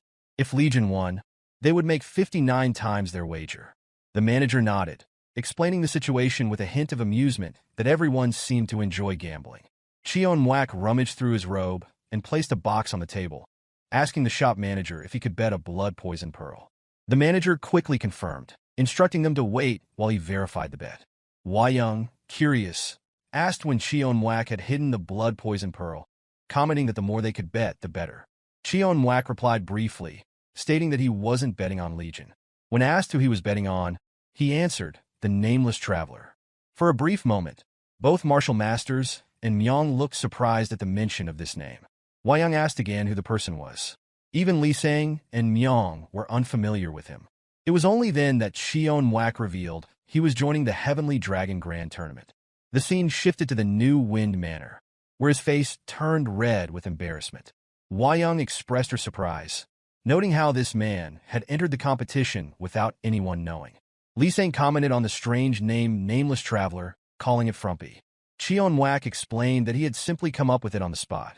As the evening light bathed them in a serene glow, they all sat down to eat, along with Legion and Cherian.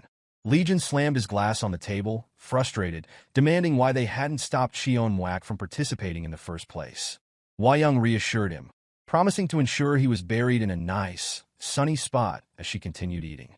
Among them, Cherian felt out of place, especially with Hwa-young's piercing gaze fixed on her. Hwa-young remarked that Cherian reminded her of her younger self, causing Lee Sang and Cheon-Wak to spit their drinks out in surprise. Hwa-young then turned to the two men, asking if they agreed, as she assured Cherian to speak comfortably, prompting an exasperated reaction from Lee Sang and Cheon-Wak. Lee Sang, clearly tired of the conversation, admitted that Cherian did indeed resemble Hwa-young. Legion muttered about the irony of an old man with no interest in wealth or fame joining the tournament. He then accused Cheon-Wak of entering the competition just to fight him. The two elders, along with Cherian, turned toward Cheon-Wak, curious about his reasons for participating. A wide smile spread across Cheon-Wak's face as he responded that now that he knew Legion had inherited both the young ladies and Soorin's martial arts, he could no longer hold back. Legion smiled back, feeling optimistic in the face of the Demon Swords Challenge. Later that evening, as if on a date, Legion and Cherian stood on a bridge overlooking the lake, bathed in the moonlight on one side and twilight on the other. Legion expressed that he was in big trouble, unsure if he could win the tournament. He explained that he had to win to make his sect known and secure funds to keep it running. Cherian asked what they should do, to which Legion responded that he needed to eat a lot of meat. This prompted a nervous expression from her. Cherian questioned whether it was really okay for him to eat so much meat every day, especially since he had already eaten plenty. Legion assured her it was fine, explaining that he had mastered a martial art that transformed meat into vegetables within his body. Cherian, stunned, thought to herself that such a martial art didn't exist. Just then, a person arrived on the roof. Cloaked in robes with a messenger eagle flew to his hand. Legion asked what brought him there. The mysterious man explained that Legion had crossed the line. Legion, unfazed, knowing it must be his father, he questioned who decided where that line was, leaving the man silent. Without waiting for a response, Legion commanded the man to tell his father that he would conquer Jianghu. The mysterious man sent the eagle away, flying off to deliver Legion's message. The animal flew tirelessly, overseeing the serene beauty of the city and the twilight horizon. The scene shifted to a vegetable and fruit stall near a city gate. An eagle landed on a man's hand, unfazed by its sharp claws. A letter was tied to the eagle's leg. The stall was named Drifting Clouds and Flowing Water. Upon seeing the letter, the man immediately knew it was news about Legion. He muttered to himself. The moment he realized his son had joined the Dragon and Phoenix tournament, he wondered if Legion had finally matured. Jeok Soorin carried a dignified aura. His sharp eyes and the color of his pupils were a perfect match that of Legion's. In the end, it seemed his son was aiming to conquer Jianghu. The man spoke aloud, his voice laced with contemplation, as he pondered this realization. The morning of the next day, the fruit shop bustling with activity as people sorted goods and cleaned the area. Inside, Soorin stood at the doorway while his wife pointed out that she knew the carrier hawk, assuming it was news regarding their son. Soorin remarked in a nonchalant tone that Legion decided to conquer Jianghu. His wife expressed that, as their son, Legion was entitled to such ambitions and deserved to hold that kind of dream. Still, Soorin maintained that such a dream was best left unfulfilled, well aware of the perilous path it would lead him down. Not only because evildoers ran rampant, but also because even the Orthodox faction, who claimed to uphold justice, proved no different. His wife offered no response. Soorin then recalled that it had been 20 years since he and his wife had entered seclusion. Without delay, he turned toward her and proposed that they proceed to the central plain. At the same time, rain poured steadily at Divine Wind Manor. There, Myung reported to Legion that strange information had been gathered. Acting on prior instructions, they had been trading details with the Dark Arms merchant, who claimed that someone intended to sell 300 rounds of the exploding thunderbolt. Legion inquired, through his thoughts rather than words, if this weapon was the explosive device used by the Orthodox Alliance. Myung confirmed the reference and elaborated that even a single unit of the weapon possessed considerable power, suggesting that something was amiss. Determined to investigate further, Legion resolved to follow the Dark Arms merchant and discover the identity of the seller. Deep within the mountains, Bong Suchan advanced covertly through a dense forest amid the pouring rain, silently accepting that, now that he had sold the exploding thunderbolt, there was no turning back. For years, as an elder of the Northern Heaven Supreme family, he had maintained a flawless double life as a secret agent for the Flying Swallowtail Association. However, after the failure of the Dragon and Phoenix tournament plan, the situation had shifted dramatically. The association had made him a scapegoat, placing the entire blame on his shoulders. Before him, one of the enforcers appeared and expressed profound disappointment. The man offered Suchan one last chance. He must detonate the exploding thunderbolts during the Heavenly Dragon Grand Tournament. The order struck Suchan as nearly impossible. He felt singled out with a task that defied logic. Manipulating the previous tournament had proven nearly unachievable on his own, prompting the question of how success could be achieved at an event that gathered the most skilled masters. Moreover, General Military Advisor Ban Nui already harbored suspicions due to the earlier debacle at the Dragon and Phoenix tournament. Whether caught betraying the Northern Heaven Supreme family or failing at the Grand Tournament, Suchan realized that his fate was sealed. His only option appeared to be escaping with the money earned from selling the exploding thunderbolt. Suddenly, a man emerged and launched a surprise horizontal sword attack. In the nick of time, Suchan took a half-step to avoid what could have been a fatal blow. His mind raced as he recalled the ways of the Flying Swallowtail Association, questioning the identity of this mysterious assailant.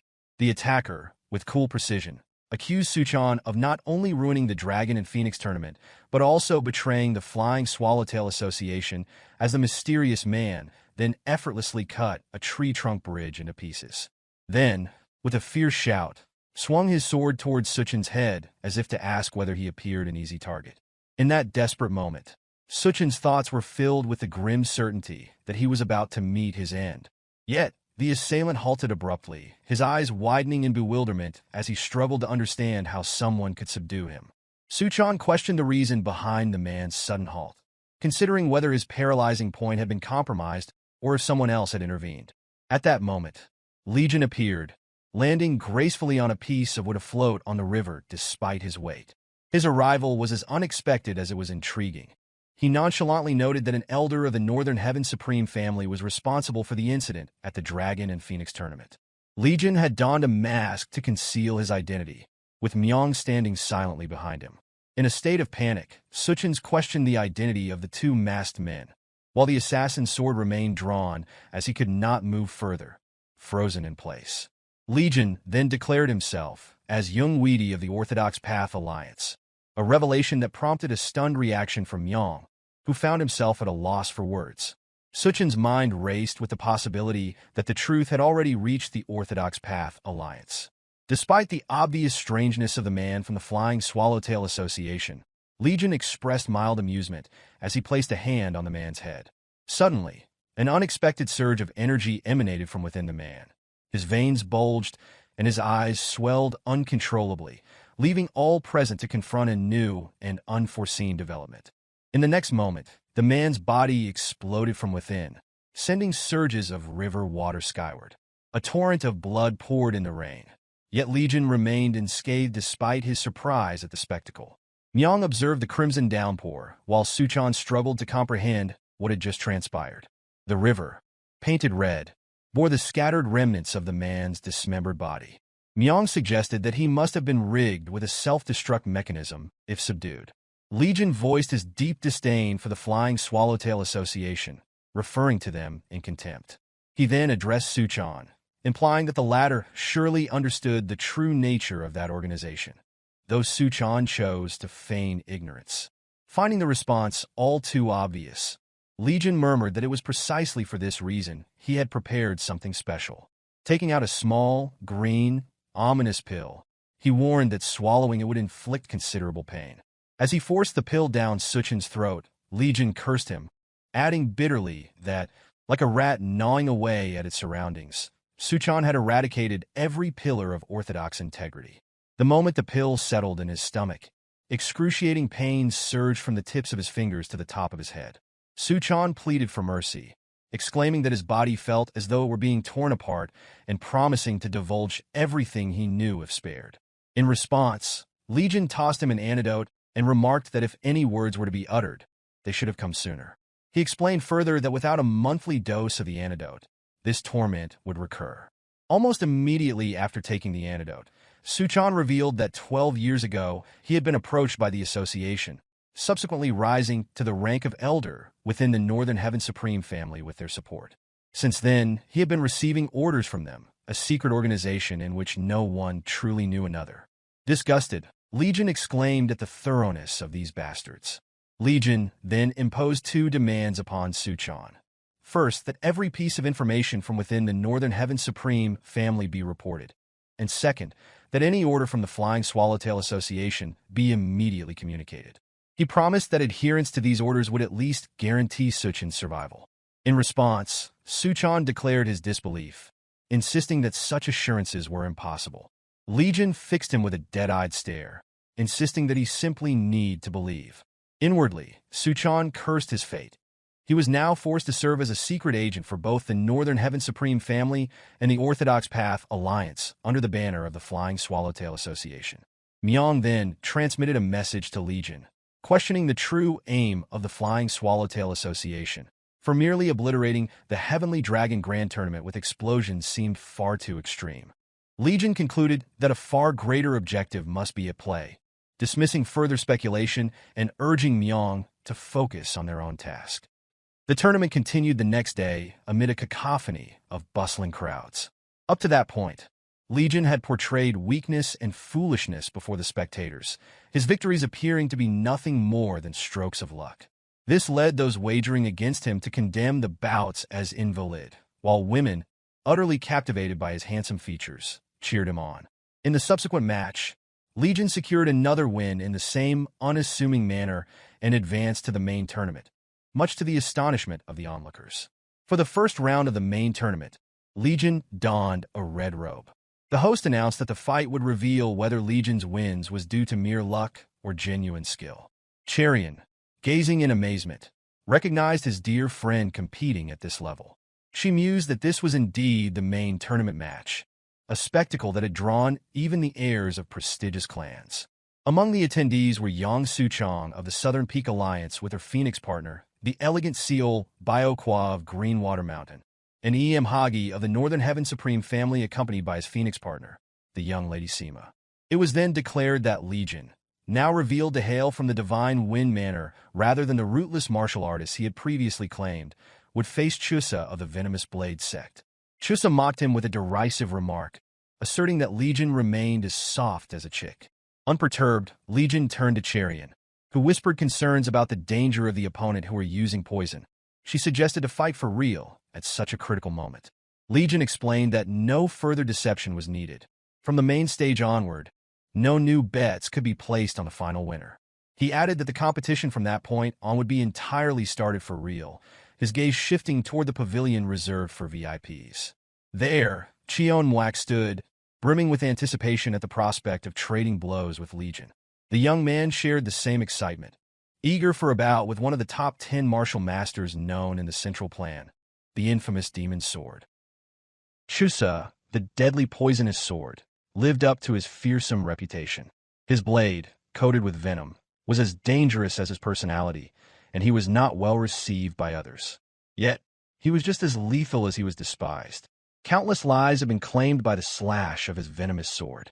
A man nearby shook his head as he observed the situation, pitying the young fighter. He wondered why the young man had chosen to go up against Chusa. Beside him, Cherian watched in confusion, questioning whether the rumors were true. She asked if the man was really that dangerous. The man explained that even brushing against Chusa's venomous blade could prove fatal. He added that everyone who had faced Chusa in this tournament had met their end. Standing unfazed, Legion heard Chusa speak as he took his stance and brandished his poisonous blade, commenting that Legion must be lucky to come up to this stage.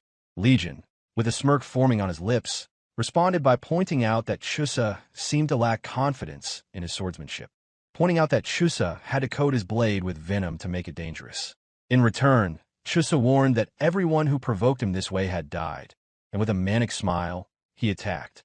The blur of motion was so fast that it seemed like Chusa had already struck Legion, but in an instant, Legion countered. With swift precision, he struck Chusa's wrist, causing the sword to slip from Chusa's grasp. Before Chusa could react, Legion took the venomous blade and stabbed it into Chusa's shoulder, sending him into a scream of agony. As if enjoying the pain he'd inflicted, Legion locked eyes with his opponent, his gaze cold, his smile chilling. In one smooth motion, he pulled the sword outward, cleaving through Chusa's arm. The entire sequence unfolded in a matter of seconds, leaving Chusa with no opportunity to retaliate. Legion stared down at his fallen opponent, showing no pity. He spoke coldly, telling Chusa that he would never be able to hold his sword again. As Chusa slumped to the ground, blood dripping from his wound, his vacant eyes stared down, unable to comprehend the strength of the boy before him. Cherian, along with the other spectators, watched in awe. The notorious deadly poisonous sword had been defeated in the blink of an eye. The crowd erupted into cheers, announcing Legion's victory. One spectator, still in shock, questioned how it had happened. Another explained that Legion had struck Chusa with a single blow. Suchong, unable to contain his disbelief, stood abruptly. His Phoenix partner, Seol Biokwa, remained seated, as though expecting this outcome. Suchong questioned Legion's immense strength, recalling how little he had stood out during the Dragon and Phoenix tournament. He also wondered about Legion's origins, questioning the reputation of the Divine Wind Manor, as he had never heard of it. Yet Legion displayed such martial prowess. Meanwhile, Mhagi, sitting in his seat, was deep in thought. He had already known that Legion was no ordinary up-and-coming fighter. He wondered where Legion had come from, and whether winning the Heavenly Dragon Grand Tournament was truly his goal. Legion waved and smiled at the cheering spectators, grateful for their support. Later that day, he and Cherian visited an inn to eat. A customer expressed satisfaction over Chusa's defeat, calling it deserved. Another complimented Legion, saying they had known he had a trick up his sleeve and encouraged him to make the next match just as thrilling. Legion greeted them with a smile, inviting everyone to come watch the next round. He sat down, appreciating the warmth of the recognition. He mused to himself that the popularity he had gained was certainly nice, chuckling lightly. Cherian observed him thoughtfully.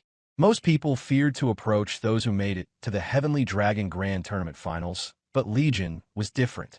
She concluded that he was truly something extraordinary. Nearby, a man spoke aloud, wondering if one particular contestant had become the most popular contestant in the tournament. Another man confirmed that no one had been able to remove the hat that the nameless traveler wore, solidifying his mysterious persona. The conversation continued, one man recalling how he had heard the sound of the nameless traveler's sword being unsheathed and then quickly returned to its scabbard. In that brief moment, he had defeated his opponent, making it to the final round in the same swift manner each time. Contrast to how Legion had seemingly went to the final match with mere luck. Listening, Cherian found it hard to believe such a feat from the nameless traveler. On the other hand, Legion muttered that things were becoming troublesome, realizing something was amiss. When Cherian asked if he was worried, she mistook his concern for nervousness about the upcoming final round. Legion, feeling the emptiness in his pockets, explained that he had forgotten his money pouch, though hunger gnawed at him. Cherian, without hesitation, decided to treat him. Legion immediately began listing every dish he could think of, from chicken, duck, fish, beef, and drinks, not wanting to miss anything. However, Cherion's response deflated him when she revealed that she had only brought 2 Niang with her. Legion, ever the optimist, suggested that they eat then wash the dishes afterward, prompting Cherion to laugh in delight. Out of nowhere, Seol Biokwa appeared and offered to treat them to the food. Cherion, surprised, called her name aloud. Biokwa, turning to face her, congratulated her for becoming the Phoenix in the previous tournament. She then turned to Legion, thanking him for his actions at the Dragon and Phoenix tournament. Though she had passed out during the incident, she somehow realized that Legion had been the one to defeat the Demon Scourge. Uninterested, Legion suggested that Biokwa direct her thanks to Suchong, the young master, instead. Biokwa, not fooled by his suggestion, expressed her disbelief. Conceding, Legion told her to think whatever she wished. Meanwhile, Cherion, watching Biokwa start a conversation with Legion, couldn't help but be taken aback. Looking at her deep in thought, Legion reassured her with a grin, claiming that he was only devoted to one person. Cherion, startled by his comment, asked what he meant, and Legion laughed heartily in response. Before leaving, Biokwa called Legion over, calling him truly mysterious one. The day of the final round of the Heavenly Dragon Grand Tournament arrived, and the spectator seats were packed to capacity. The excitement was palpable, and one spectator remarked on the surprises this year's tournament had brought. Another agreed, commenting that no one could have predicted the 2 combatants who had reached the final. Cherion, observing the change in atmosphere, thought to herself that the energy in the tournament hall felt different this time. Beside her, Weryong, standing with her, asked if Cherion was worried. She confirmed that she was, and they began discussing Legion's opponent's formidable martial arts skills. Weryong shared that it had been a long time since she had seen the demon sword abilities, expressing her anticipation to witness the fight. She further elaborated, explaining that among his peers, the demon sword had no equal for a long time. She added that no matter who won, it would not be an easy victory. On the arena stood Legion, facing Cheonwak, known throughout the world as the Demon Sword. Cheonwak had entered the tournament under the name of the Nameless Traveler. The crowd erupted in cheers, with one spectator shouting that they had bet on Nameless Traveler from start. Another yelled out that the Nameless Traveler would win. Cheonwak, a true warrior at heart, expressed that despite being the young Mrs. Blood, this was still a match, and he would fight with all his might. His inner energy surged, reflecting his determination to give his all in the fight. Legion closed his eyes, focusing his mind on the peerless master before him. He unveiled the demonic bladed on his back, an inheritance from his mother, a weapon he had carried for over a decade through the Jianghu. As he drew the blade, demonic energy surged from it, making the sword seem to burn with power. Legion's gaze locked on a Cheonwak as he prepared to give everything in this fight. In an instant, Legion disappeared, appearing before Cheonwak in the blink of an eye, his sword already swinging. The excitement on their faces was unmistakable, and finally, they would face each other in battle. Legion understood Cheonwak's feelings, and that understanding fueled his own resolve. This fight was not just about securing funding for his sect, because it was also an opportunity to test the true power of this peerless master. The instant their swords collided, a formation art was deployed. The Heavenly Dragon Grand Tournament arena shifted into a barren, dry, and empty land. Only the 4 who had come with Legion, Cherion, Weiyang, Nain Li Sang, and Myong, were able to witness the battle between him and the Demon Sword. Cheonwak could barely contain his excitement. He expressed that this was what he considered a real fight. Cherion, astonished, remarked that she had never seen a formation art that could alter the surroundings like this. Weiyang explained that, long ago, she had sought out the one known as the god of battle formations. She described how, for those outside the formation, an illusion was created showing a completely different battle from what was truly occurring. These martial arts techniques, she added, were not meant to be revealed carelessly to just anyone. She clarified that only those present could witness the real fight. Cherion silently wondered whether Legion and Elder Cheonwak had made it to the finals without revealing their true skills. Weiyang urged her to watch closely, warning that this would be a once-in-a-lifetime battle. On the arena, Legion brought his massive blade down, seemingly slicing the demon sword in half. The blade's impact struck the ground, destroying it. Appearing from behind, Cheonwak was filled with excitement as his sword readied for a strike. In an instant, Legion turned around and blocked the incoming strike.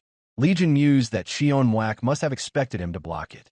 Cheonwak agreed, stating it was only natural because it was Legion. The young master tightened his grip on his blade and began a barrage of attacks on the demon's sword. One strike after another, they traded blows. Legion refused to give in, while Cheonwak reveled in the battle's intensity. Cheonwak expressed that Legion was doing well and should continue pressing on. Legion swung his sword once more, but something felt wrong. Cheonwak was not holding back. Blood was drawn as the first wound was inflicted. Cherian watched in surprise, while Myong, Nain Li sang, and Wayang also realized what was happening. Legion took the blow to his left hand, staining his white robe with blood. The blood trickled from the wound as Legion's expression remained cold, his eyes locked onto his opponent. Cheonwak declared that when he had said he wouldn't regret killing Legion, he hadn't been making empty threats. He challenged Legion once again, his inner energy barely contained due to his excitement. He demanded that Legion use his martial art, or else he would die. Legion tightened his grip on his blade, and a particular type of inner energy surged forth.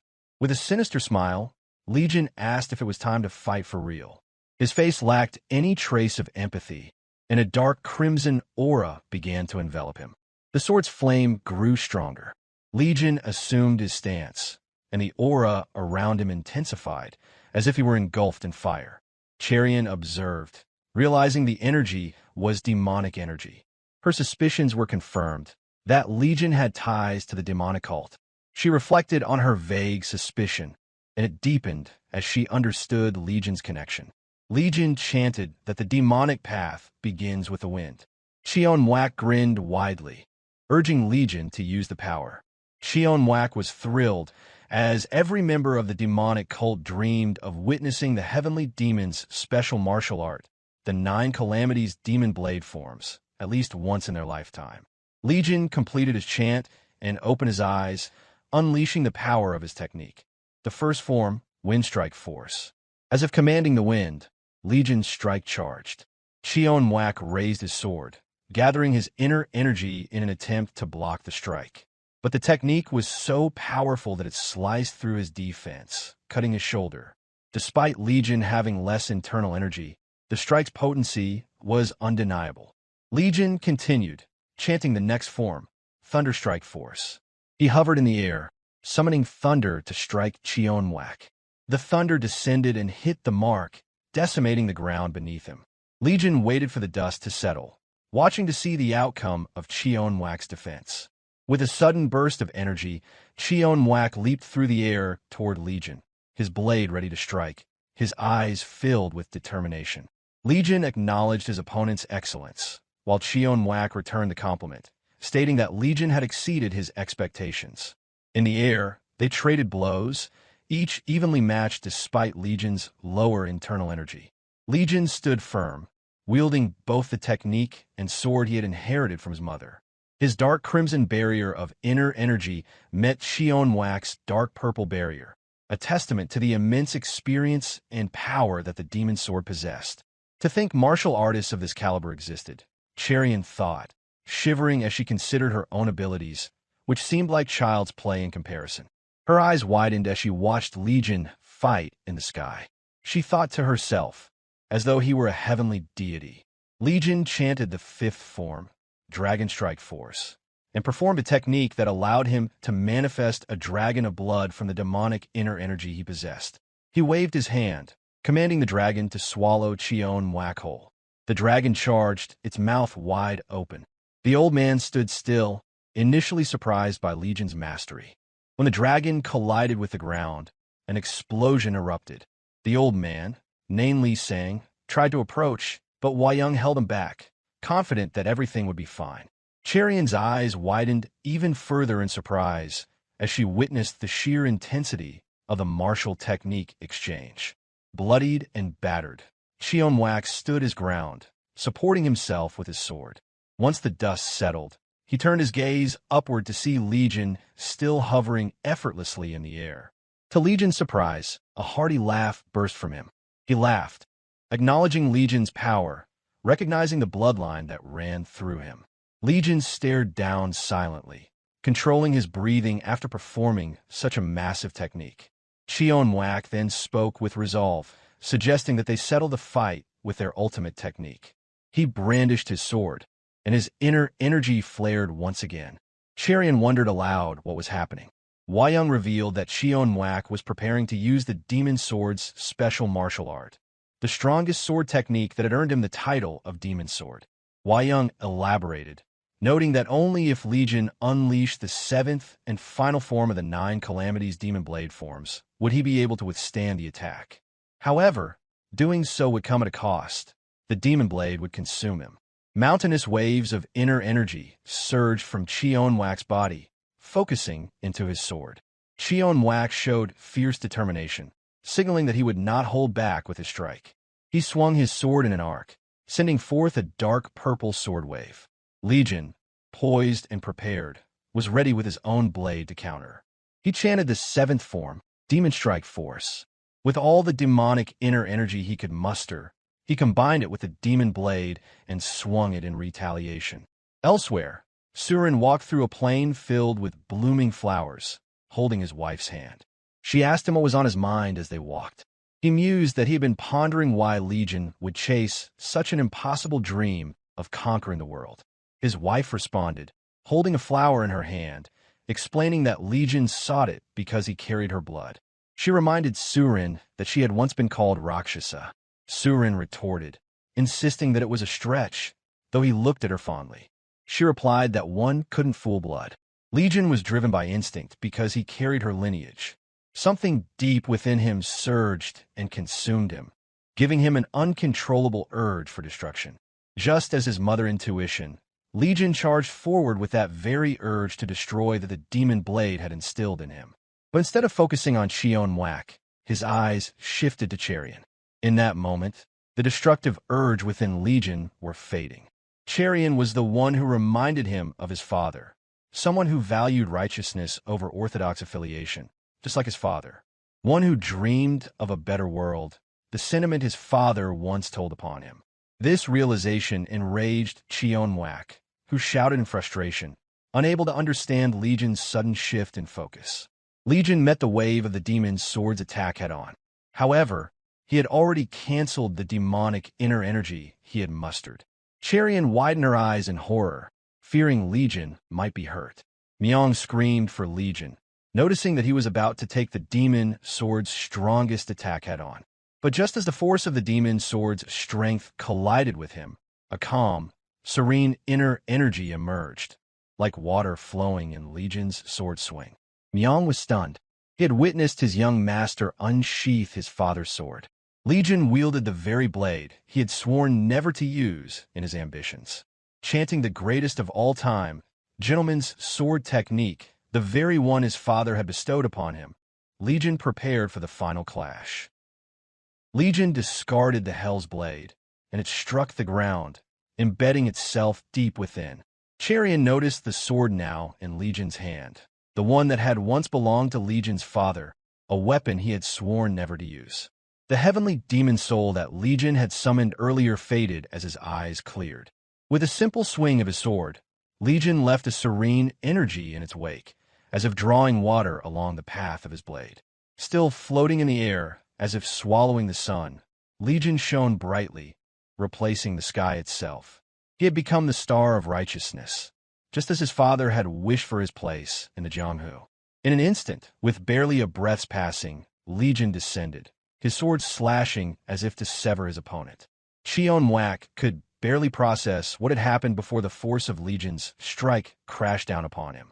The blow merely grazed his arm, but Cheonwak could feel his internal energy being drained, the ground splintering beneath the overwhelming force.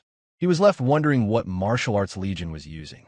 Myong and Nain Lisang stood, witnessing the true strength of the young master against such a seasoned fighter.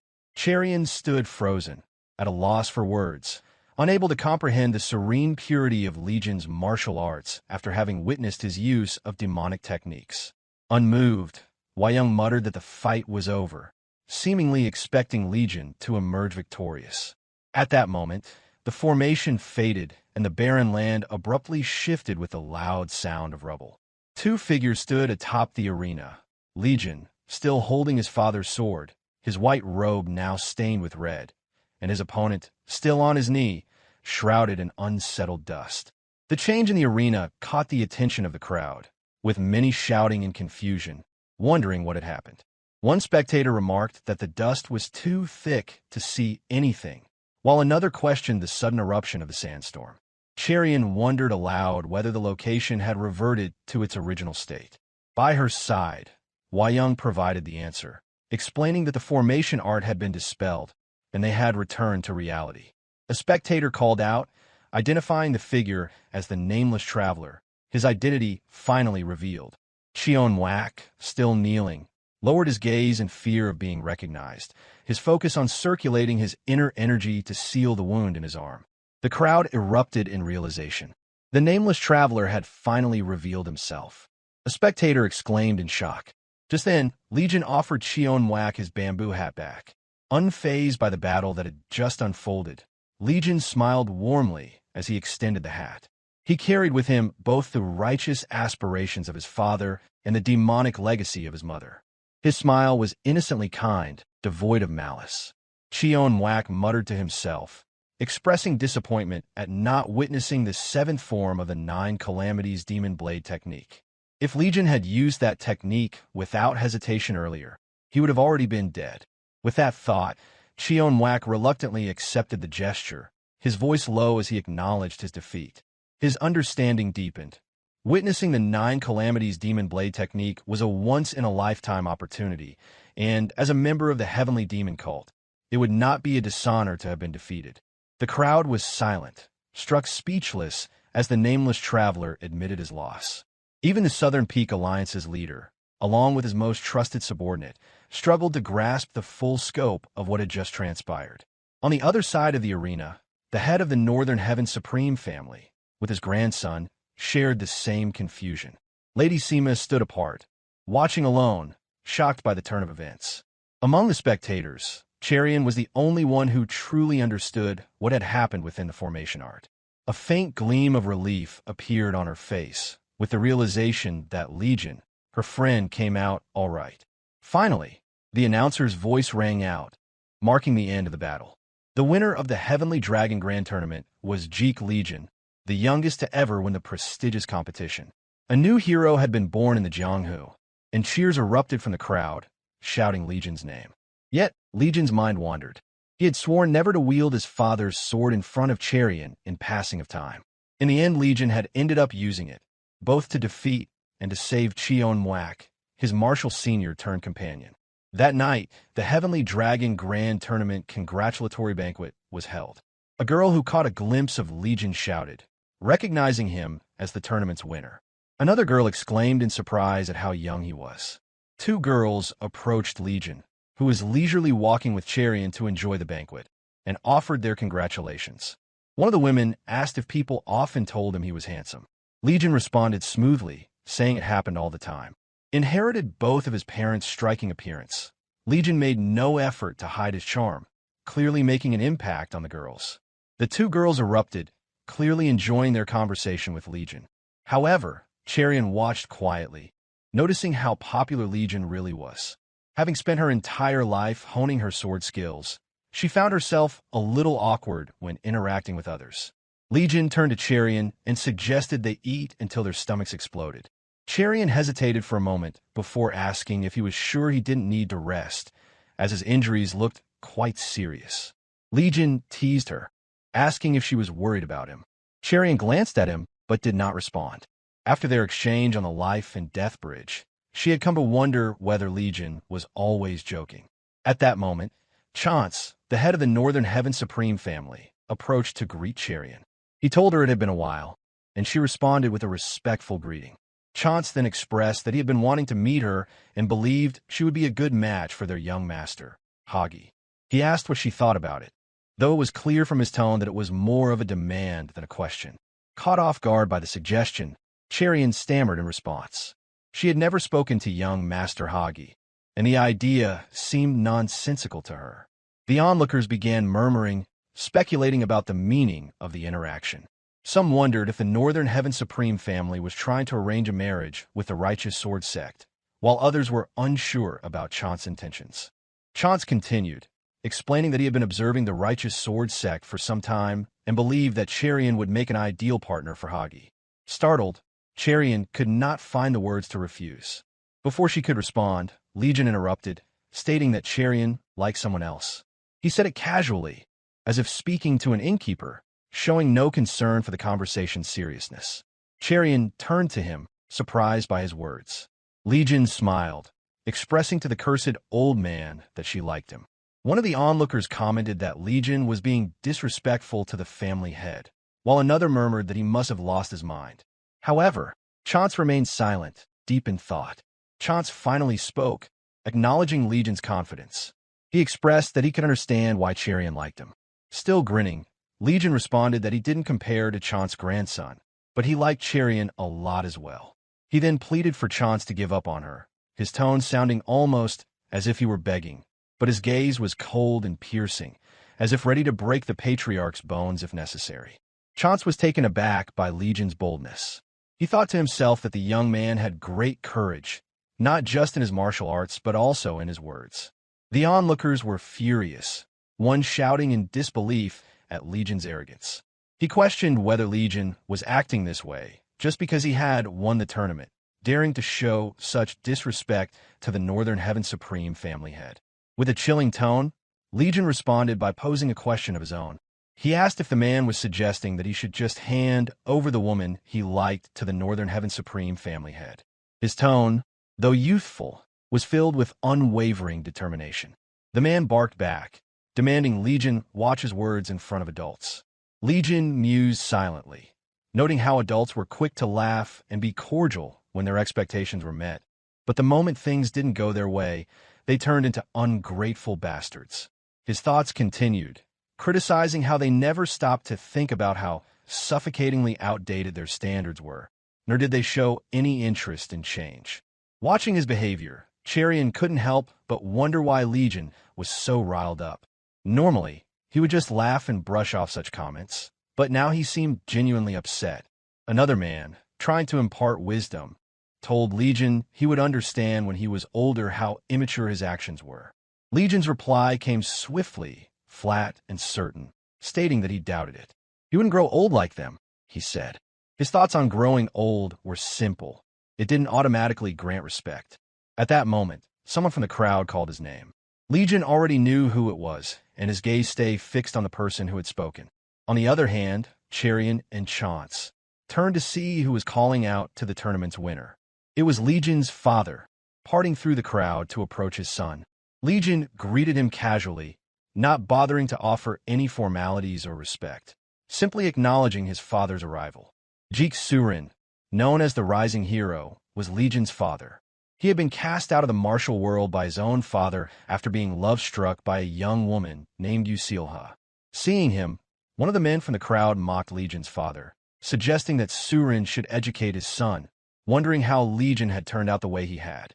Without hesitation, the wife responded, telling the man to shut up and retire to a corner, mocking him for his age. Her tone was clear, laced with ridicule. The man, startled by the woman's response, could only stammer in disbelief. After a brief pause, Chance stood in silence, trying to piece together what was truly happening. Cherian, her expression unreadable, remained just as still, though her beauty remained undeniable. Then, Legion's mother, Seolha, stepped forward. Her voice rang out, sharp and fierce, as she scolded the man for daring to point fingers at someone else's son. Legion, watching his mother, let out a sigh, a small smile forming on his lips. Seolha's presence was striking.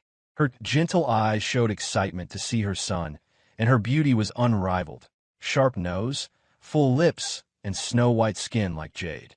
Despite being in her 40s, her slender figure and youthful appearance made it hard to believe she was that age. Shared the same fate, she was cast out from the heavenly demon cult after being love-struck by a young man named Jeok Soorin. The two old men immediately shuddered at the appearance of Legion's mother, who seemed no older than a young lady. Even Chance, the head of the Northern Heaven Supreme family, could feel the domineering presence of the woman. Seolha radiated an eerie, demonic energy that could not be described in words. It was as if one were gazing into the abyss, and she, in turn, gazed back. However, Cherian merely observed them, wondering if they could truly be Legion's parents.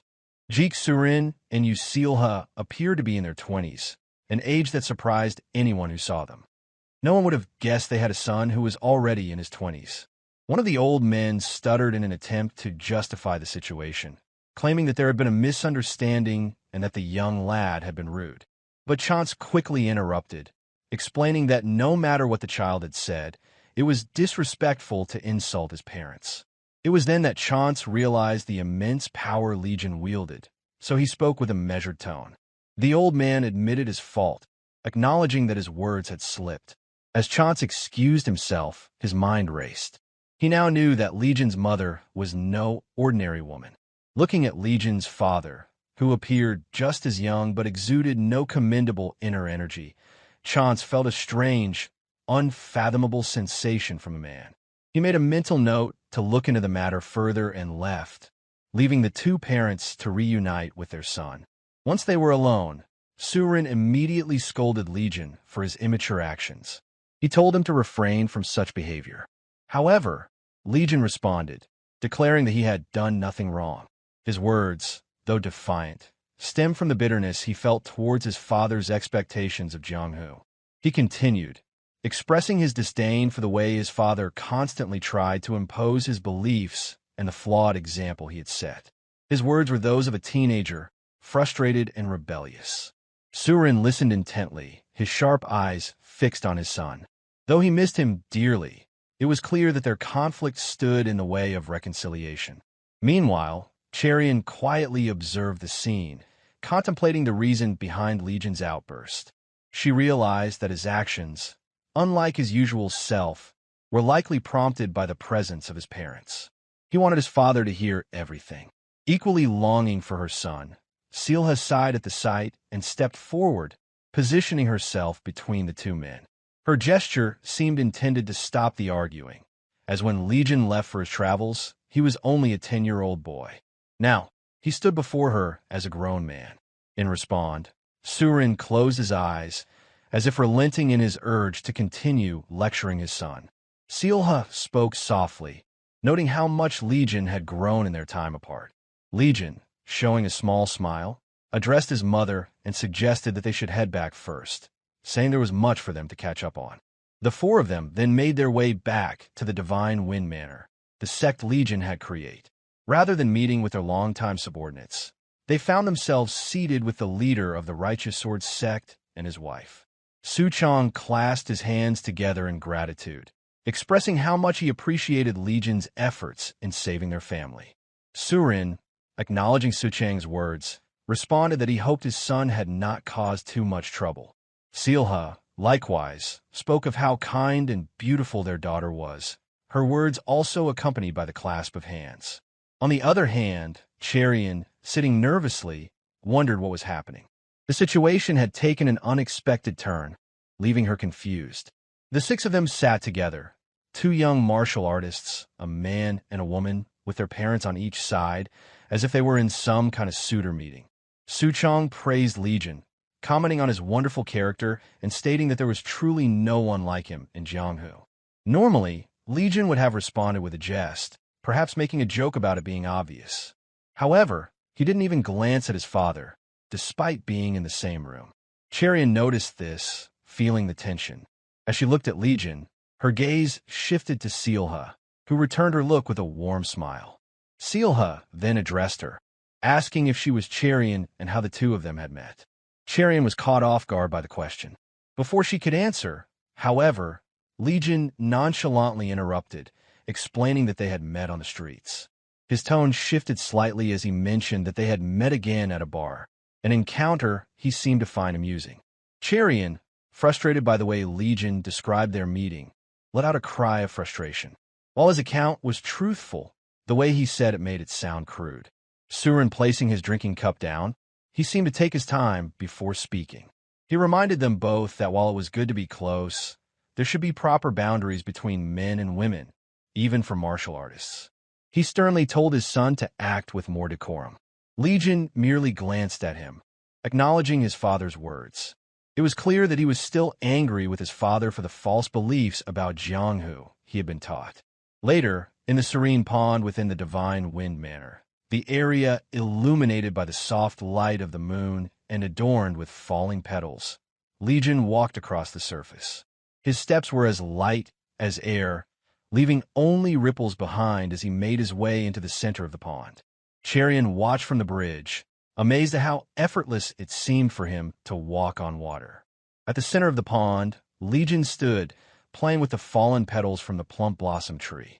To Cherian, who accompanied him that evening, he appeared as a peerless master, trying to calm the turmoil within his heart. She marveled at the effortless way he glided across the water, and she couldn't help but wonder when she would reach such a level of mastery. Her thoughts were interrupted when Legion finally spoke. He voiced his frustration with his father, mocking the notion of proper boundaries between men and women and the idea of acting with more decorum. Legion was clearly upset, his anger stemming from the realization that what his father had taught him about Jianghu had been nothing more than lies and misplaced beliefs. With a jest, Legion declared that he would eat all the meat he wanted the next day, prompting a smile from Cherian. Moments like these made Legion seem like a child again, and Cherian thought to herself that she appreciated this side of him. His frustration, though intense, appeared almost adorable to her. Legion continued, casually remarking that his father wouldn't simply sit back and watch him conquer the world. As he spoke, he circulated his inner energy, swirling the wind with his hand. Cherian, now fully believing that Legion's ambition was not a jest, asked him what he planned to do next. The wind surged around Legion's hand, lifting petals and water from the pond as if they were dancing in his grasp. He glanced at Cherian briefly before returning to his playful actions. Without moving a muscle, using only his inner energy, he caused the water and petals around him to surge outward, as if some force from within him was propelling them. Legion seemed resolved, determined to fight it out, the wishes and beliefs of Jianghu that his father had with his own ambition, to make it a reality. When he returned to the bridge, Cherian, her curiosity piqued, asked if his father was as strong as him. Legion admitted that, compared to his father, he still had a long way to go. Cherian, sensing the depth of Legion's strength, pressed further, asking about his mother. Legion paused before revealing that his mother was about equal to his father in strength. Cherian was taken aback, amazed by the revelation. She exclaimed how incredible that was and added that it was the first time she had seen someone so beautiful. With a small smile, Legion responded that his mother had been covering her face for the past 20 years, even using the reverse transformation technique to hide her true appearance. Puzzled, Cherian asked why she would do such a thing.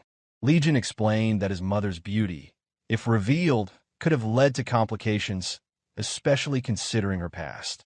His parents had to live in hiding, enduring years of secrecy just to be together. Cherian couldn't help but wonder what circumstances could have led to such sacrifices, her thoughts drifting into deeper reflection.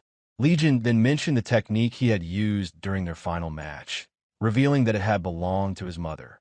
He asked if Cherian was curious about how his mother had come to know the Heavenly Demon's signature martial arts. The mention of the demonic cult caused Cherian's expression to become serious. Cherian had been surprised and frightened when she learned the truth, but she believed that what mattered most was the heart of the person. Cherian, though aware of the possible connection to the demonic cult, was not afraid. She smiled, telling Legion that nothing about him surprised her anymore. Legion understood the significance of her words, returned her smile warmly. Meanwhile, deep within a mountain range, where various peaks dotted the horizon, the Heavenly Demon Palace stood at the center of the demonic cult. A subordinate approached the Heavenly Demon, reporting that Seolha, Legion's mother, had made her return to the martial world. The Heavenly Demon, as if not surprised, asked if she had been seen with that bastard, Soorin. The subordinate confirmed. The Heavenly Demon pondered the situation, realizing that the news of Seolha's reappearance must have already reached the Orthodox alliance. After 20 years of silence, she had resurfaced to meet her son. The subordinate also revealed that Legion was active in Jianghu, with ambitions to conquer the world. Sitting on his throne, the heavenly demon reflected on the years he had spent casting out his second-born daughter, Seolha, forcing her into hiding to live a life with the man who had stolen her heart. Now, her son's ambitions were drawing her back into the martial world.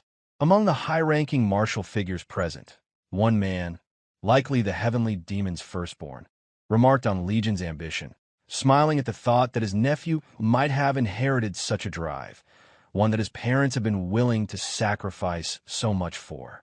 However, no one else dared to speak further. Yu Jinshin, the heavenly demon, sneered, calling Legion an arrogant bastard. The following morning, Young was in the garden at the Divine Wind Manor, carefully plucking weeds from the soil. She expressed how Legion had even managed to set up a small garden here. Taking care of it herself brought her a quiet sense of satisfaction, which was evident in the pleasant expression on her face.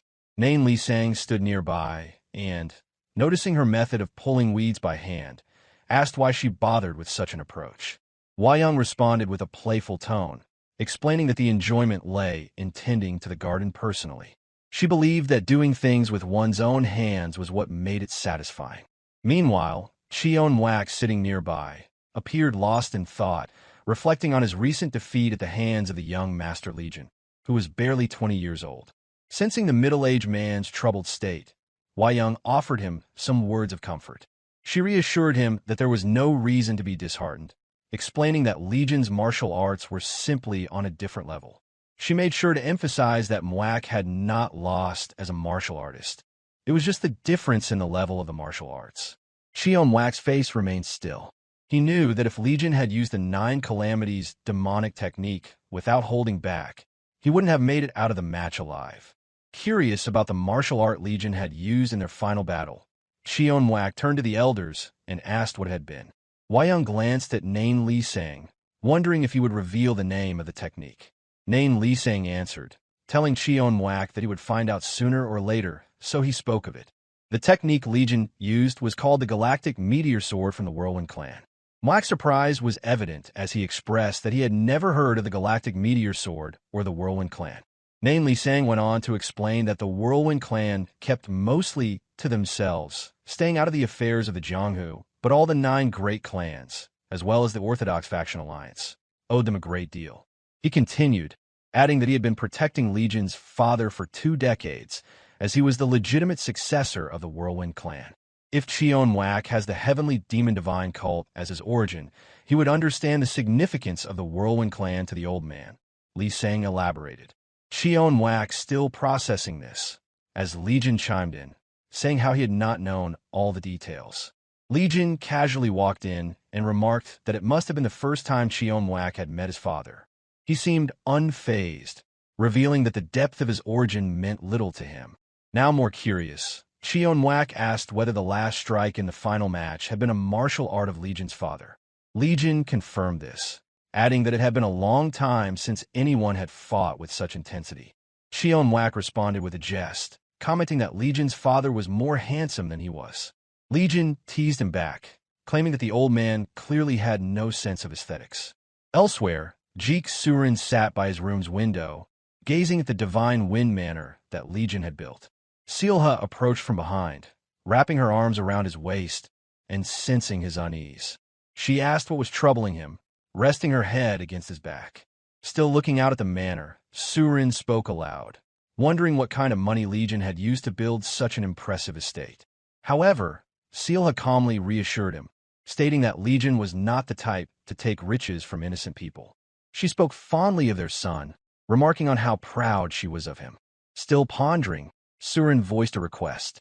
He asked if Seolha could leave matters concerning Legion to him, especially regarding the impossible dream Legion had.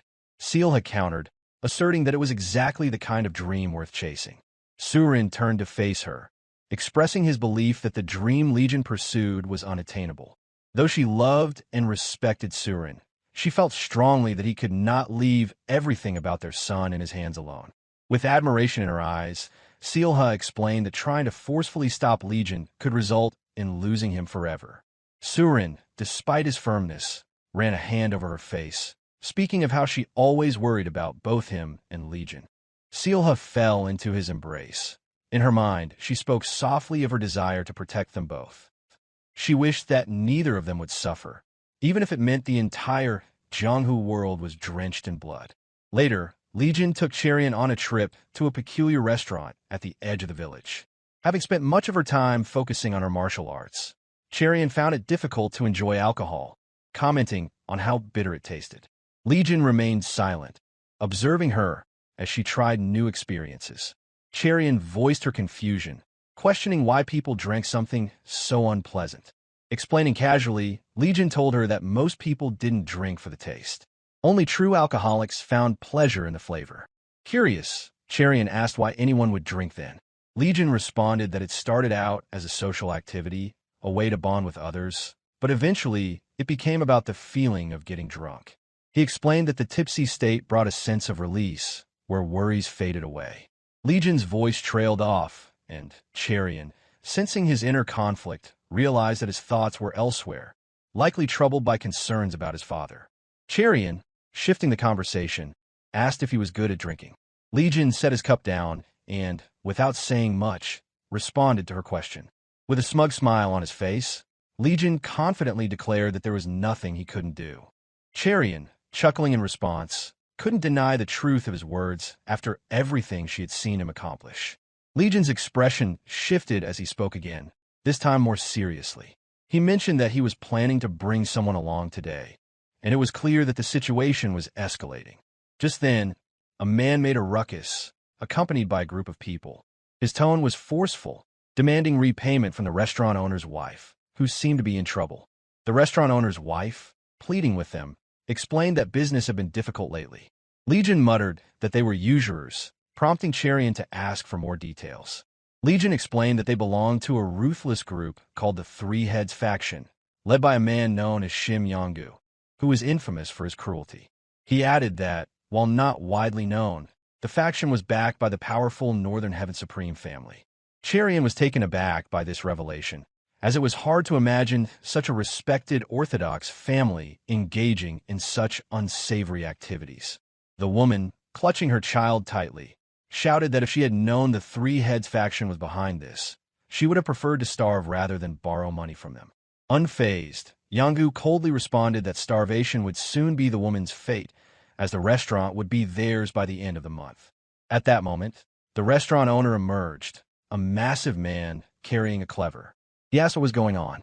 The wife explained that ingredient prices had risen recently, forcing her to borrow money from neighbors, and she hadn't realized the Three Heads faction was involved.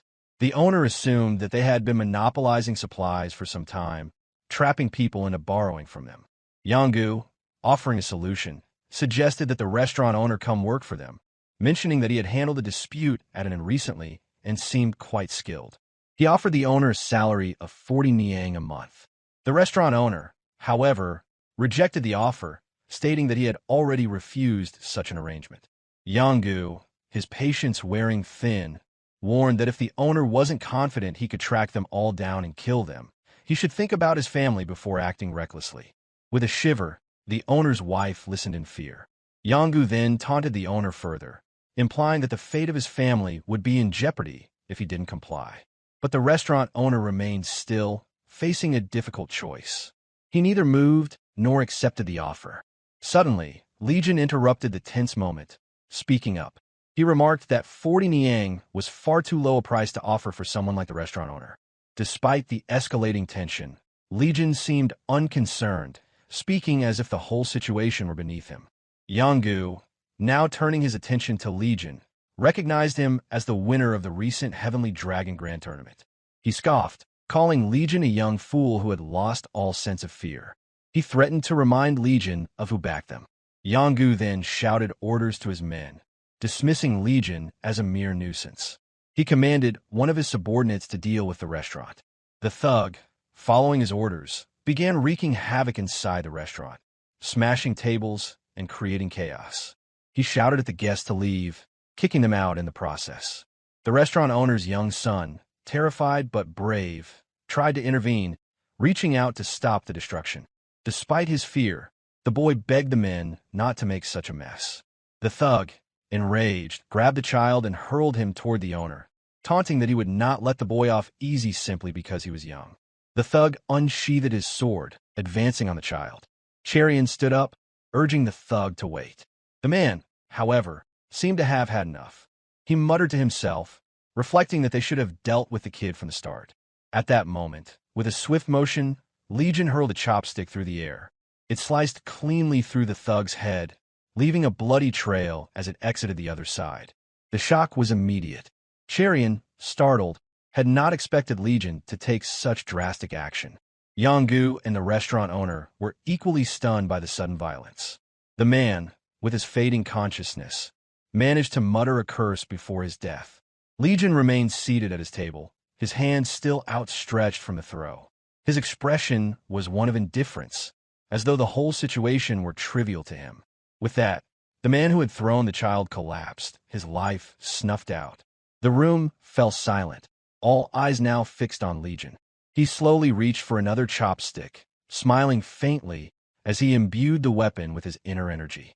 He spoke casually, offering to pay off the debt for the restaurant owner, adding that he needed to have a word with him. His tone left no room for argument, leaving the thugs to decide whether they were willing to test their luck against the young martial master. The chopstick Legion had thrown was lodged in a pillar, blood splattered around the site of impact.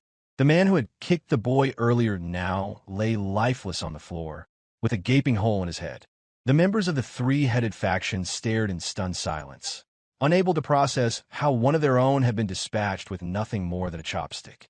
Wearing an unsettling smile, Legion shattered the silence by remarking that 40 niang was far too cheap. He then offered the restaurant owner a monthly wage of 1,000 niang to work for him instead. Such a proposal felt unreliable to the owner, and even more so to Jianghu, who found it absurd that a youth barely past 20 would offer a man such a hefty sum. Before either of them could respond, Legion added that if the offer was still not enough, he would personally seek out the leader of the Lesser Dragon Union. The owner reacted with surprise, unable to comprehend how someone so young could be aware of such a figure. The name carried weight.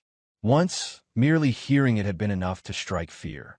The leader had inexplicably turned violent one day and vanished. Song Qieliang, the restaurant owner, had lost his family to the chaos that followed. For a time, he wandered, consumed by a thirst for revenge, yet the man remained elusive. Eventually, Qieliang started a new family and attempted to live quietly, choosing peace to protect them. Jianghu still found it difficult to believe that a young martial artist would not only find such a dangerous man, but also offer Qieliang 1,000 niang a month. He voiced this doubt plainly. Unfazed, Legion waited silently for Qieliang's response.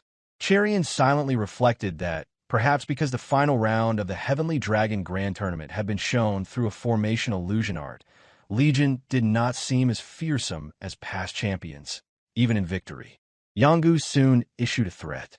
Qieliang had only two options. Either work for the three-headed faction or repay the money he had borrowed. Refusing both meant surrendering his restaurant and being thrown onto the streets. Qieliang stood frozen, gripping his cleaver. His thoughts spiraled. Losing more loved ones was not an option. Accepting Jianghu's terms seemed like the easier way out, but he could not shake the suspicion that it would not end there. As for Legion's offer, he had initially dismissed it outright. Legion broke through his thoughts, calmly stating that there was no need to worry about the three-headed faction. His aura coiled around him, and an eerie grin played on his face as he assured Qieliang that the thugs would be handled cleanly. He then asked if those terms didn't sound fair enough. Qieliang hesitated. A boy who looked barely more than a brat had not only tracked him down, but also uncovered the truth about the Lesser Dragon Union leader. Despite how bizarre the situation seemed, something about the offer felt strangely believable, perhaps because of the way Legion spoke, or perhaps because of the conviction behind it. Eventually, with thoughts of his family weighing heavily on him, Qieliang accepted. Legion's grin widened in response. A nearby bald thug abruptly turned to confirm whether Qieliang had truly accepted the offer from the so-called brat. He acknowledged Legion's strength, but insisted that the three-headed faction had the Northern Heaven Supreme family backing them. Without warning, Legion appeared behind the bald thug and drove the chopstick in his hand straight through the man's neck. Blood erupted violently from the wound in a flawless execution that could have been mistaken for the work of a seasoned assassin. Jianghu instantly ordered his men to attack. 3 swordsmen rushed toward Legion at once with their blades drawn. Before they could land a strike, Legion vanished. Their swords cut nothing but air where he had stood moments earlier. Legion was reappearing silently above them, wielding a chopstick like a dagger. The attackers cursed in confusion, unable to track his movements. With deadly precision and overwhelming force, Legion brought the chopstick down, inner energy surging through it. In the blink of an eye, all 3 attackers collapsed, their heads pierced, unable to react at all. Jianghu stared in disbelief, his eyes wide, his hand still gripping his weapon as his men fell in unison around him. The moment the truth settled in, Jianghu cursed inwardly. He had believed Legion's tournament victory was due to sheer luck, but now he witnessed a massacre carried out with the ease of stepping on ants. The realization forced him to remind himself never to let his guard down again. Yet, even as that thought passed through his mind, he remained frozen. The chopstick in Legion's hand had already pierced his heart. It had happened too quickly. There had been no time to react. Legion's speed was simply too fast. Legion stared him dead in the eyes as he began to speak. Many had met their ends this way because of Jianghu's actions. This was justice, one necessary execution in the pursuit of a better world. He pulled the chopstick out, blood spurting with emotion. As if avenging each of Jianghu's victims, Legion drove the chopstick into his heart again and again, ensuring there would be no survival. Across the room, Keiliang stood in front of his wife, who shielded their child. Silence enveloped them, and the shock on his face spoke volumes as he witnessed the ruthless nature of the young man standing before them. When the carnage was over, Legion dropped the bloodied chopstick. His gaze remained fixed on Jianghu's corpse, void of emotion, as though he had merely disposed of vermin. Immediately after, Keiliang was left bewildered when Legion casually announced that there would be no need for an interview. The eerie smile returned to Legion's face. He spoke of Keiliang's skills, stating that someone of his caliber could have easily handled the thugs, yet had held back for the sake of his family. Legion insisted that he needed someone like him. In response, Keiliang asked what exactly that need entailed. Legion explained that he required him for what he did best. He wanted to hire Keiliang as the head instructor of his sect, believing that no one could teach martial arts better. Keiliang found himself dazed by the proposal. The young man before him somehow knew so much about his past. Legion then admitted the truth. It had been Myung who spoke so highly of him. Personally, Legion claimed he knew little, but had come solely because his most trusted companion had recommended Keiliang. That revelation pushed Keiliang into deep thought. Perhaps Legion was right. For a long time, he had tried to forget the truth, that his true talent did not lie in making dumplings, but in teaching martial arts. He began to wonder if that was why his heart had started racing the moment martial arts were mentioned. Legion smiled contentedly as Keiliang finally accepted the offer and agreed to formalize the arrangement with a contract. In return, Legion told him to leave all concerns about the thugs behind. Watching this unfold, Cherian stood deep in thought. Her eyes softened as she gazed at her companion. A smile graced her face as she witnessed Legion's progress, one step at a time, toward his seemingly impossible dream. To many, it might appear unrealistic, but the most important thing was that he continued moving forward, building his strength piece by piece. The scene shifted to a pavilion belonging to the Northern Heaven Supreme family. Ban Nui was reporting an issue concerning the Three Heads faction. Sitting nearby, Chance, head of the family, inquired further. Imhagi, the family's successor, was present as Ban Nui continued his report. According to the report, the entire Three Heads faction had vanished overnight. No one knew exactly what had happened, but several days earlier, a young man had gotten into a conflict with them at an inn. That young man was reportedly Jeok Legion, the winner of the Heavenly Dragon Grand Tournament. Chance mused aloud, noting how suspicious it all seemed. The boy's victory had already been unexpected, especially considering no one had ever heard of him before. Even investigations into his parents yielded no information. At that moment, Imhagi spoke up, dismissing the matter by suggesting the family must be insignificant. He then revealed that he had invited Jang Cheryong of the Righteous Sword Sect to the upcoming Young Talents gathering. There, he intended to show Legion his place. Listening quietly, Chance appeared to give silent approval to his grandson's plan. The scene shifted again, now to the day of the banquet's arrival. Vibrant lanterns illuminated the grand hall, which was filled with promising youths from various esteemed families. Among them, Legion and Cherion sat quietly, minding their own business amid the lavish gathering. Cherion observed the scale of the event and noted how extravagant it was, despite the invitation stating it was meant only for rising talents.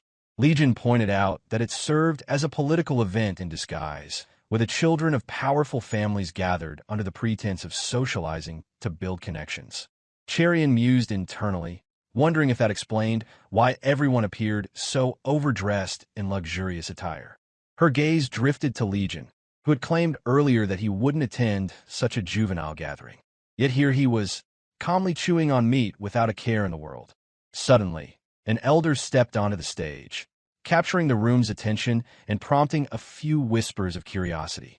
The man was Baek Sang-gi, the vice leader of the Northern Heaven Supreme family's inner hall, and he announced the most anticipated moment of the evening's banquet. He revealed that two special guests had joined the gathering, none other than the Dragon and Phoenix of this year's tournament. They were introduced as young Master Yang of the Southern Peak Alliance and Miss Jang Cherion of the Righteous Sword Sect. Cheers erupted as the two were invited to the stage. Sang-gi explained that this was a rare opportunity for attendees to converse with the Dragon and Phoenix. Whoever offered the highest sum would earn the privilege of sitting with them for an hour. The young ladies who admired young Master Yang giggled among themselves, jesting about spending 100 niang just for a conversation. Cherion smiled awkwardly, thinking that at least the proceeds would go to supporting the less fortunate, making the event somewhat worthwhile. The auction began, starting at 10 niang and quickly climbing to 150. The mood remained cheerful as the elder complimented Cherion's growing popularity. Still, Cherion couldn't help but reflect on how excessive the amounts were for a simple conversation.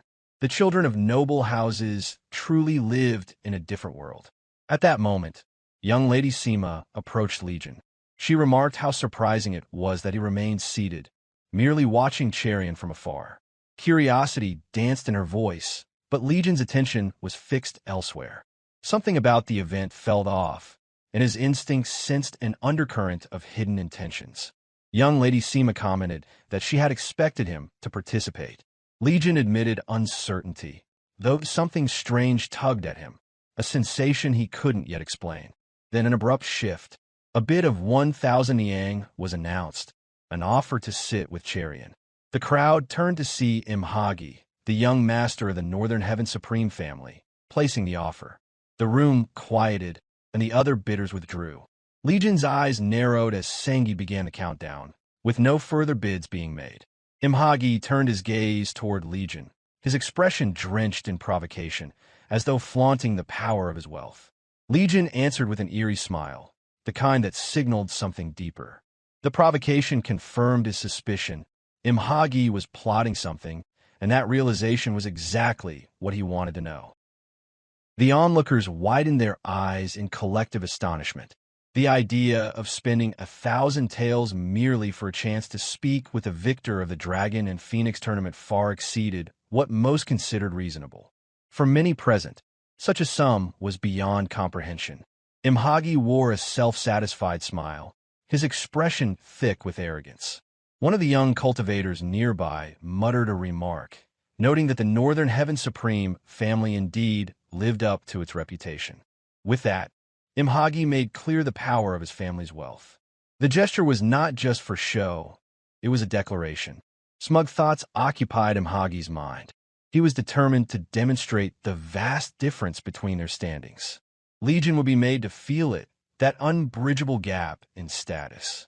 Elder Beck had already begun the countdown to close the bidding, but none made any attempt to challenge Imhagi's offer.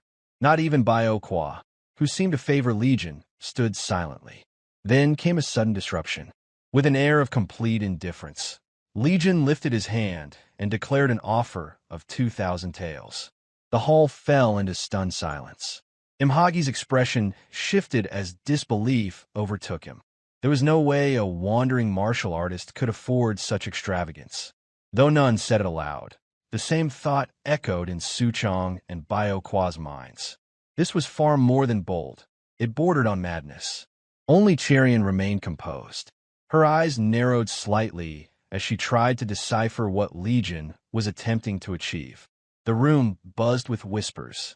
The crowd had assumed that Legion's victory in the Heavenly Dragon Grand Tournament had been pure luck, not a sign of true ability or backing. His actions now sowed confusion among those who had underestimated him. Elder Beck stood frozen in hesitation, unsure how to proceed. Legion calmly asked if the countdown would begin. When the Elder remained speechless, Legion began counting down himself, using the moment to flip the entire situation back onto Imhagi. Visibly unsettled, Elder Beck turned his head and awkwardly asked whether anyone else wished to raise the bid. Still intent on flaunting his wealth, Imhagi increased his offer to 2,500 taels. Legion responded smoothly, raising it to 3,000 taels as if testing just how deep Imhagi's resources ran. The contest escalated and their bidding war reaching the point where Imhagi raised it to 6,000, and Cherian watched intently, her concern growing. This was becoming excessive. Legion did not flinch. He simply raised his hand and offered 7,000 taels, sipping his drink with complete nonchalance. Worried, Cherian used voice transmission to reach out to him. She warned him to stop, urging that the amount had already gone far beyond what was reasonable, especially for a mere hour-long conversation. Her concern gave Legion a brief pause. She had no real idea of the depth of his plan. Meanwhile, Elder Beck glanced at Legion, silently scoffing. It appeared to him that the man had run out of funds. After all, the prize money from the Heavenly Dragon Grand Tournament amounted to only 5,000 taels. Legion gently set his cup down, his voice quiet as he muttered that it was time to end it. Then came the killing blow, an offer of 10,000 taels to sit with the phoenix of the tournament. Gasps rippled through the crowd. Suchong blurted out in shock, demanding whether Legion truly had such a fortune. The rest of the young talents were left speechless. Even Cherian's eyes widened slightly, her instincts warning that events had spiraled out of her control. She no longer tried to decipher his intentions. It had gone too far. Among the crowd, someone murmured in disbelief. 10,000 taels, surely that was too much. Elder Beck frowned in thought. Even Imhagi would have difficulty justifying such a sum. If word reached his family head, serious consequences would follow. As humiliating as it might be, retreat now would be the wisest course. But unwilling to yield, Imhagi raised the stakes again to 11,000, asking if Legion could keep up. Without hesitation, Legion answered with 12,000, his tone like steel. Then asked if it was too much, Imhagi could always surrender. The atmosphere in the hall thickened with tension as Imhagi raised the bid once more, offering 13,000 taels. He claimed that any man worthy of the name would be willing to sacrifice everything for the woman he loved. Legion immediately countered, raising the bid to 14,000 taels. His tone carried a sharp edge of provocation, questioning whether his rival was beginning to falter. Naturally, unable to resist the challenge, Imhagi pushed the bid further to 15,000. Then, without warning, Legion declared his surrender with a maniacal laugh, cutting off Imhagi mid-sentence. The suddenness of it all caught everyone off guard, his laughter echoing through the stunned silence of the room. It was only after that moment that Imhagi realized he had been played. His opponent had baited him into an unwinnable trap, and he had walked right into it. Just as swiftly, Legion's laughter faded and calm returned to his features. With measured clarity, he remarked that the matter was settled. He added, almost offhandedly, that spending 15,000 taels to converse with a woman for a single hour was utter madness. Imhagi lowered himself into his seat, the fire of humiliation simmering within. His plan to humiliate Legion through sheer wealth had backfired spectacularly. Not only had he lost control of the situation, but he now bore the full financial burden of his own failed scheme. From the side, Elder Beck muttered under his breath, frustration etched into his features.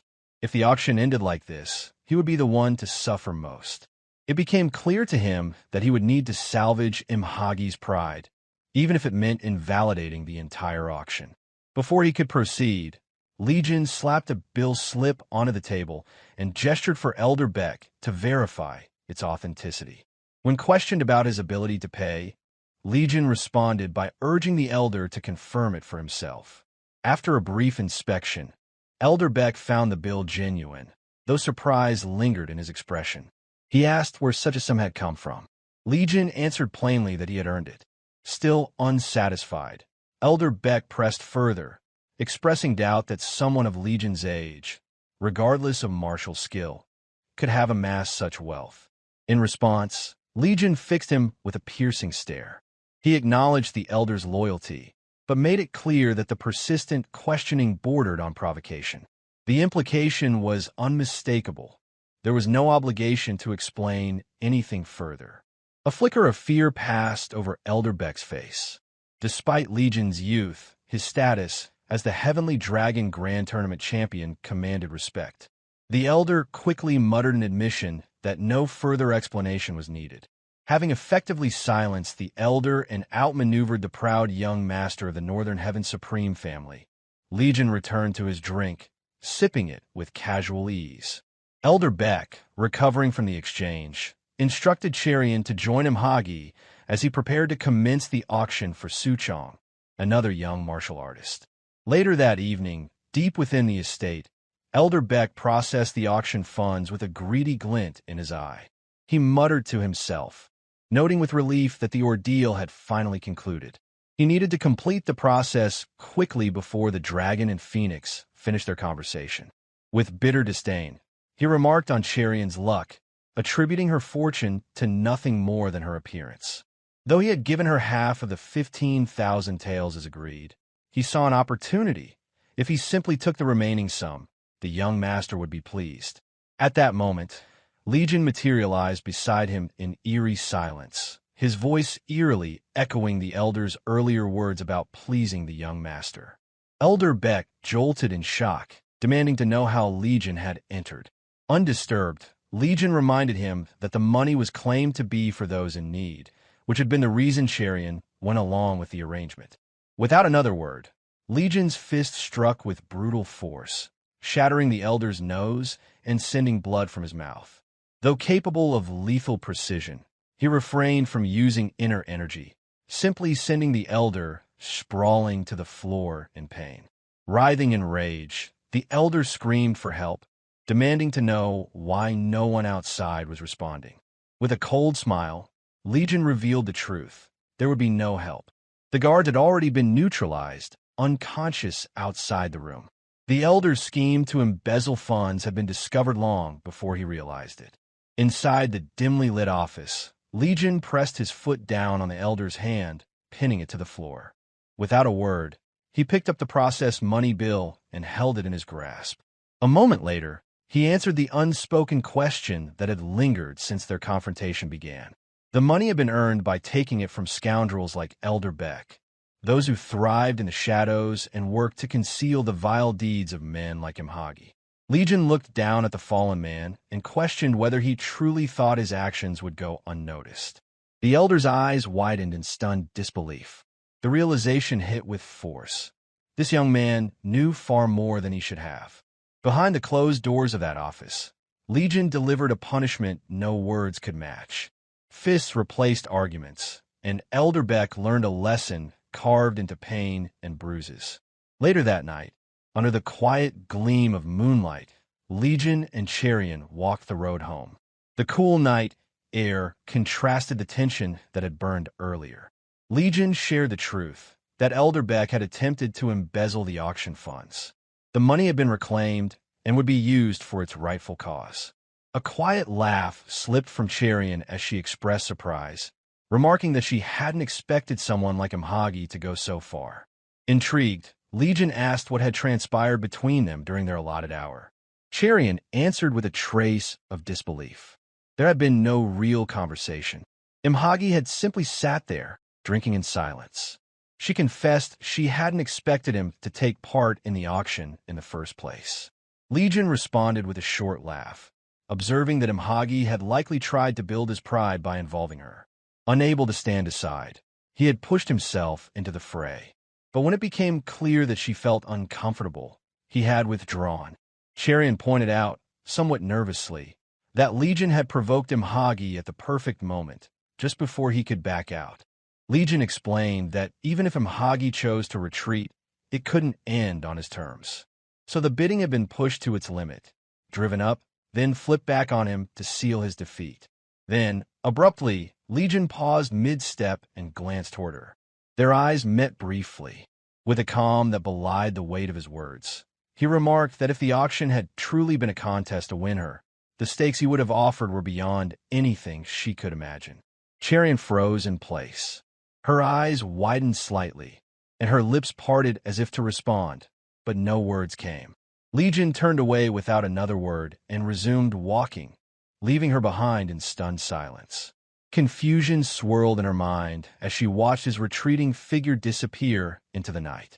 Her thoughts raced, tangled with uncertainty.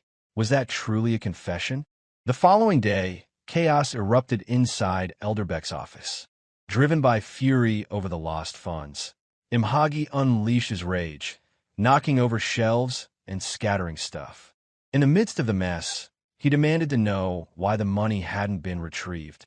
Elder Beck confessed with visible shame. While Imhagi had been speaking with Cherian, he had attempted to embezzle the funds.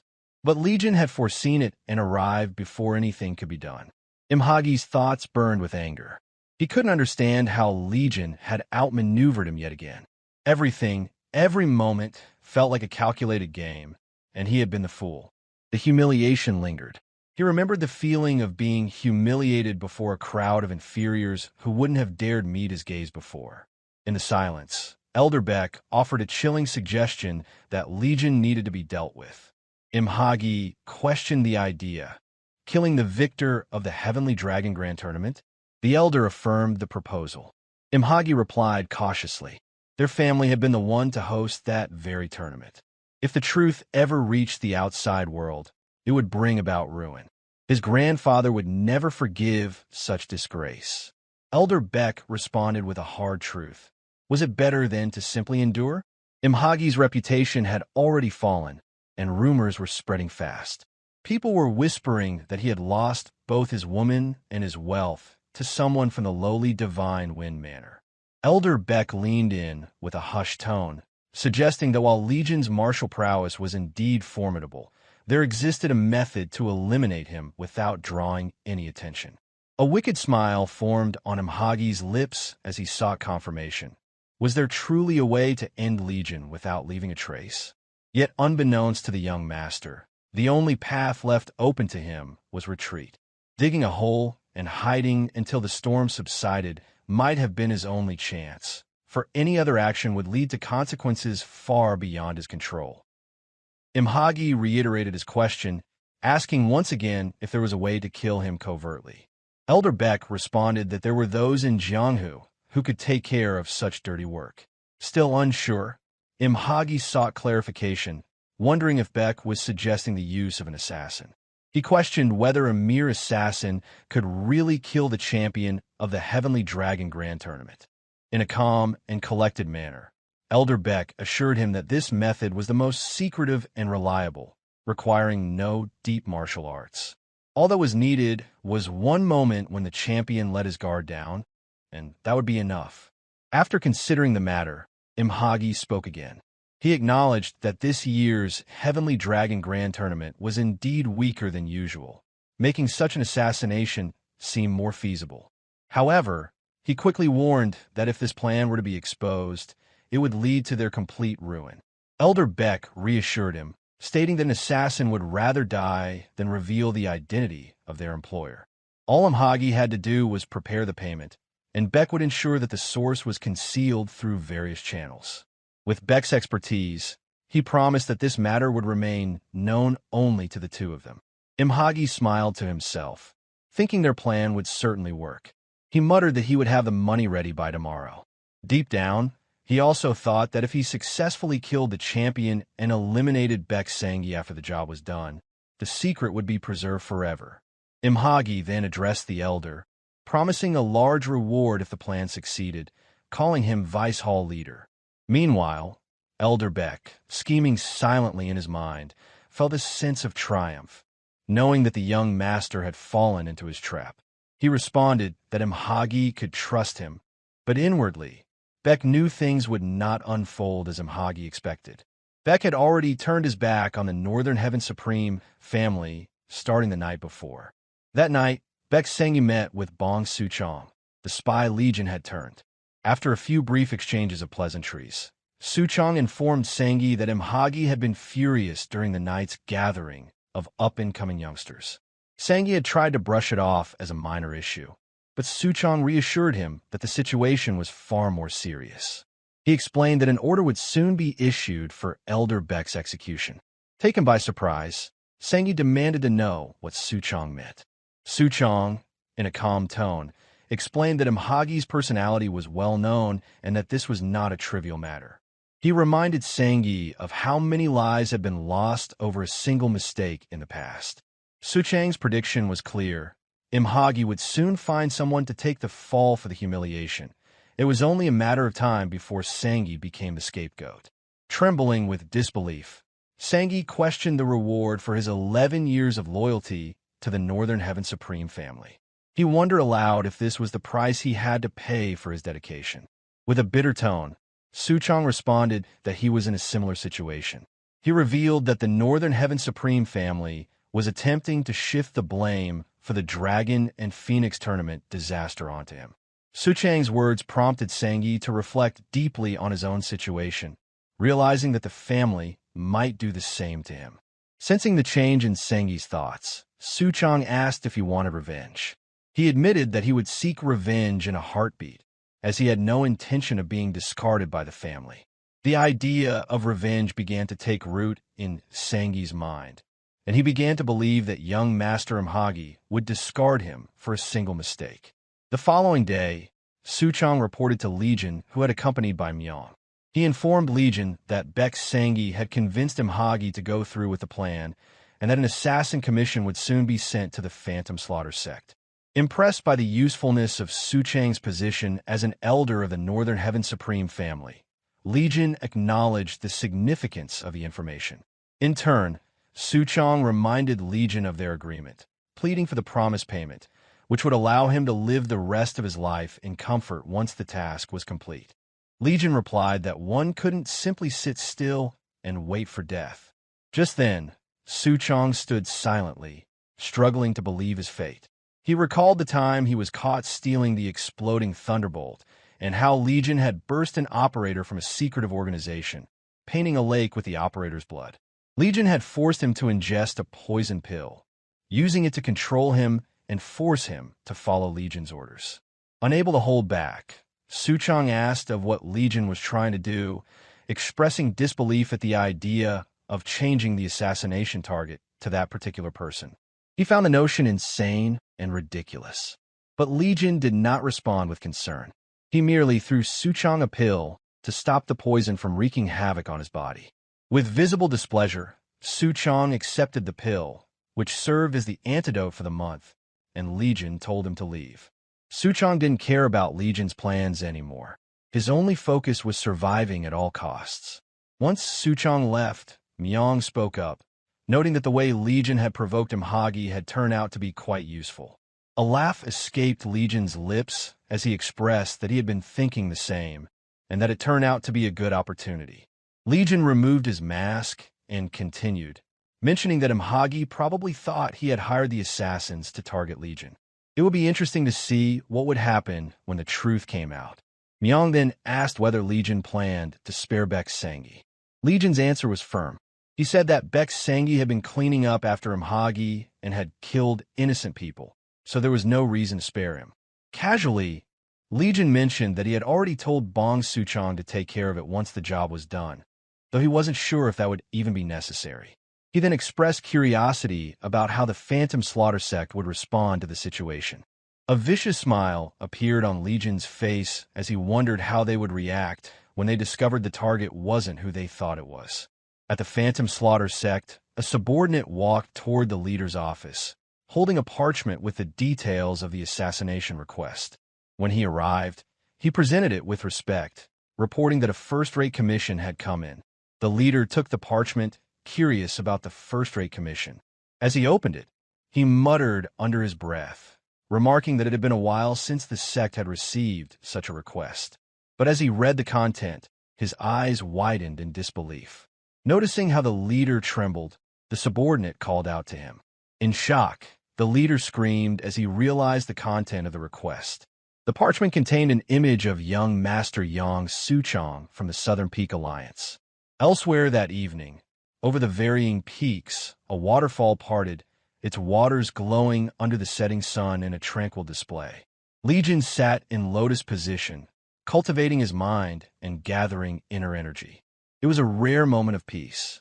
Despite his great ambitions, Legion never slacked off in his training, knowing that he wasn't yet capable of contending with his father or the martial master from the 9 great schools, who had long closed their doors to the world.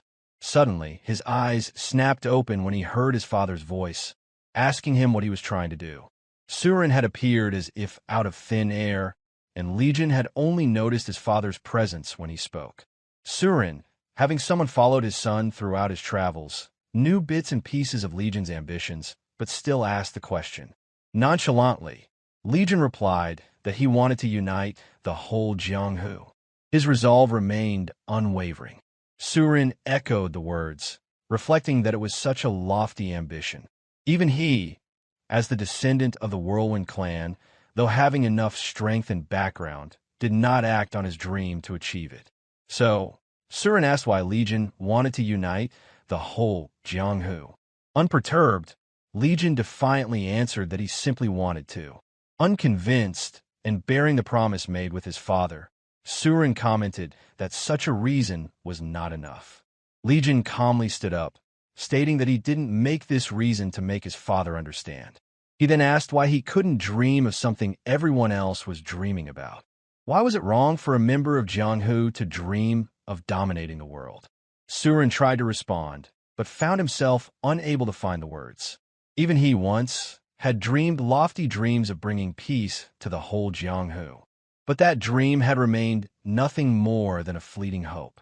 Then, Legion spoke again, acknowledging that his father must have countless reasons in his head right now to try to dissuade him. But Legion added with unwavering conviction that not a single one of them would convince him. Soorin let out a sigh of defeat, saying that he thought so too. Trying to dream such a lofty dream was to walk a thorny path, so he asked what Legion's justification was. Legion answered simply because he hated losing out. Then he posed another question on who did Soorin think Jianghu belonged to? Soorin answered that Jianghu belonged to all of its members. Legion was its master, and Soorin was its master too. Legion retorted that he knew his father would answer that way, but he was wrong. Although Legion didn't want his father to get in his way, he was prepared to fight him if he had to. Legion then explained that they were not the masters of Jianghu. The 4 hegemons acted as if they were, but they were nothing more than loud foxes in a forest without a tiger. The true masters of Jianghu were the ones who had started the great Orthodox demonic war 20 years ago. If they were dead, then it was their descendants who held the power. Soorin asked a series of questions in response. Did Legion truly believe that these old monsters were the real masters of Jianghu? Was Legion trying to take Jianghu away from them? Was he aware of who they were and what they had done? Without a shred of fear in his eyes, Legion answered all of them affirmatively, as if he had already set his mind and would not stop until he reached his goal. Soorin asked further, demanding to know how Legion planned to unify Jianghu. Was he going to turn it into a bloodbath? His voice grew serious as he questioned whether Legion planned to kill everyone who resisted with sheer force. Soorin asked these questions not without reason. To unify the whole Jianghu, Legion could not rely on mere words. Within the 4 hegemons, there would inevitably be those who believed they were the strongest, and Legion would have no choice but to raze them all to the ground. Although Legion understood this well, he answered that if it came to that, he would. Soorin's inner energy surged as he processed the answer. As someone who had long dreamed of peace in Jianghu, Soorin did not possess the heart to destroy everything for the sake of achieving peace. Even though as a descendant of an ancient sect, Soorin's power was undoubtedly peerless. On the other hand, Legion had inherited his father's martial arts techniques along with his sword. In addition, Legion had inherited his mother's martial techniques and her demonic sword. With over a decade of experience as a wandering martial artist, Legion had steeled himself to make his father's dream into a reality. Yet, Soorin became a hurdle to his own dream, for not having the heart to raise the greater evil that ran rampant in Jianghu. Legion understood this. Even if he had to bear the hatred of his father, he knew he must push through. Only by doing so would he achieve the dream he shared with his father. At their initial confrontation as martial artists from opposing factions, an unexpected love blossomed between them. From the outset, their destinies appeared entwined, marked not by rivalry, but by mutual affection. Eventually, during the ultimate battle between their two factions, they boldly descended into the arena side by side and holding hands. Rejecting the violent quest for dominance in the martial world, they turned their backs on conflict, choosing instead the comforting embrace of each other's love. Their decision brought severe consequences. Both were cast out from the martial world, banished, and strictly warned never to return. Their exile was absolute and lasted until their son, Jeok Legion, reached adulthood. Legion grew into a formidable martial artist, driven by an insatiable ambition to seize control over the entire martial realm. Under the fading glow of sunset, Soorin's face twisted bitterly, shadowed by profound anger and disappointment in his son's ruthless ambitions. Yet, Legion remained unyielding and resolute, fully aware he lacked the necessary strength to confront his father directly, yet unwaveringly committed to achieving his ambitious vision. During their intense exchange, Soorin questioned inwardly whether he had ever experienced such powerful anger before. As the former heir of the strongest martial clan, he had learned to manage and suppress his emotions meticulously. This loss of control unsettled him deeply, indicating the gravity of the turmoil his son's aspirations had caused. Legion's dream to dominate the martial world seemed not only reckless and difficult, but perilously unrealistic. Soorin worried profoundly whether his son grasped the massive sacrifices necessary, the inevitable bloodshed, suffering, and devastating losses. He wondered if Legion realized that even the highest sacrifices of friends, family, and loyal comrades might still result in ultimate failure. From Soorin's perspective, Legion's ambitions appeared dangerously naive. He pondered further. Could his son genuinely comprehend the immense scale of violence that would inevitably follow? Even if Legion triumphed, the martial world would be drenched in blood, forever scarred by violence. Attempting to reason with his son, Soorin carefully asked how Legion envisioned the aftermath of forcibly uniting Jianghu. Without hesitation, Legion passionately articulated his vision, creating a martial world far better and more just than the current corrupt state. Soorin's anger flared sharply in response, vehemently rejecting Legion's methods. He tried earnestly, drawing from his wisdom and moral upbringing, to explain his vision of what a truly improved martial world would look like. However, his words faltered mid-sentence, leaving him stunned and unable to fully articulate his thoughts. A troubling realization slowly dawned upon Soorin. Perhaps an ideal Jianghu did not exist at all. The dread he felt was profound, realizing that while Legion passionately chased an improved martial world, he himself lacked a clear vision of such a place. This painful revelation weighed heavily upon him. Jianghu had always been marred by hypocrisy, particularly evident in the Orthodox faction's superficial righteousness masking deep-seated greed. He reflected that perhaps the Whirlwind clan had retreated from the martial world precisely because they recognized this inherent corruption, choosing isolation and emerging only during times of extreme necessity. Soorin further contemplated whether he had always carried an inner skepticism about the existence of a better martial world. Had his ideals changed dramatically, or had he simply grown older and disillusioned? Inside, he felt the quiet, sorrowful whisper that proclaimed the 20-year-old martial prodigy. The rising hero who once inspired awe throughout Jianghu was no longer present. Legion keenly perceived his father's internal struggle. Though prepared to pursue his ambitious goal alone through sheer determination and strength, he deeply desired his father's support. He knew that achieving his lofty dream would be significantly easier and more meaningful with Soorin's blessing. Soorin struggled deeply to conceive clearly of a better Jianghu within his mind. Ultimately, he declared firmly that creating a superior Jianghu was beyond the ability of any single individual. Despite this, he still hesitated to fully dismiss the notion. He suggested instead that the existing Jianghu might gradually improve if its people diligently upheld their roles, living with honor and righteousness. Having spent only a decade wandering the martial world, Legion calmly countered, asserting plainly that no one truly lived in such an idealistic manner.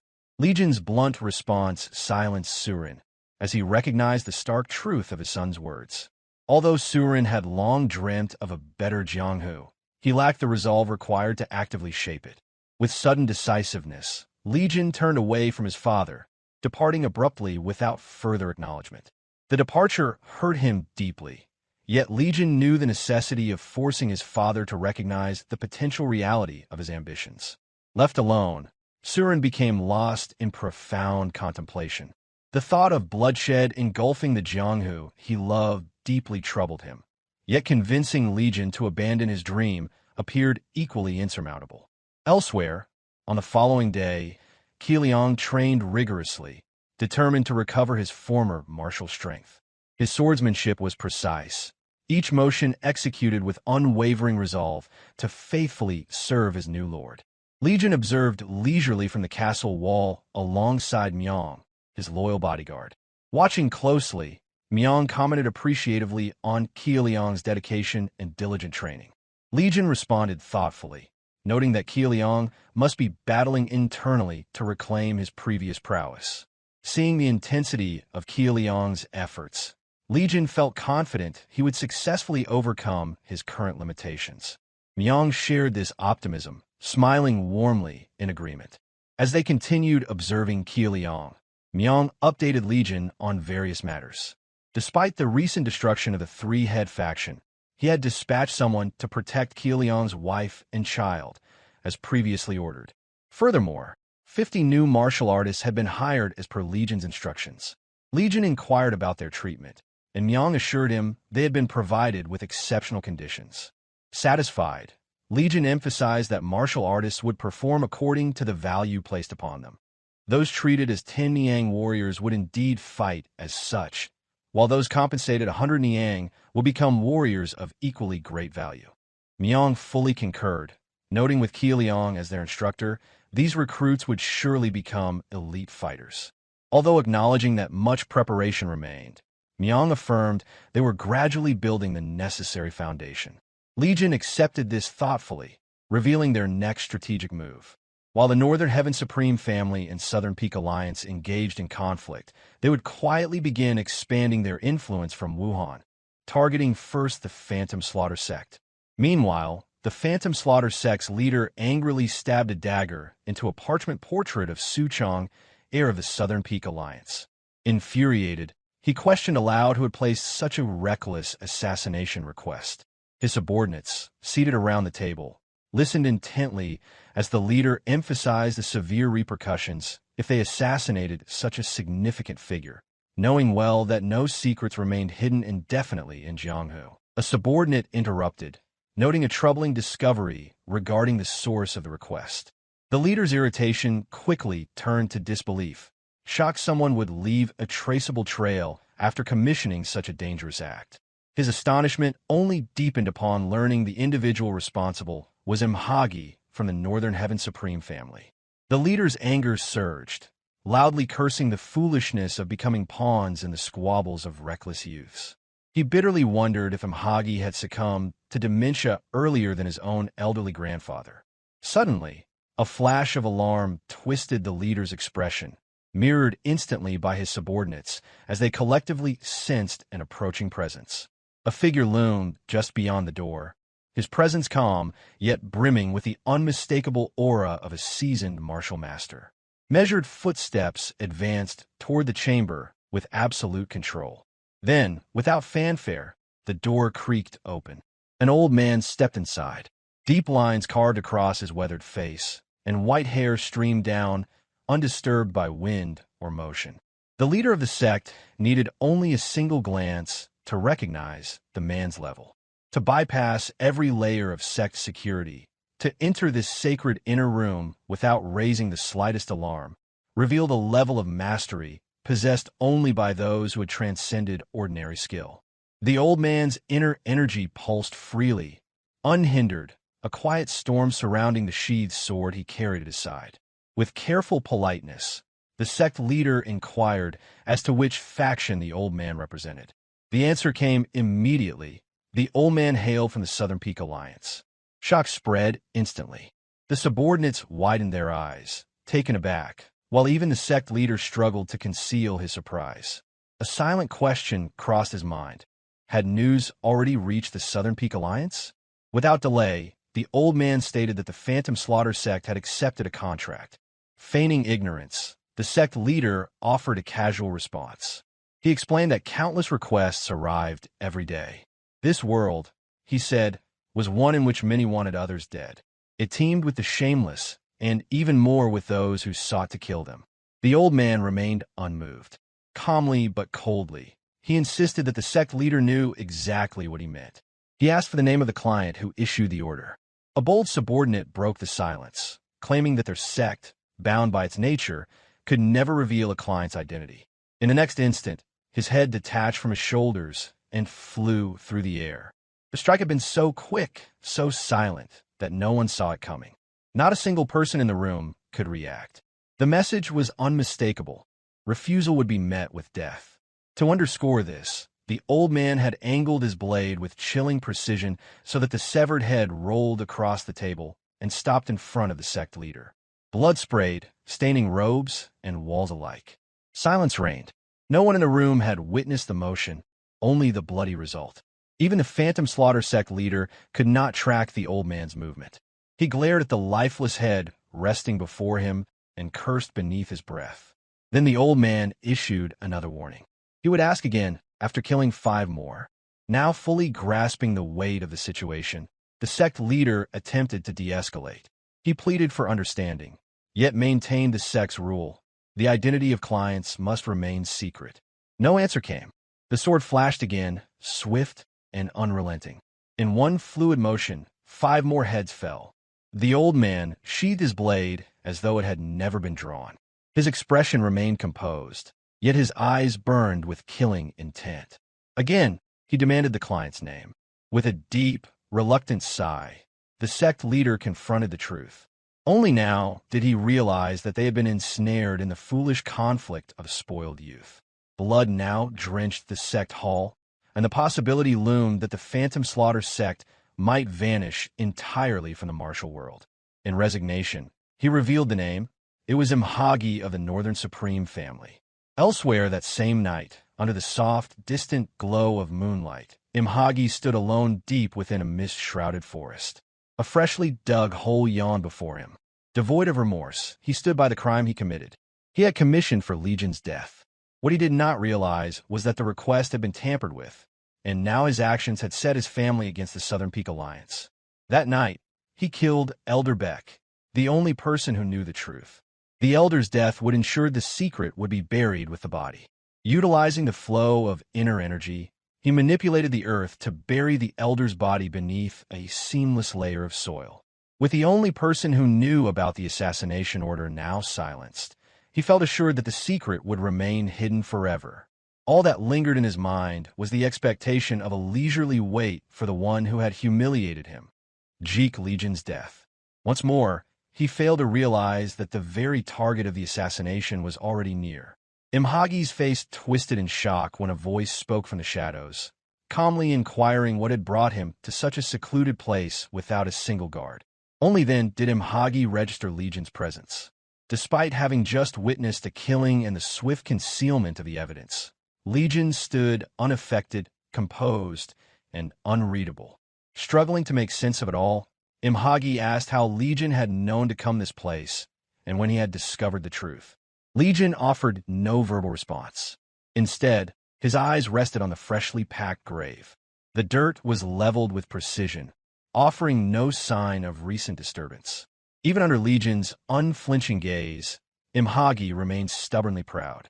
That defiance reflected the arrogance nurtured by a lifetime of privilege under the protection of a prominent family. With unwavering confidence, he demanded to know Legion's true identity. A faint smirk curled on Legion's lips as he returned the question, asking whether Imhagi was truly curious. His expression then shifted, and with eyes gone cold, he warned that the answer would come at a price, one paid in his life. Fury erupted in Imhagi. His eyes widened in disbelief that someone he deemed beneath him would dare make such a threat. Legion released his inner energy and repeated the question with quiet force, asking once more if Imhagi still wished to know who he truly was. Though Legion had no desire to involve himself with a kid like Imhagi, the lines he crossed had become too many. By now, there could be no turning back. Legion decided to continue messing with the young master of the Northern Heaven Supreme family, claiming to be the eldest son of drifting clouds and flowing water. Intrigued, Imhagi listened carefully, considering the significance of Legion's actions. He realized that someone who had gone as far as winning the Heavenly Dragon Grand Tournament could not be an ordinary person. Maintaining a serious tone, Legion explained that his family operated a successful fruit shop with a philosophy based on living naturally, much like floating clouds and flowing water. Despite the blatant jest, Imhagi retained his composure and asked if Legion had come simply to spout such nonsense, emphasizing that he was not here for jokes. Instead of answering directly, Legion abruptly inquired about the number of people Imhagi had killed thus far. He followed up by asking how many of those were truly guilty. Imhagi retorted that Legion had been rambling nonsensically, but that it did not matter to him. He pointed out that in the martial world, those without power were simply trampled, a harsh reality of the world they inhabited. Agreeing with this sentiment, Legion acknowledged that it was indeed the case. He then went on to express his thoughts on his path, mentioning that as a filial son, he had considered whether he should reevaluate his father's words. But he firmly believed that the path he was walking was not wrong.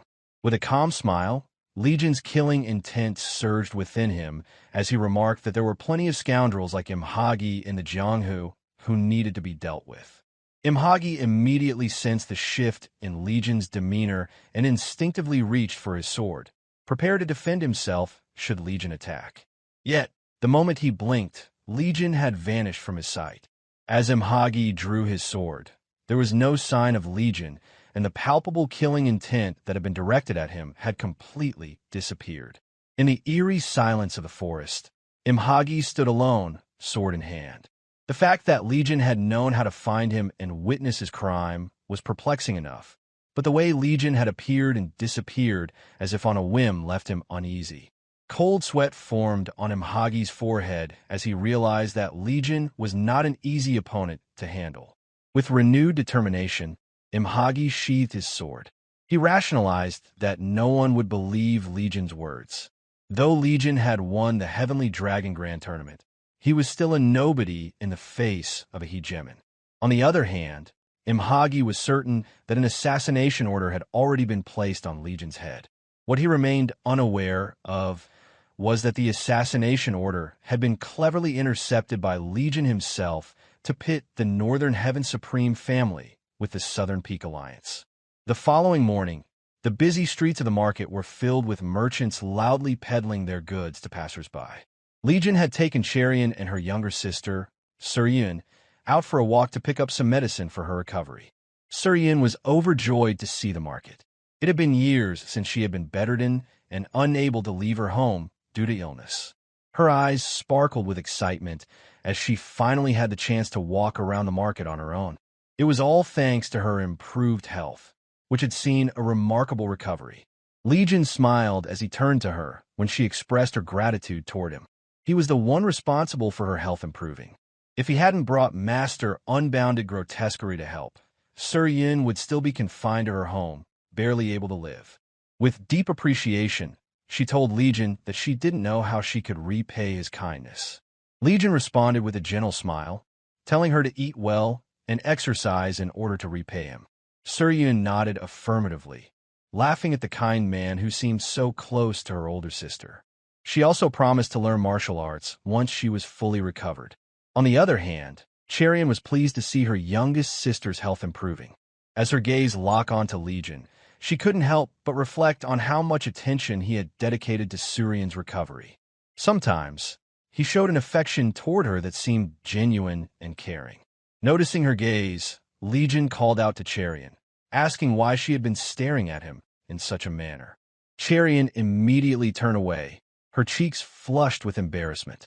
She denied his observation and quickly changed the subject, mentioning that he had said something about buying something today. Legion smiled and replied that it was over there and that he would be back shortly. He then moved to a nearby stall selling medicine, asking the vendor about the origins of the products to ensure that Soorin would receive the best medicine for her swift recovery.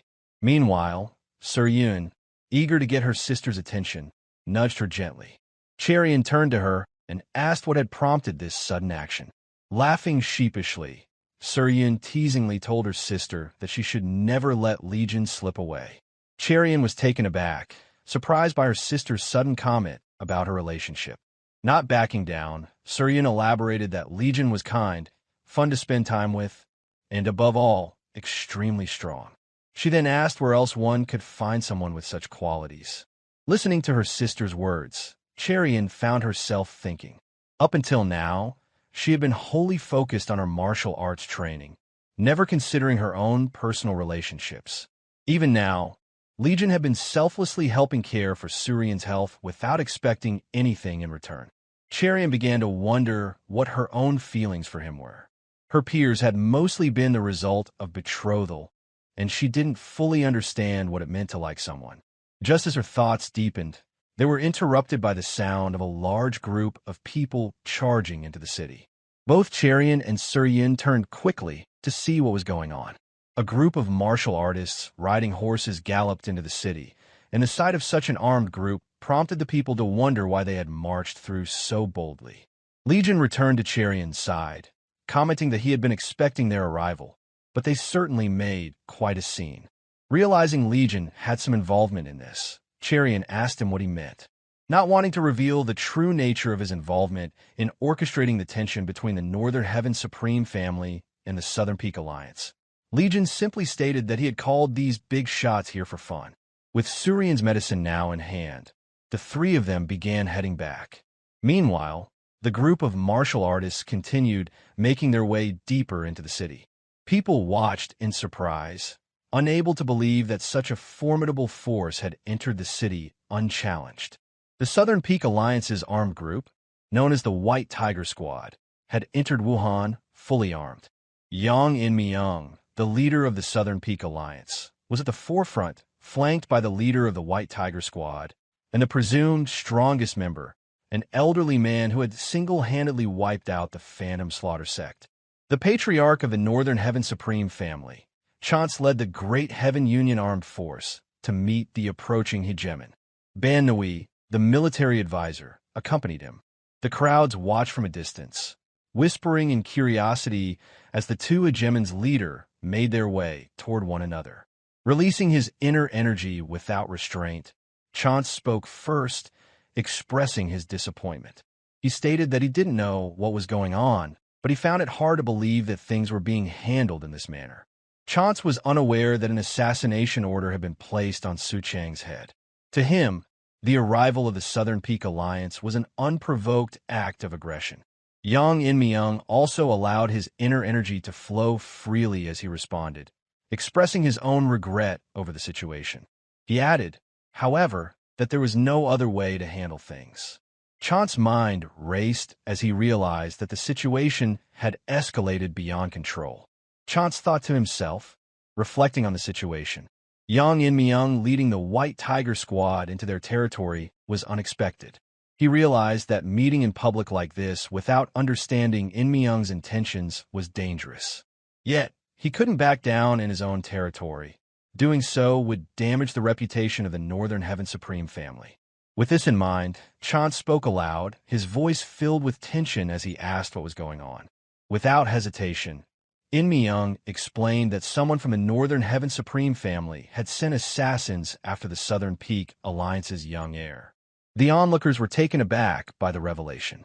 They couldn't believe that someone from the Northern Heaven Supreme family would dare to commit such an act. However, Chance had not known of this before Inmyeong's revelation. His reaction was one of immediate surprise. The only response he could muster was that whoever was responsible for this should be thrown under the carriage, with their ties to the family severed at once. Chance's expression darkened. The mention of a killing contract being placed on another faction's heir, especially one from his own family, would certainly tarnish his reputation. Trying to regain control of the situation, Chance quickly explained that if this was the case, then the person responsible for the assassination was a traitor to their family, a part of a conspiracy meant to destroy their relationship. He swore that he would deal with it personally. Inmyeong raised his hand, signaling for Chance to hold back from making any rash decisions. He continued, his tone calm but firm, explaining that he had brought this matter to light out of consideration for their long friendship, and urging Chance not to make any premature judgments. Now understanding Inmyeong's implication, Chance realized that Inmyeong was hinting that the one who had ordered the assassination was Imhagi, though he hadn't said it out loud. If that was indeed the case, Chance knew that he needed to handle the matter discreetly. With that in mind, Chance suggested they move away from the public eye, remarking that this was a place where the citizens of Wuhan earned their living and that they should head to another location. Inmyeong agreed quickly, and the two of them moved off together. Meanwhile, Legion sat on the roof, casually munching on snacks and enjoying the chaos he had caused. Below, people continued to murmur among themselves, speculating about the unfolding situation. One person commented on the uneasy atmosphere, wondering aloud if a war was about to break out. With a new conflict between the two massive forces that still lingered from the demonic Orthodox war, Legion found the situation quite amusing. Rising from his spot, Legion decided that it was time for him to leave now that things seemed to be settling down. However, as he turned to walk away, a distressed cry from below caught his attention. An elderly man was speaking to one of the martial artists from the White Tiger Squad. He had lost contact with his son after the boy had entered the Southern Peak Alliance and asked the martial artist if he recognized the young man from a portrait he carried. Without even glancing at the portrait, the martial artist dismissed the old man's request, telling him to step aside and that he didn't know the person. But the old man didn't give up. He continued to beg the martial artist to at least take a look at the portrait, his desperation evident. Growing more impatient, the martial artist repeated that he didn't know the person and told the old man that one disappearance in the martial world was no big deal. Undeterred, the old man kept pleading for help, hoping to find any clue about his son's fate. The martial artist's patience finally broke, and he raised his hand, intending to strike the old man. Watching the scene unfold, Legion decided to intervene. He imbued his inner energy into a peanut and flicked it toward the martial artist, ready to act if the situation turned violent. True to Legion's expectations, the martial artist lunged at the old man, raising his hand to hit him.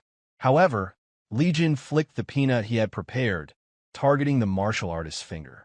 Without turning around, Legion noticed that someone had deflected his energy-infused peanut mid-air. With a slight shift of his head, he caught the peanut that had been sent straight toward him. Somehow, the person who had deflected Legion's peanut sneak attack and sent it back was strong enough to ensure that the peanut remained undamaged, indicating the formidable strength of the martial artist. Legion turned his head slightly to see who it was. An old man had appeared, intercepting the attack. This was the same old man who had single-handedly erased an entire sect from existence. Yet, no trace of fear crossed Legion's mind upon the appearance of such a martial master. Instead, he smiled with excitement, recognizing that the strongest person in the Southern Peak Alliance had arrived. His smile was laced with killing intent.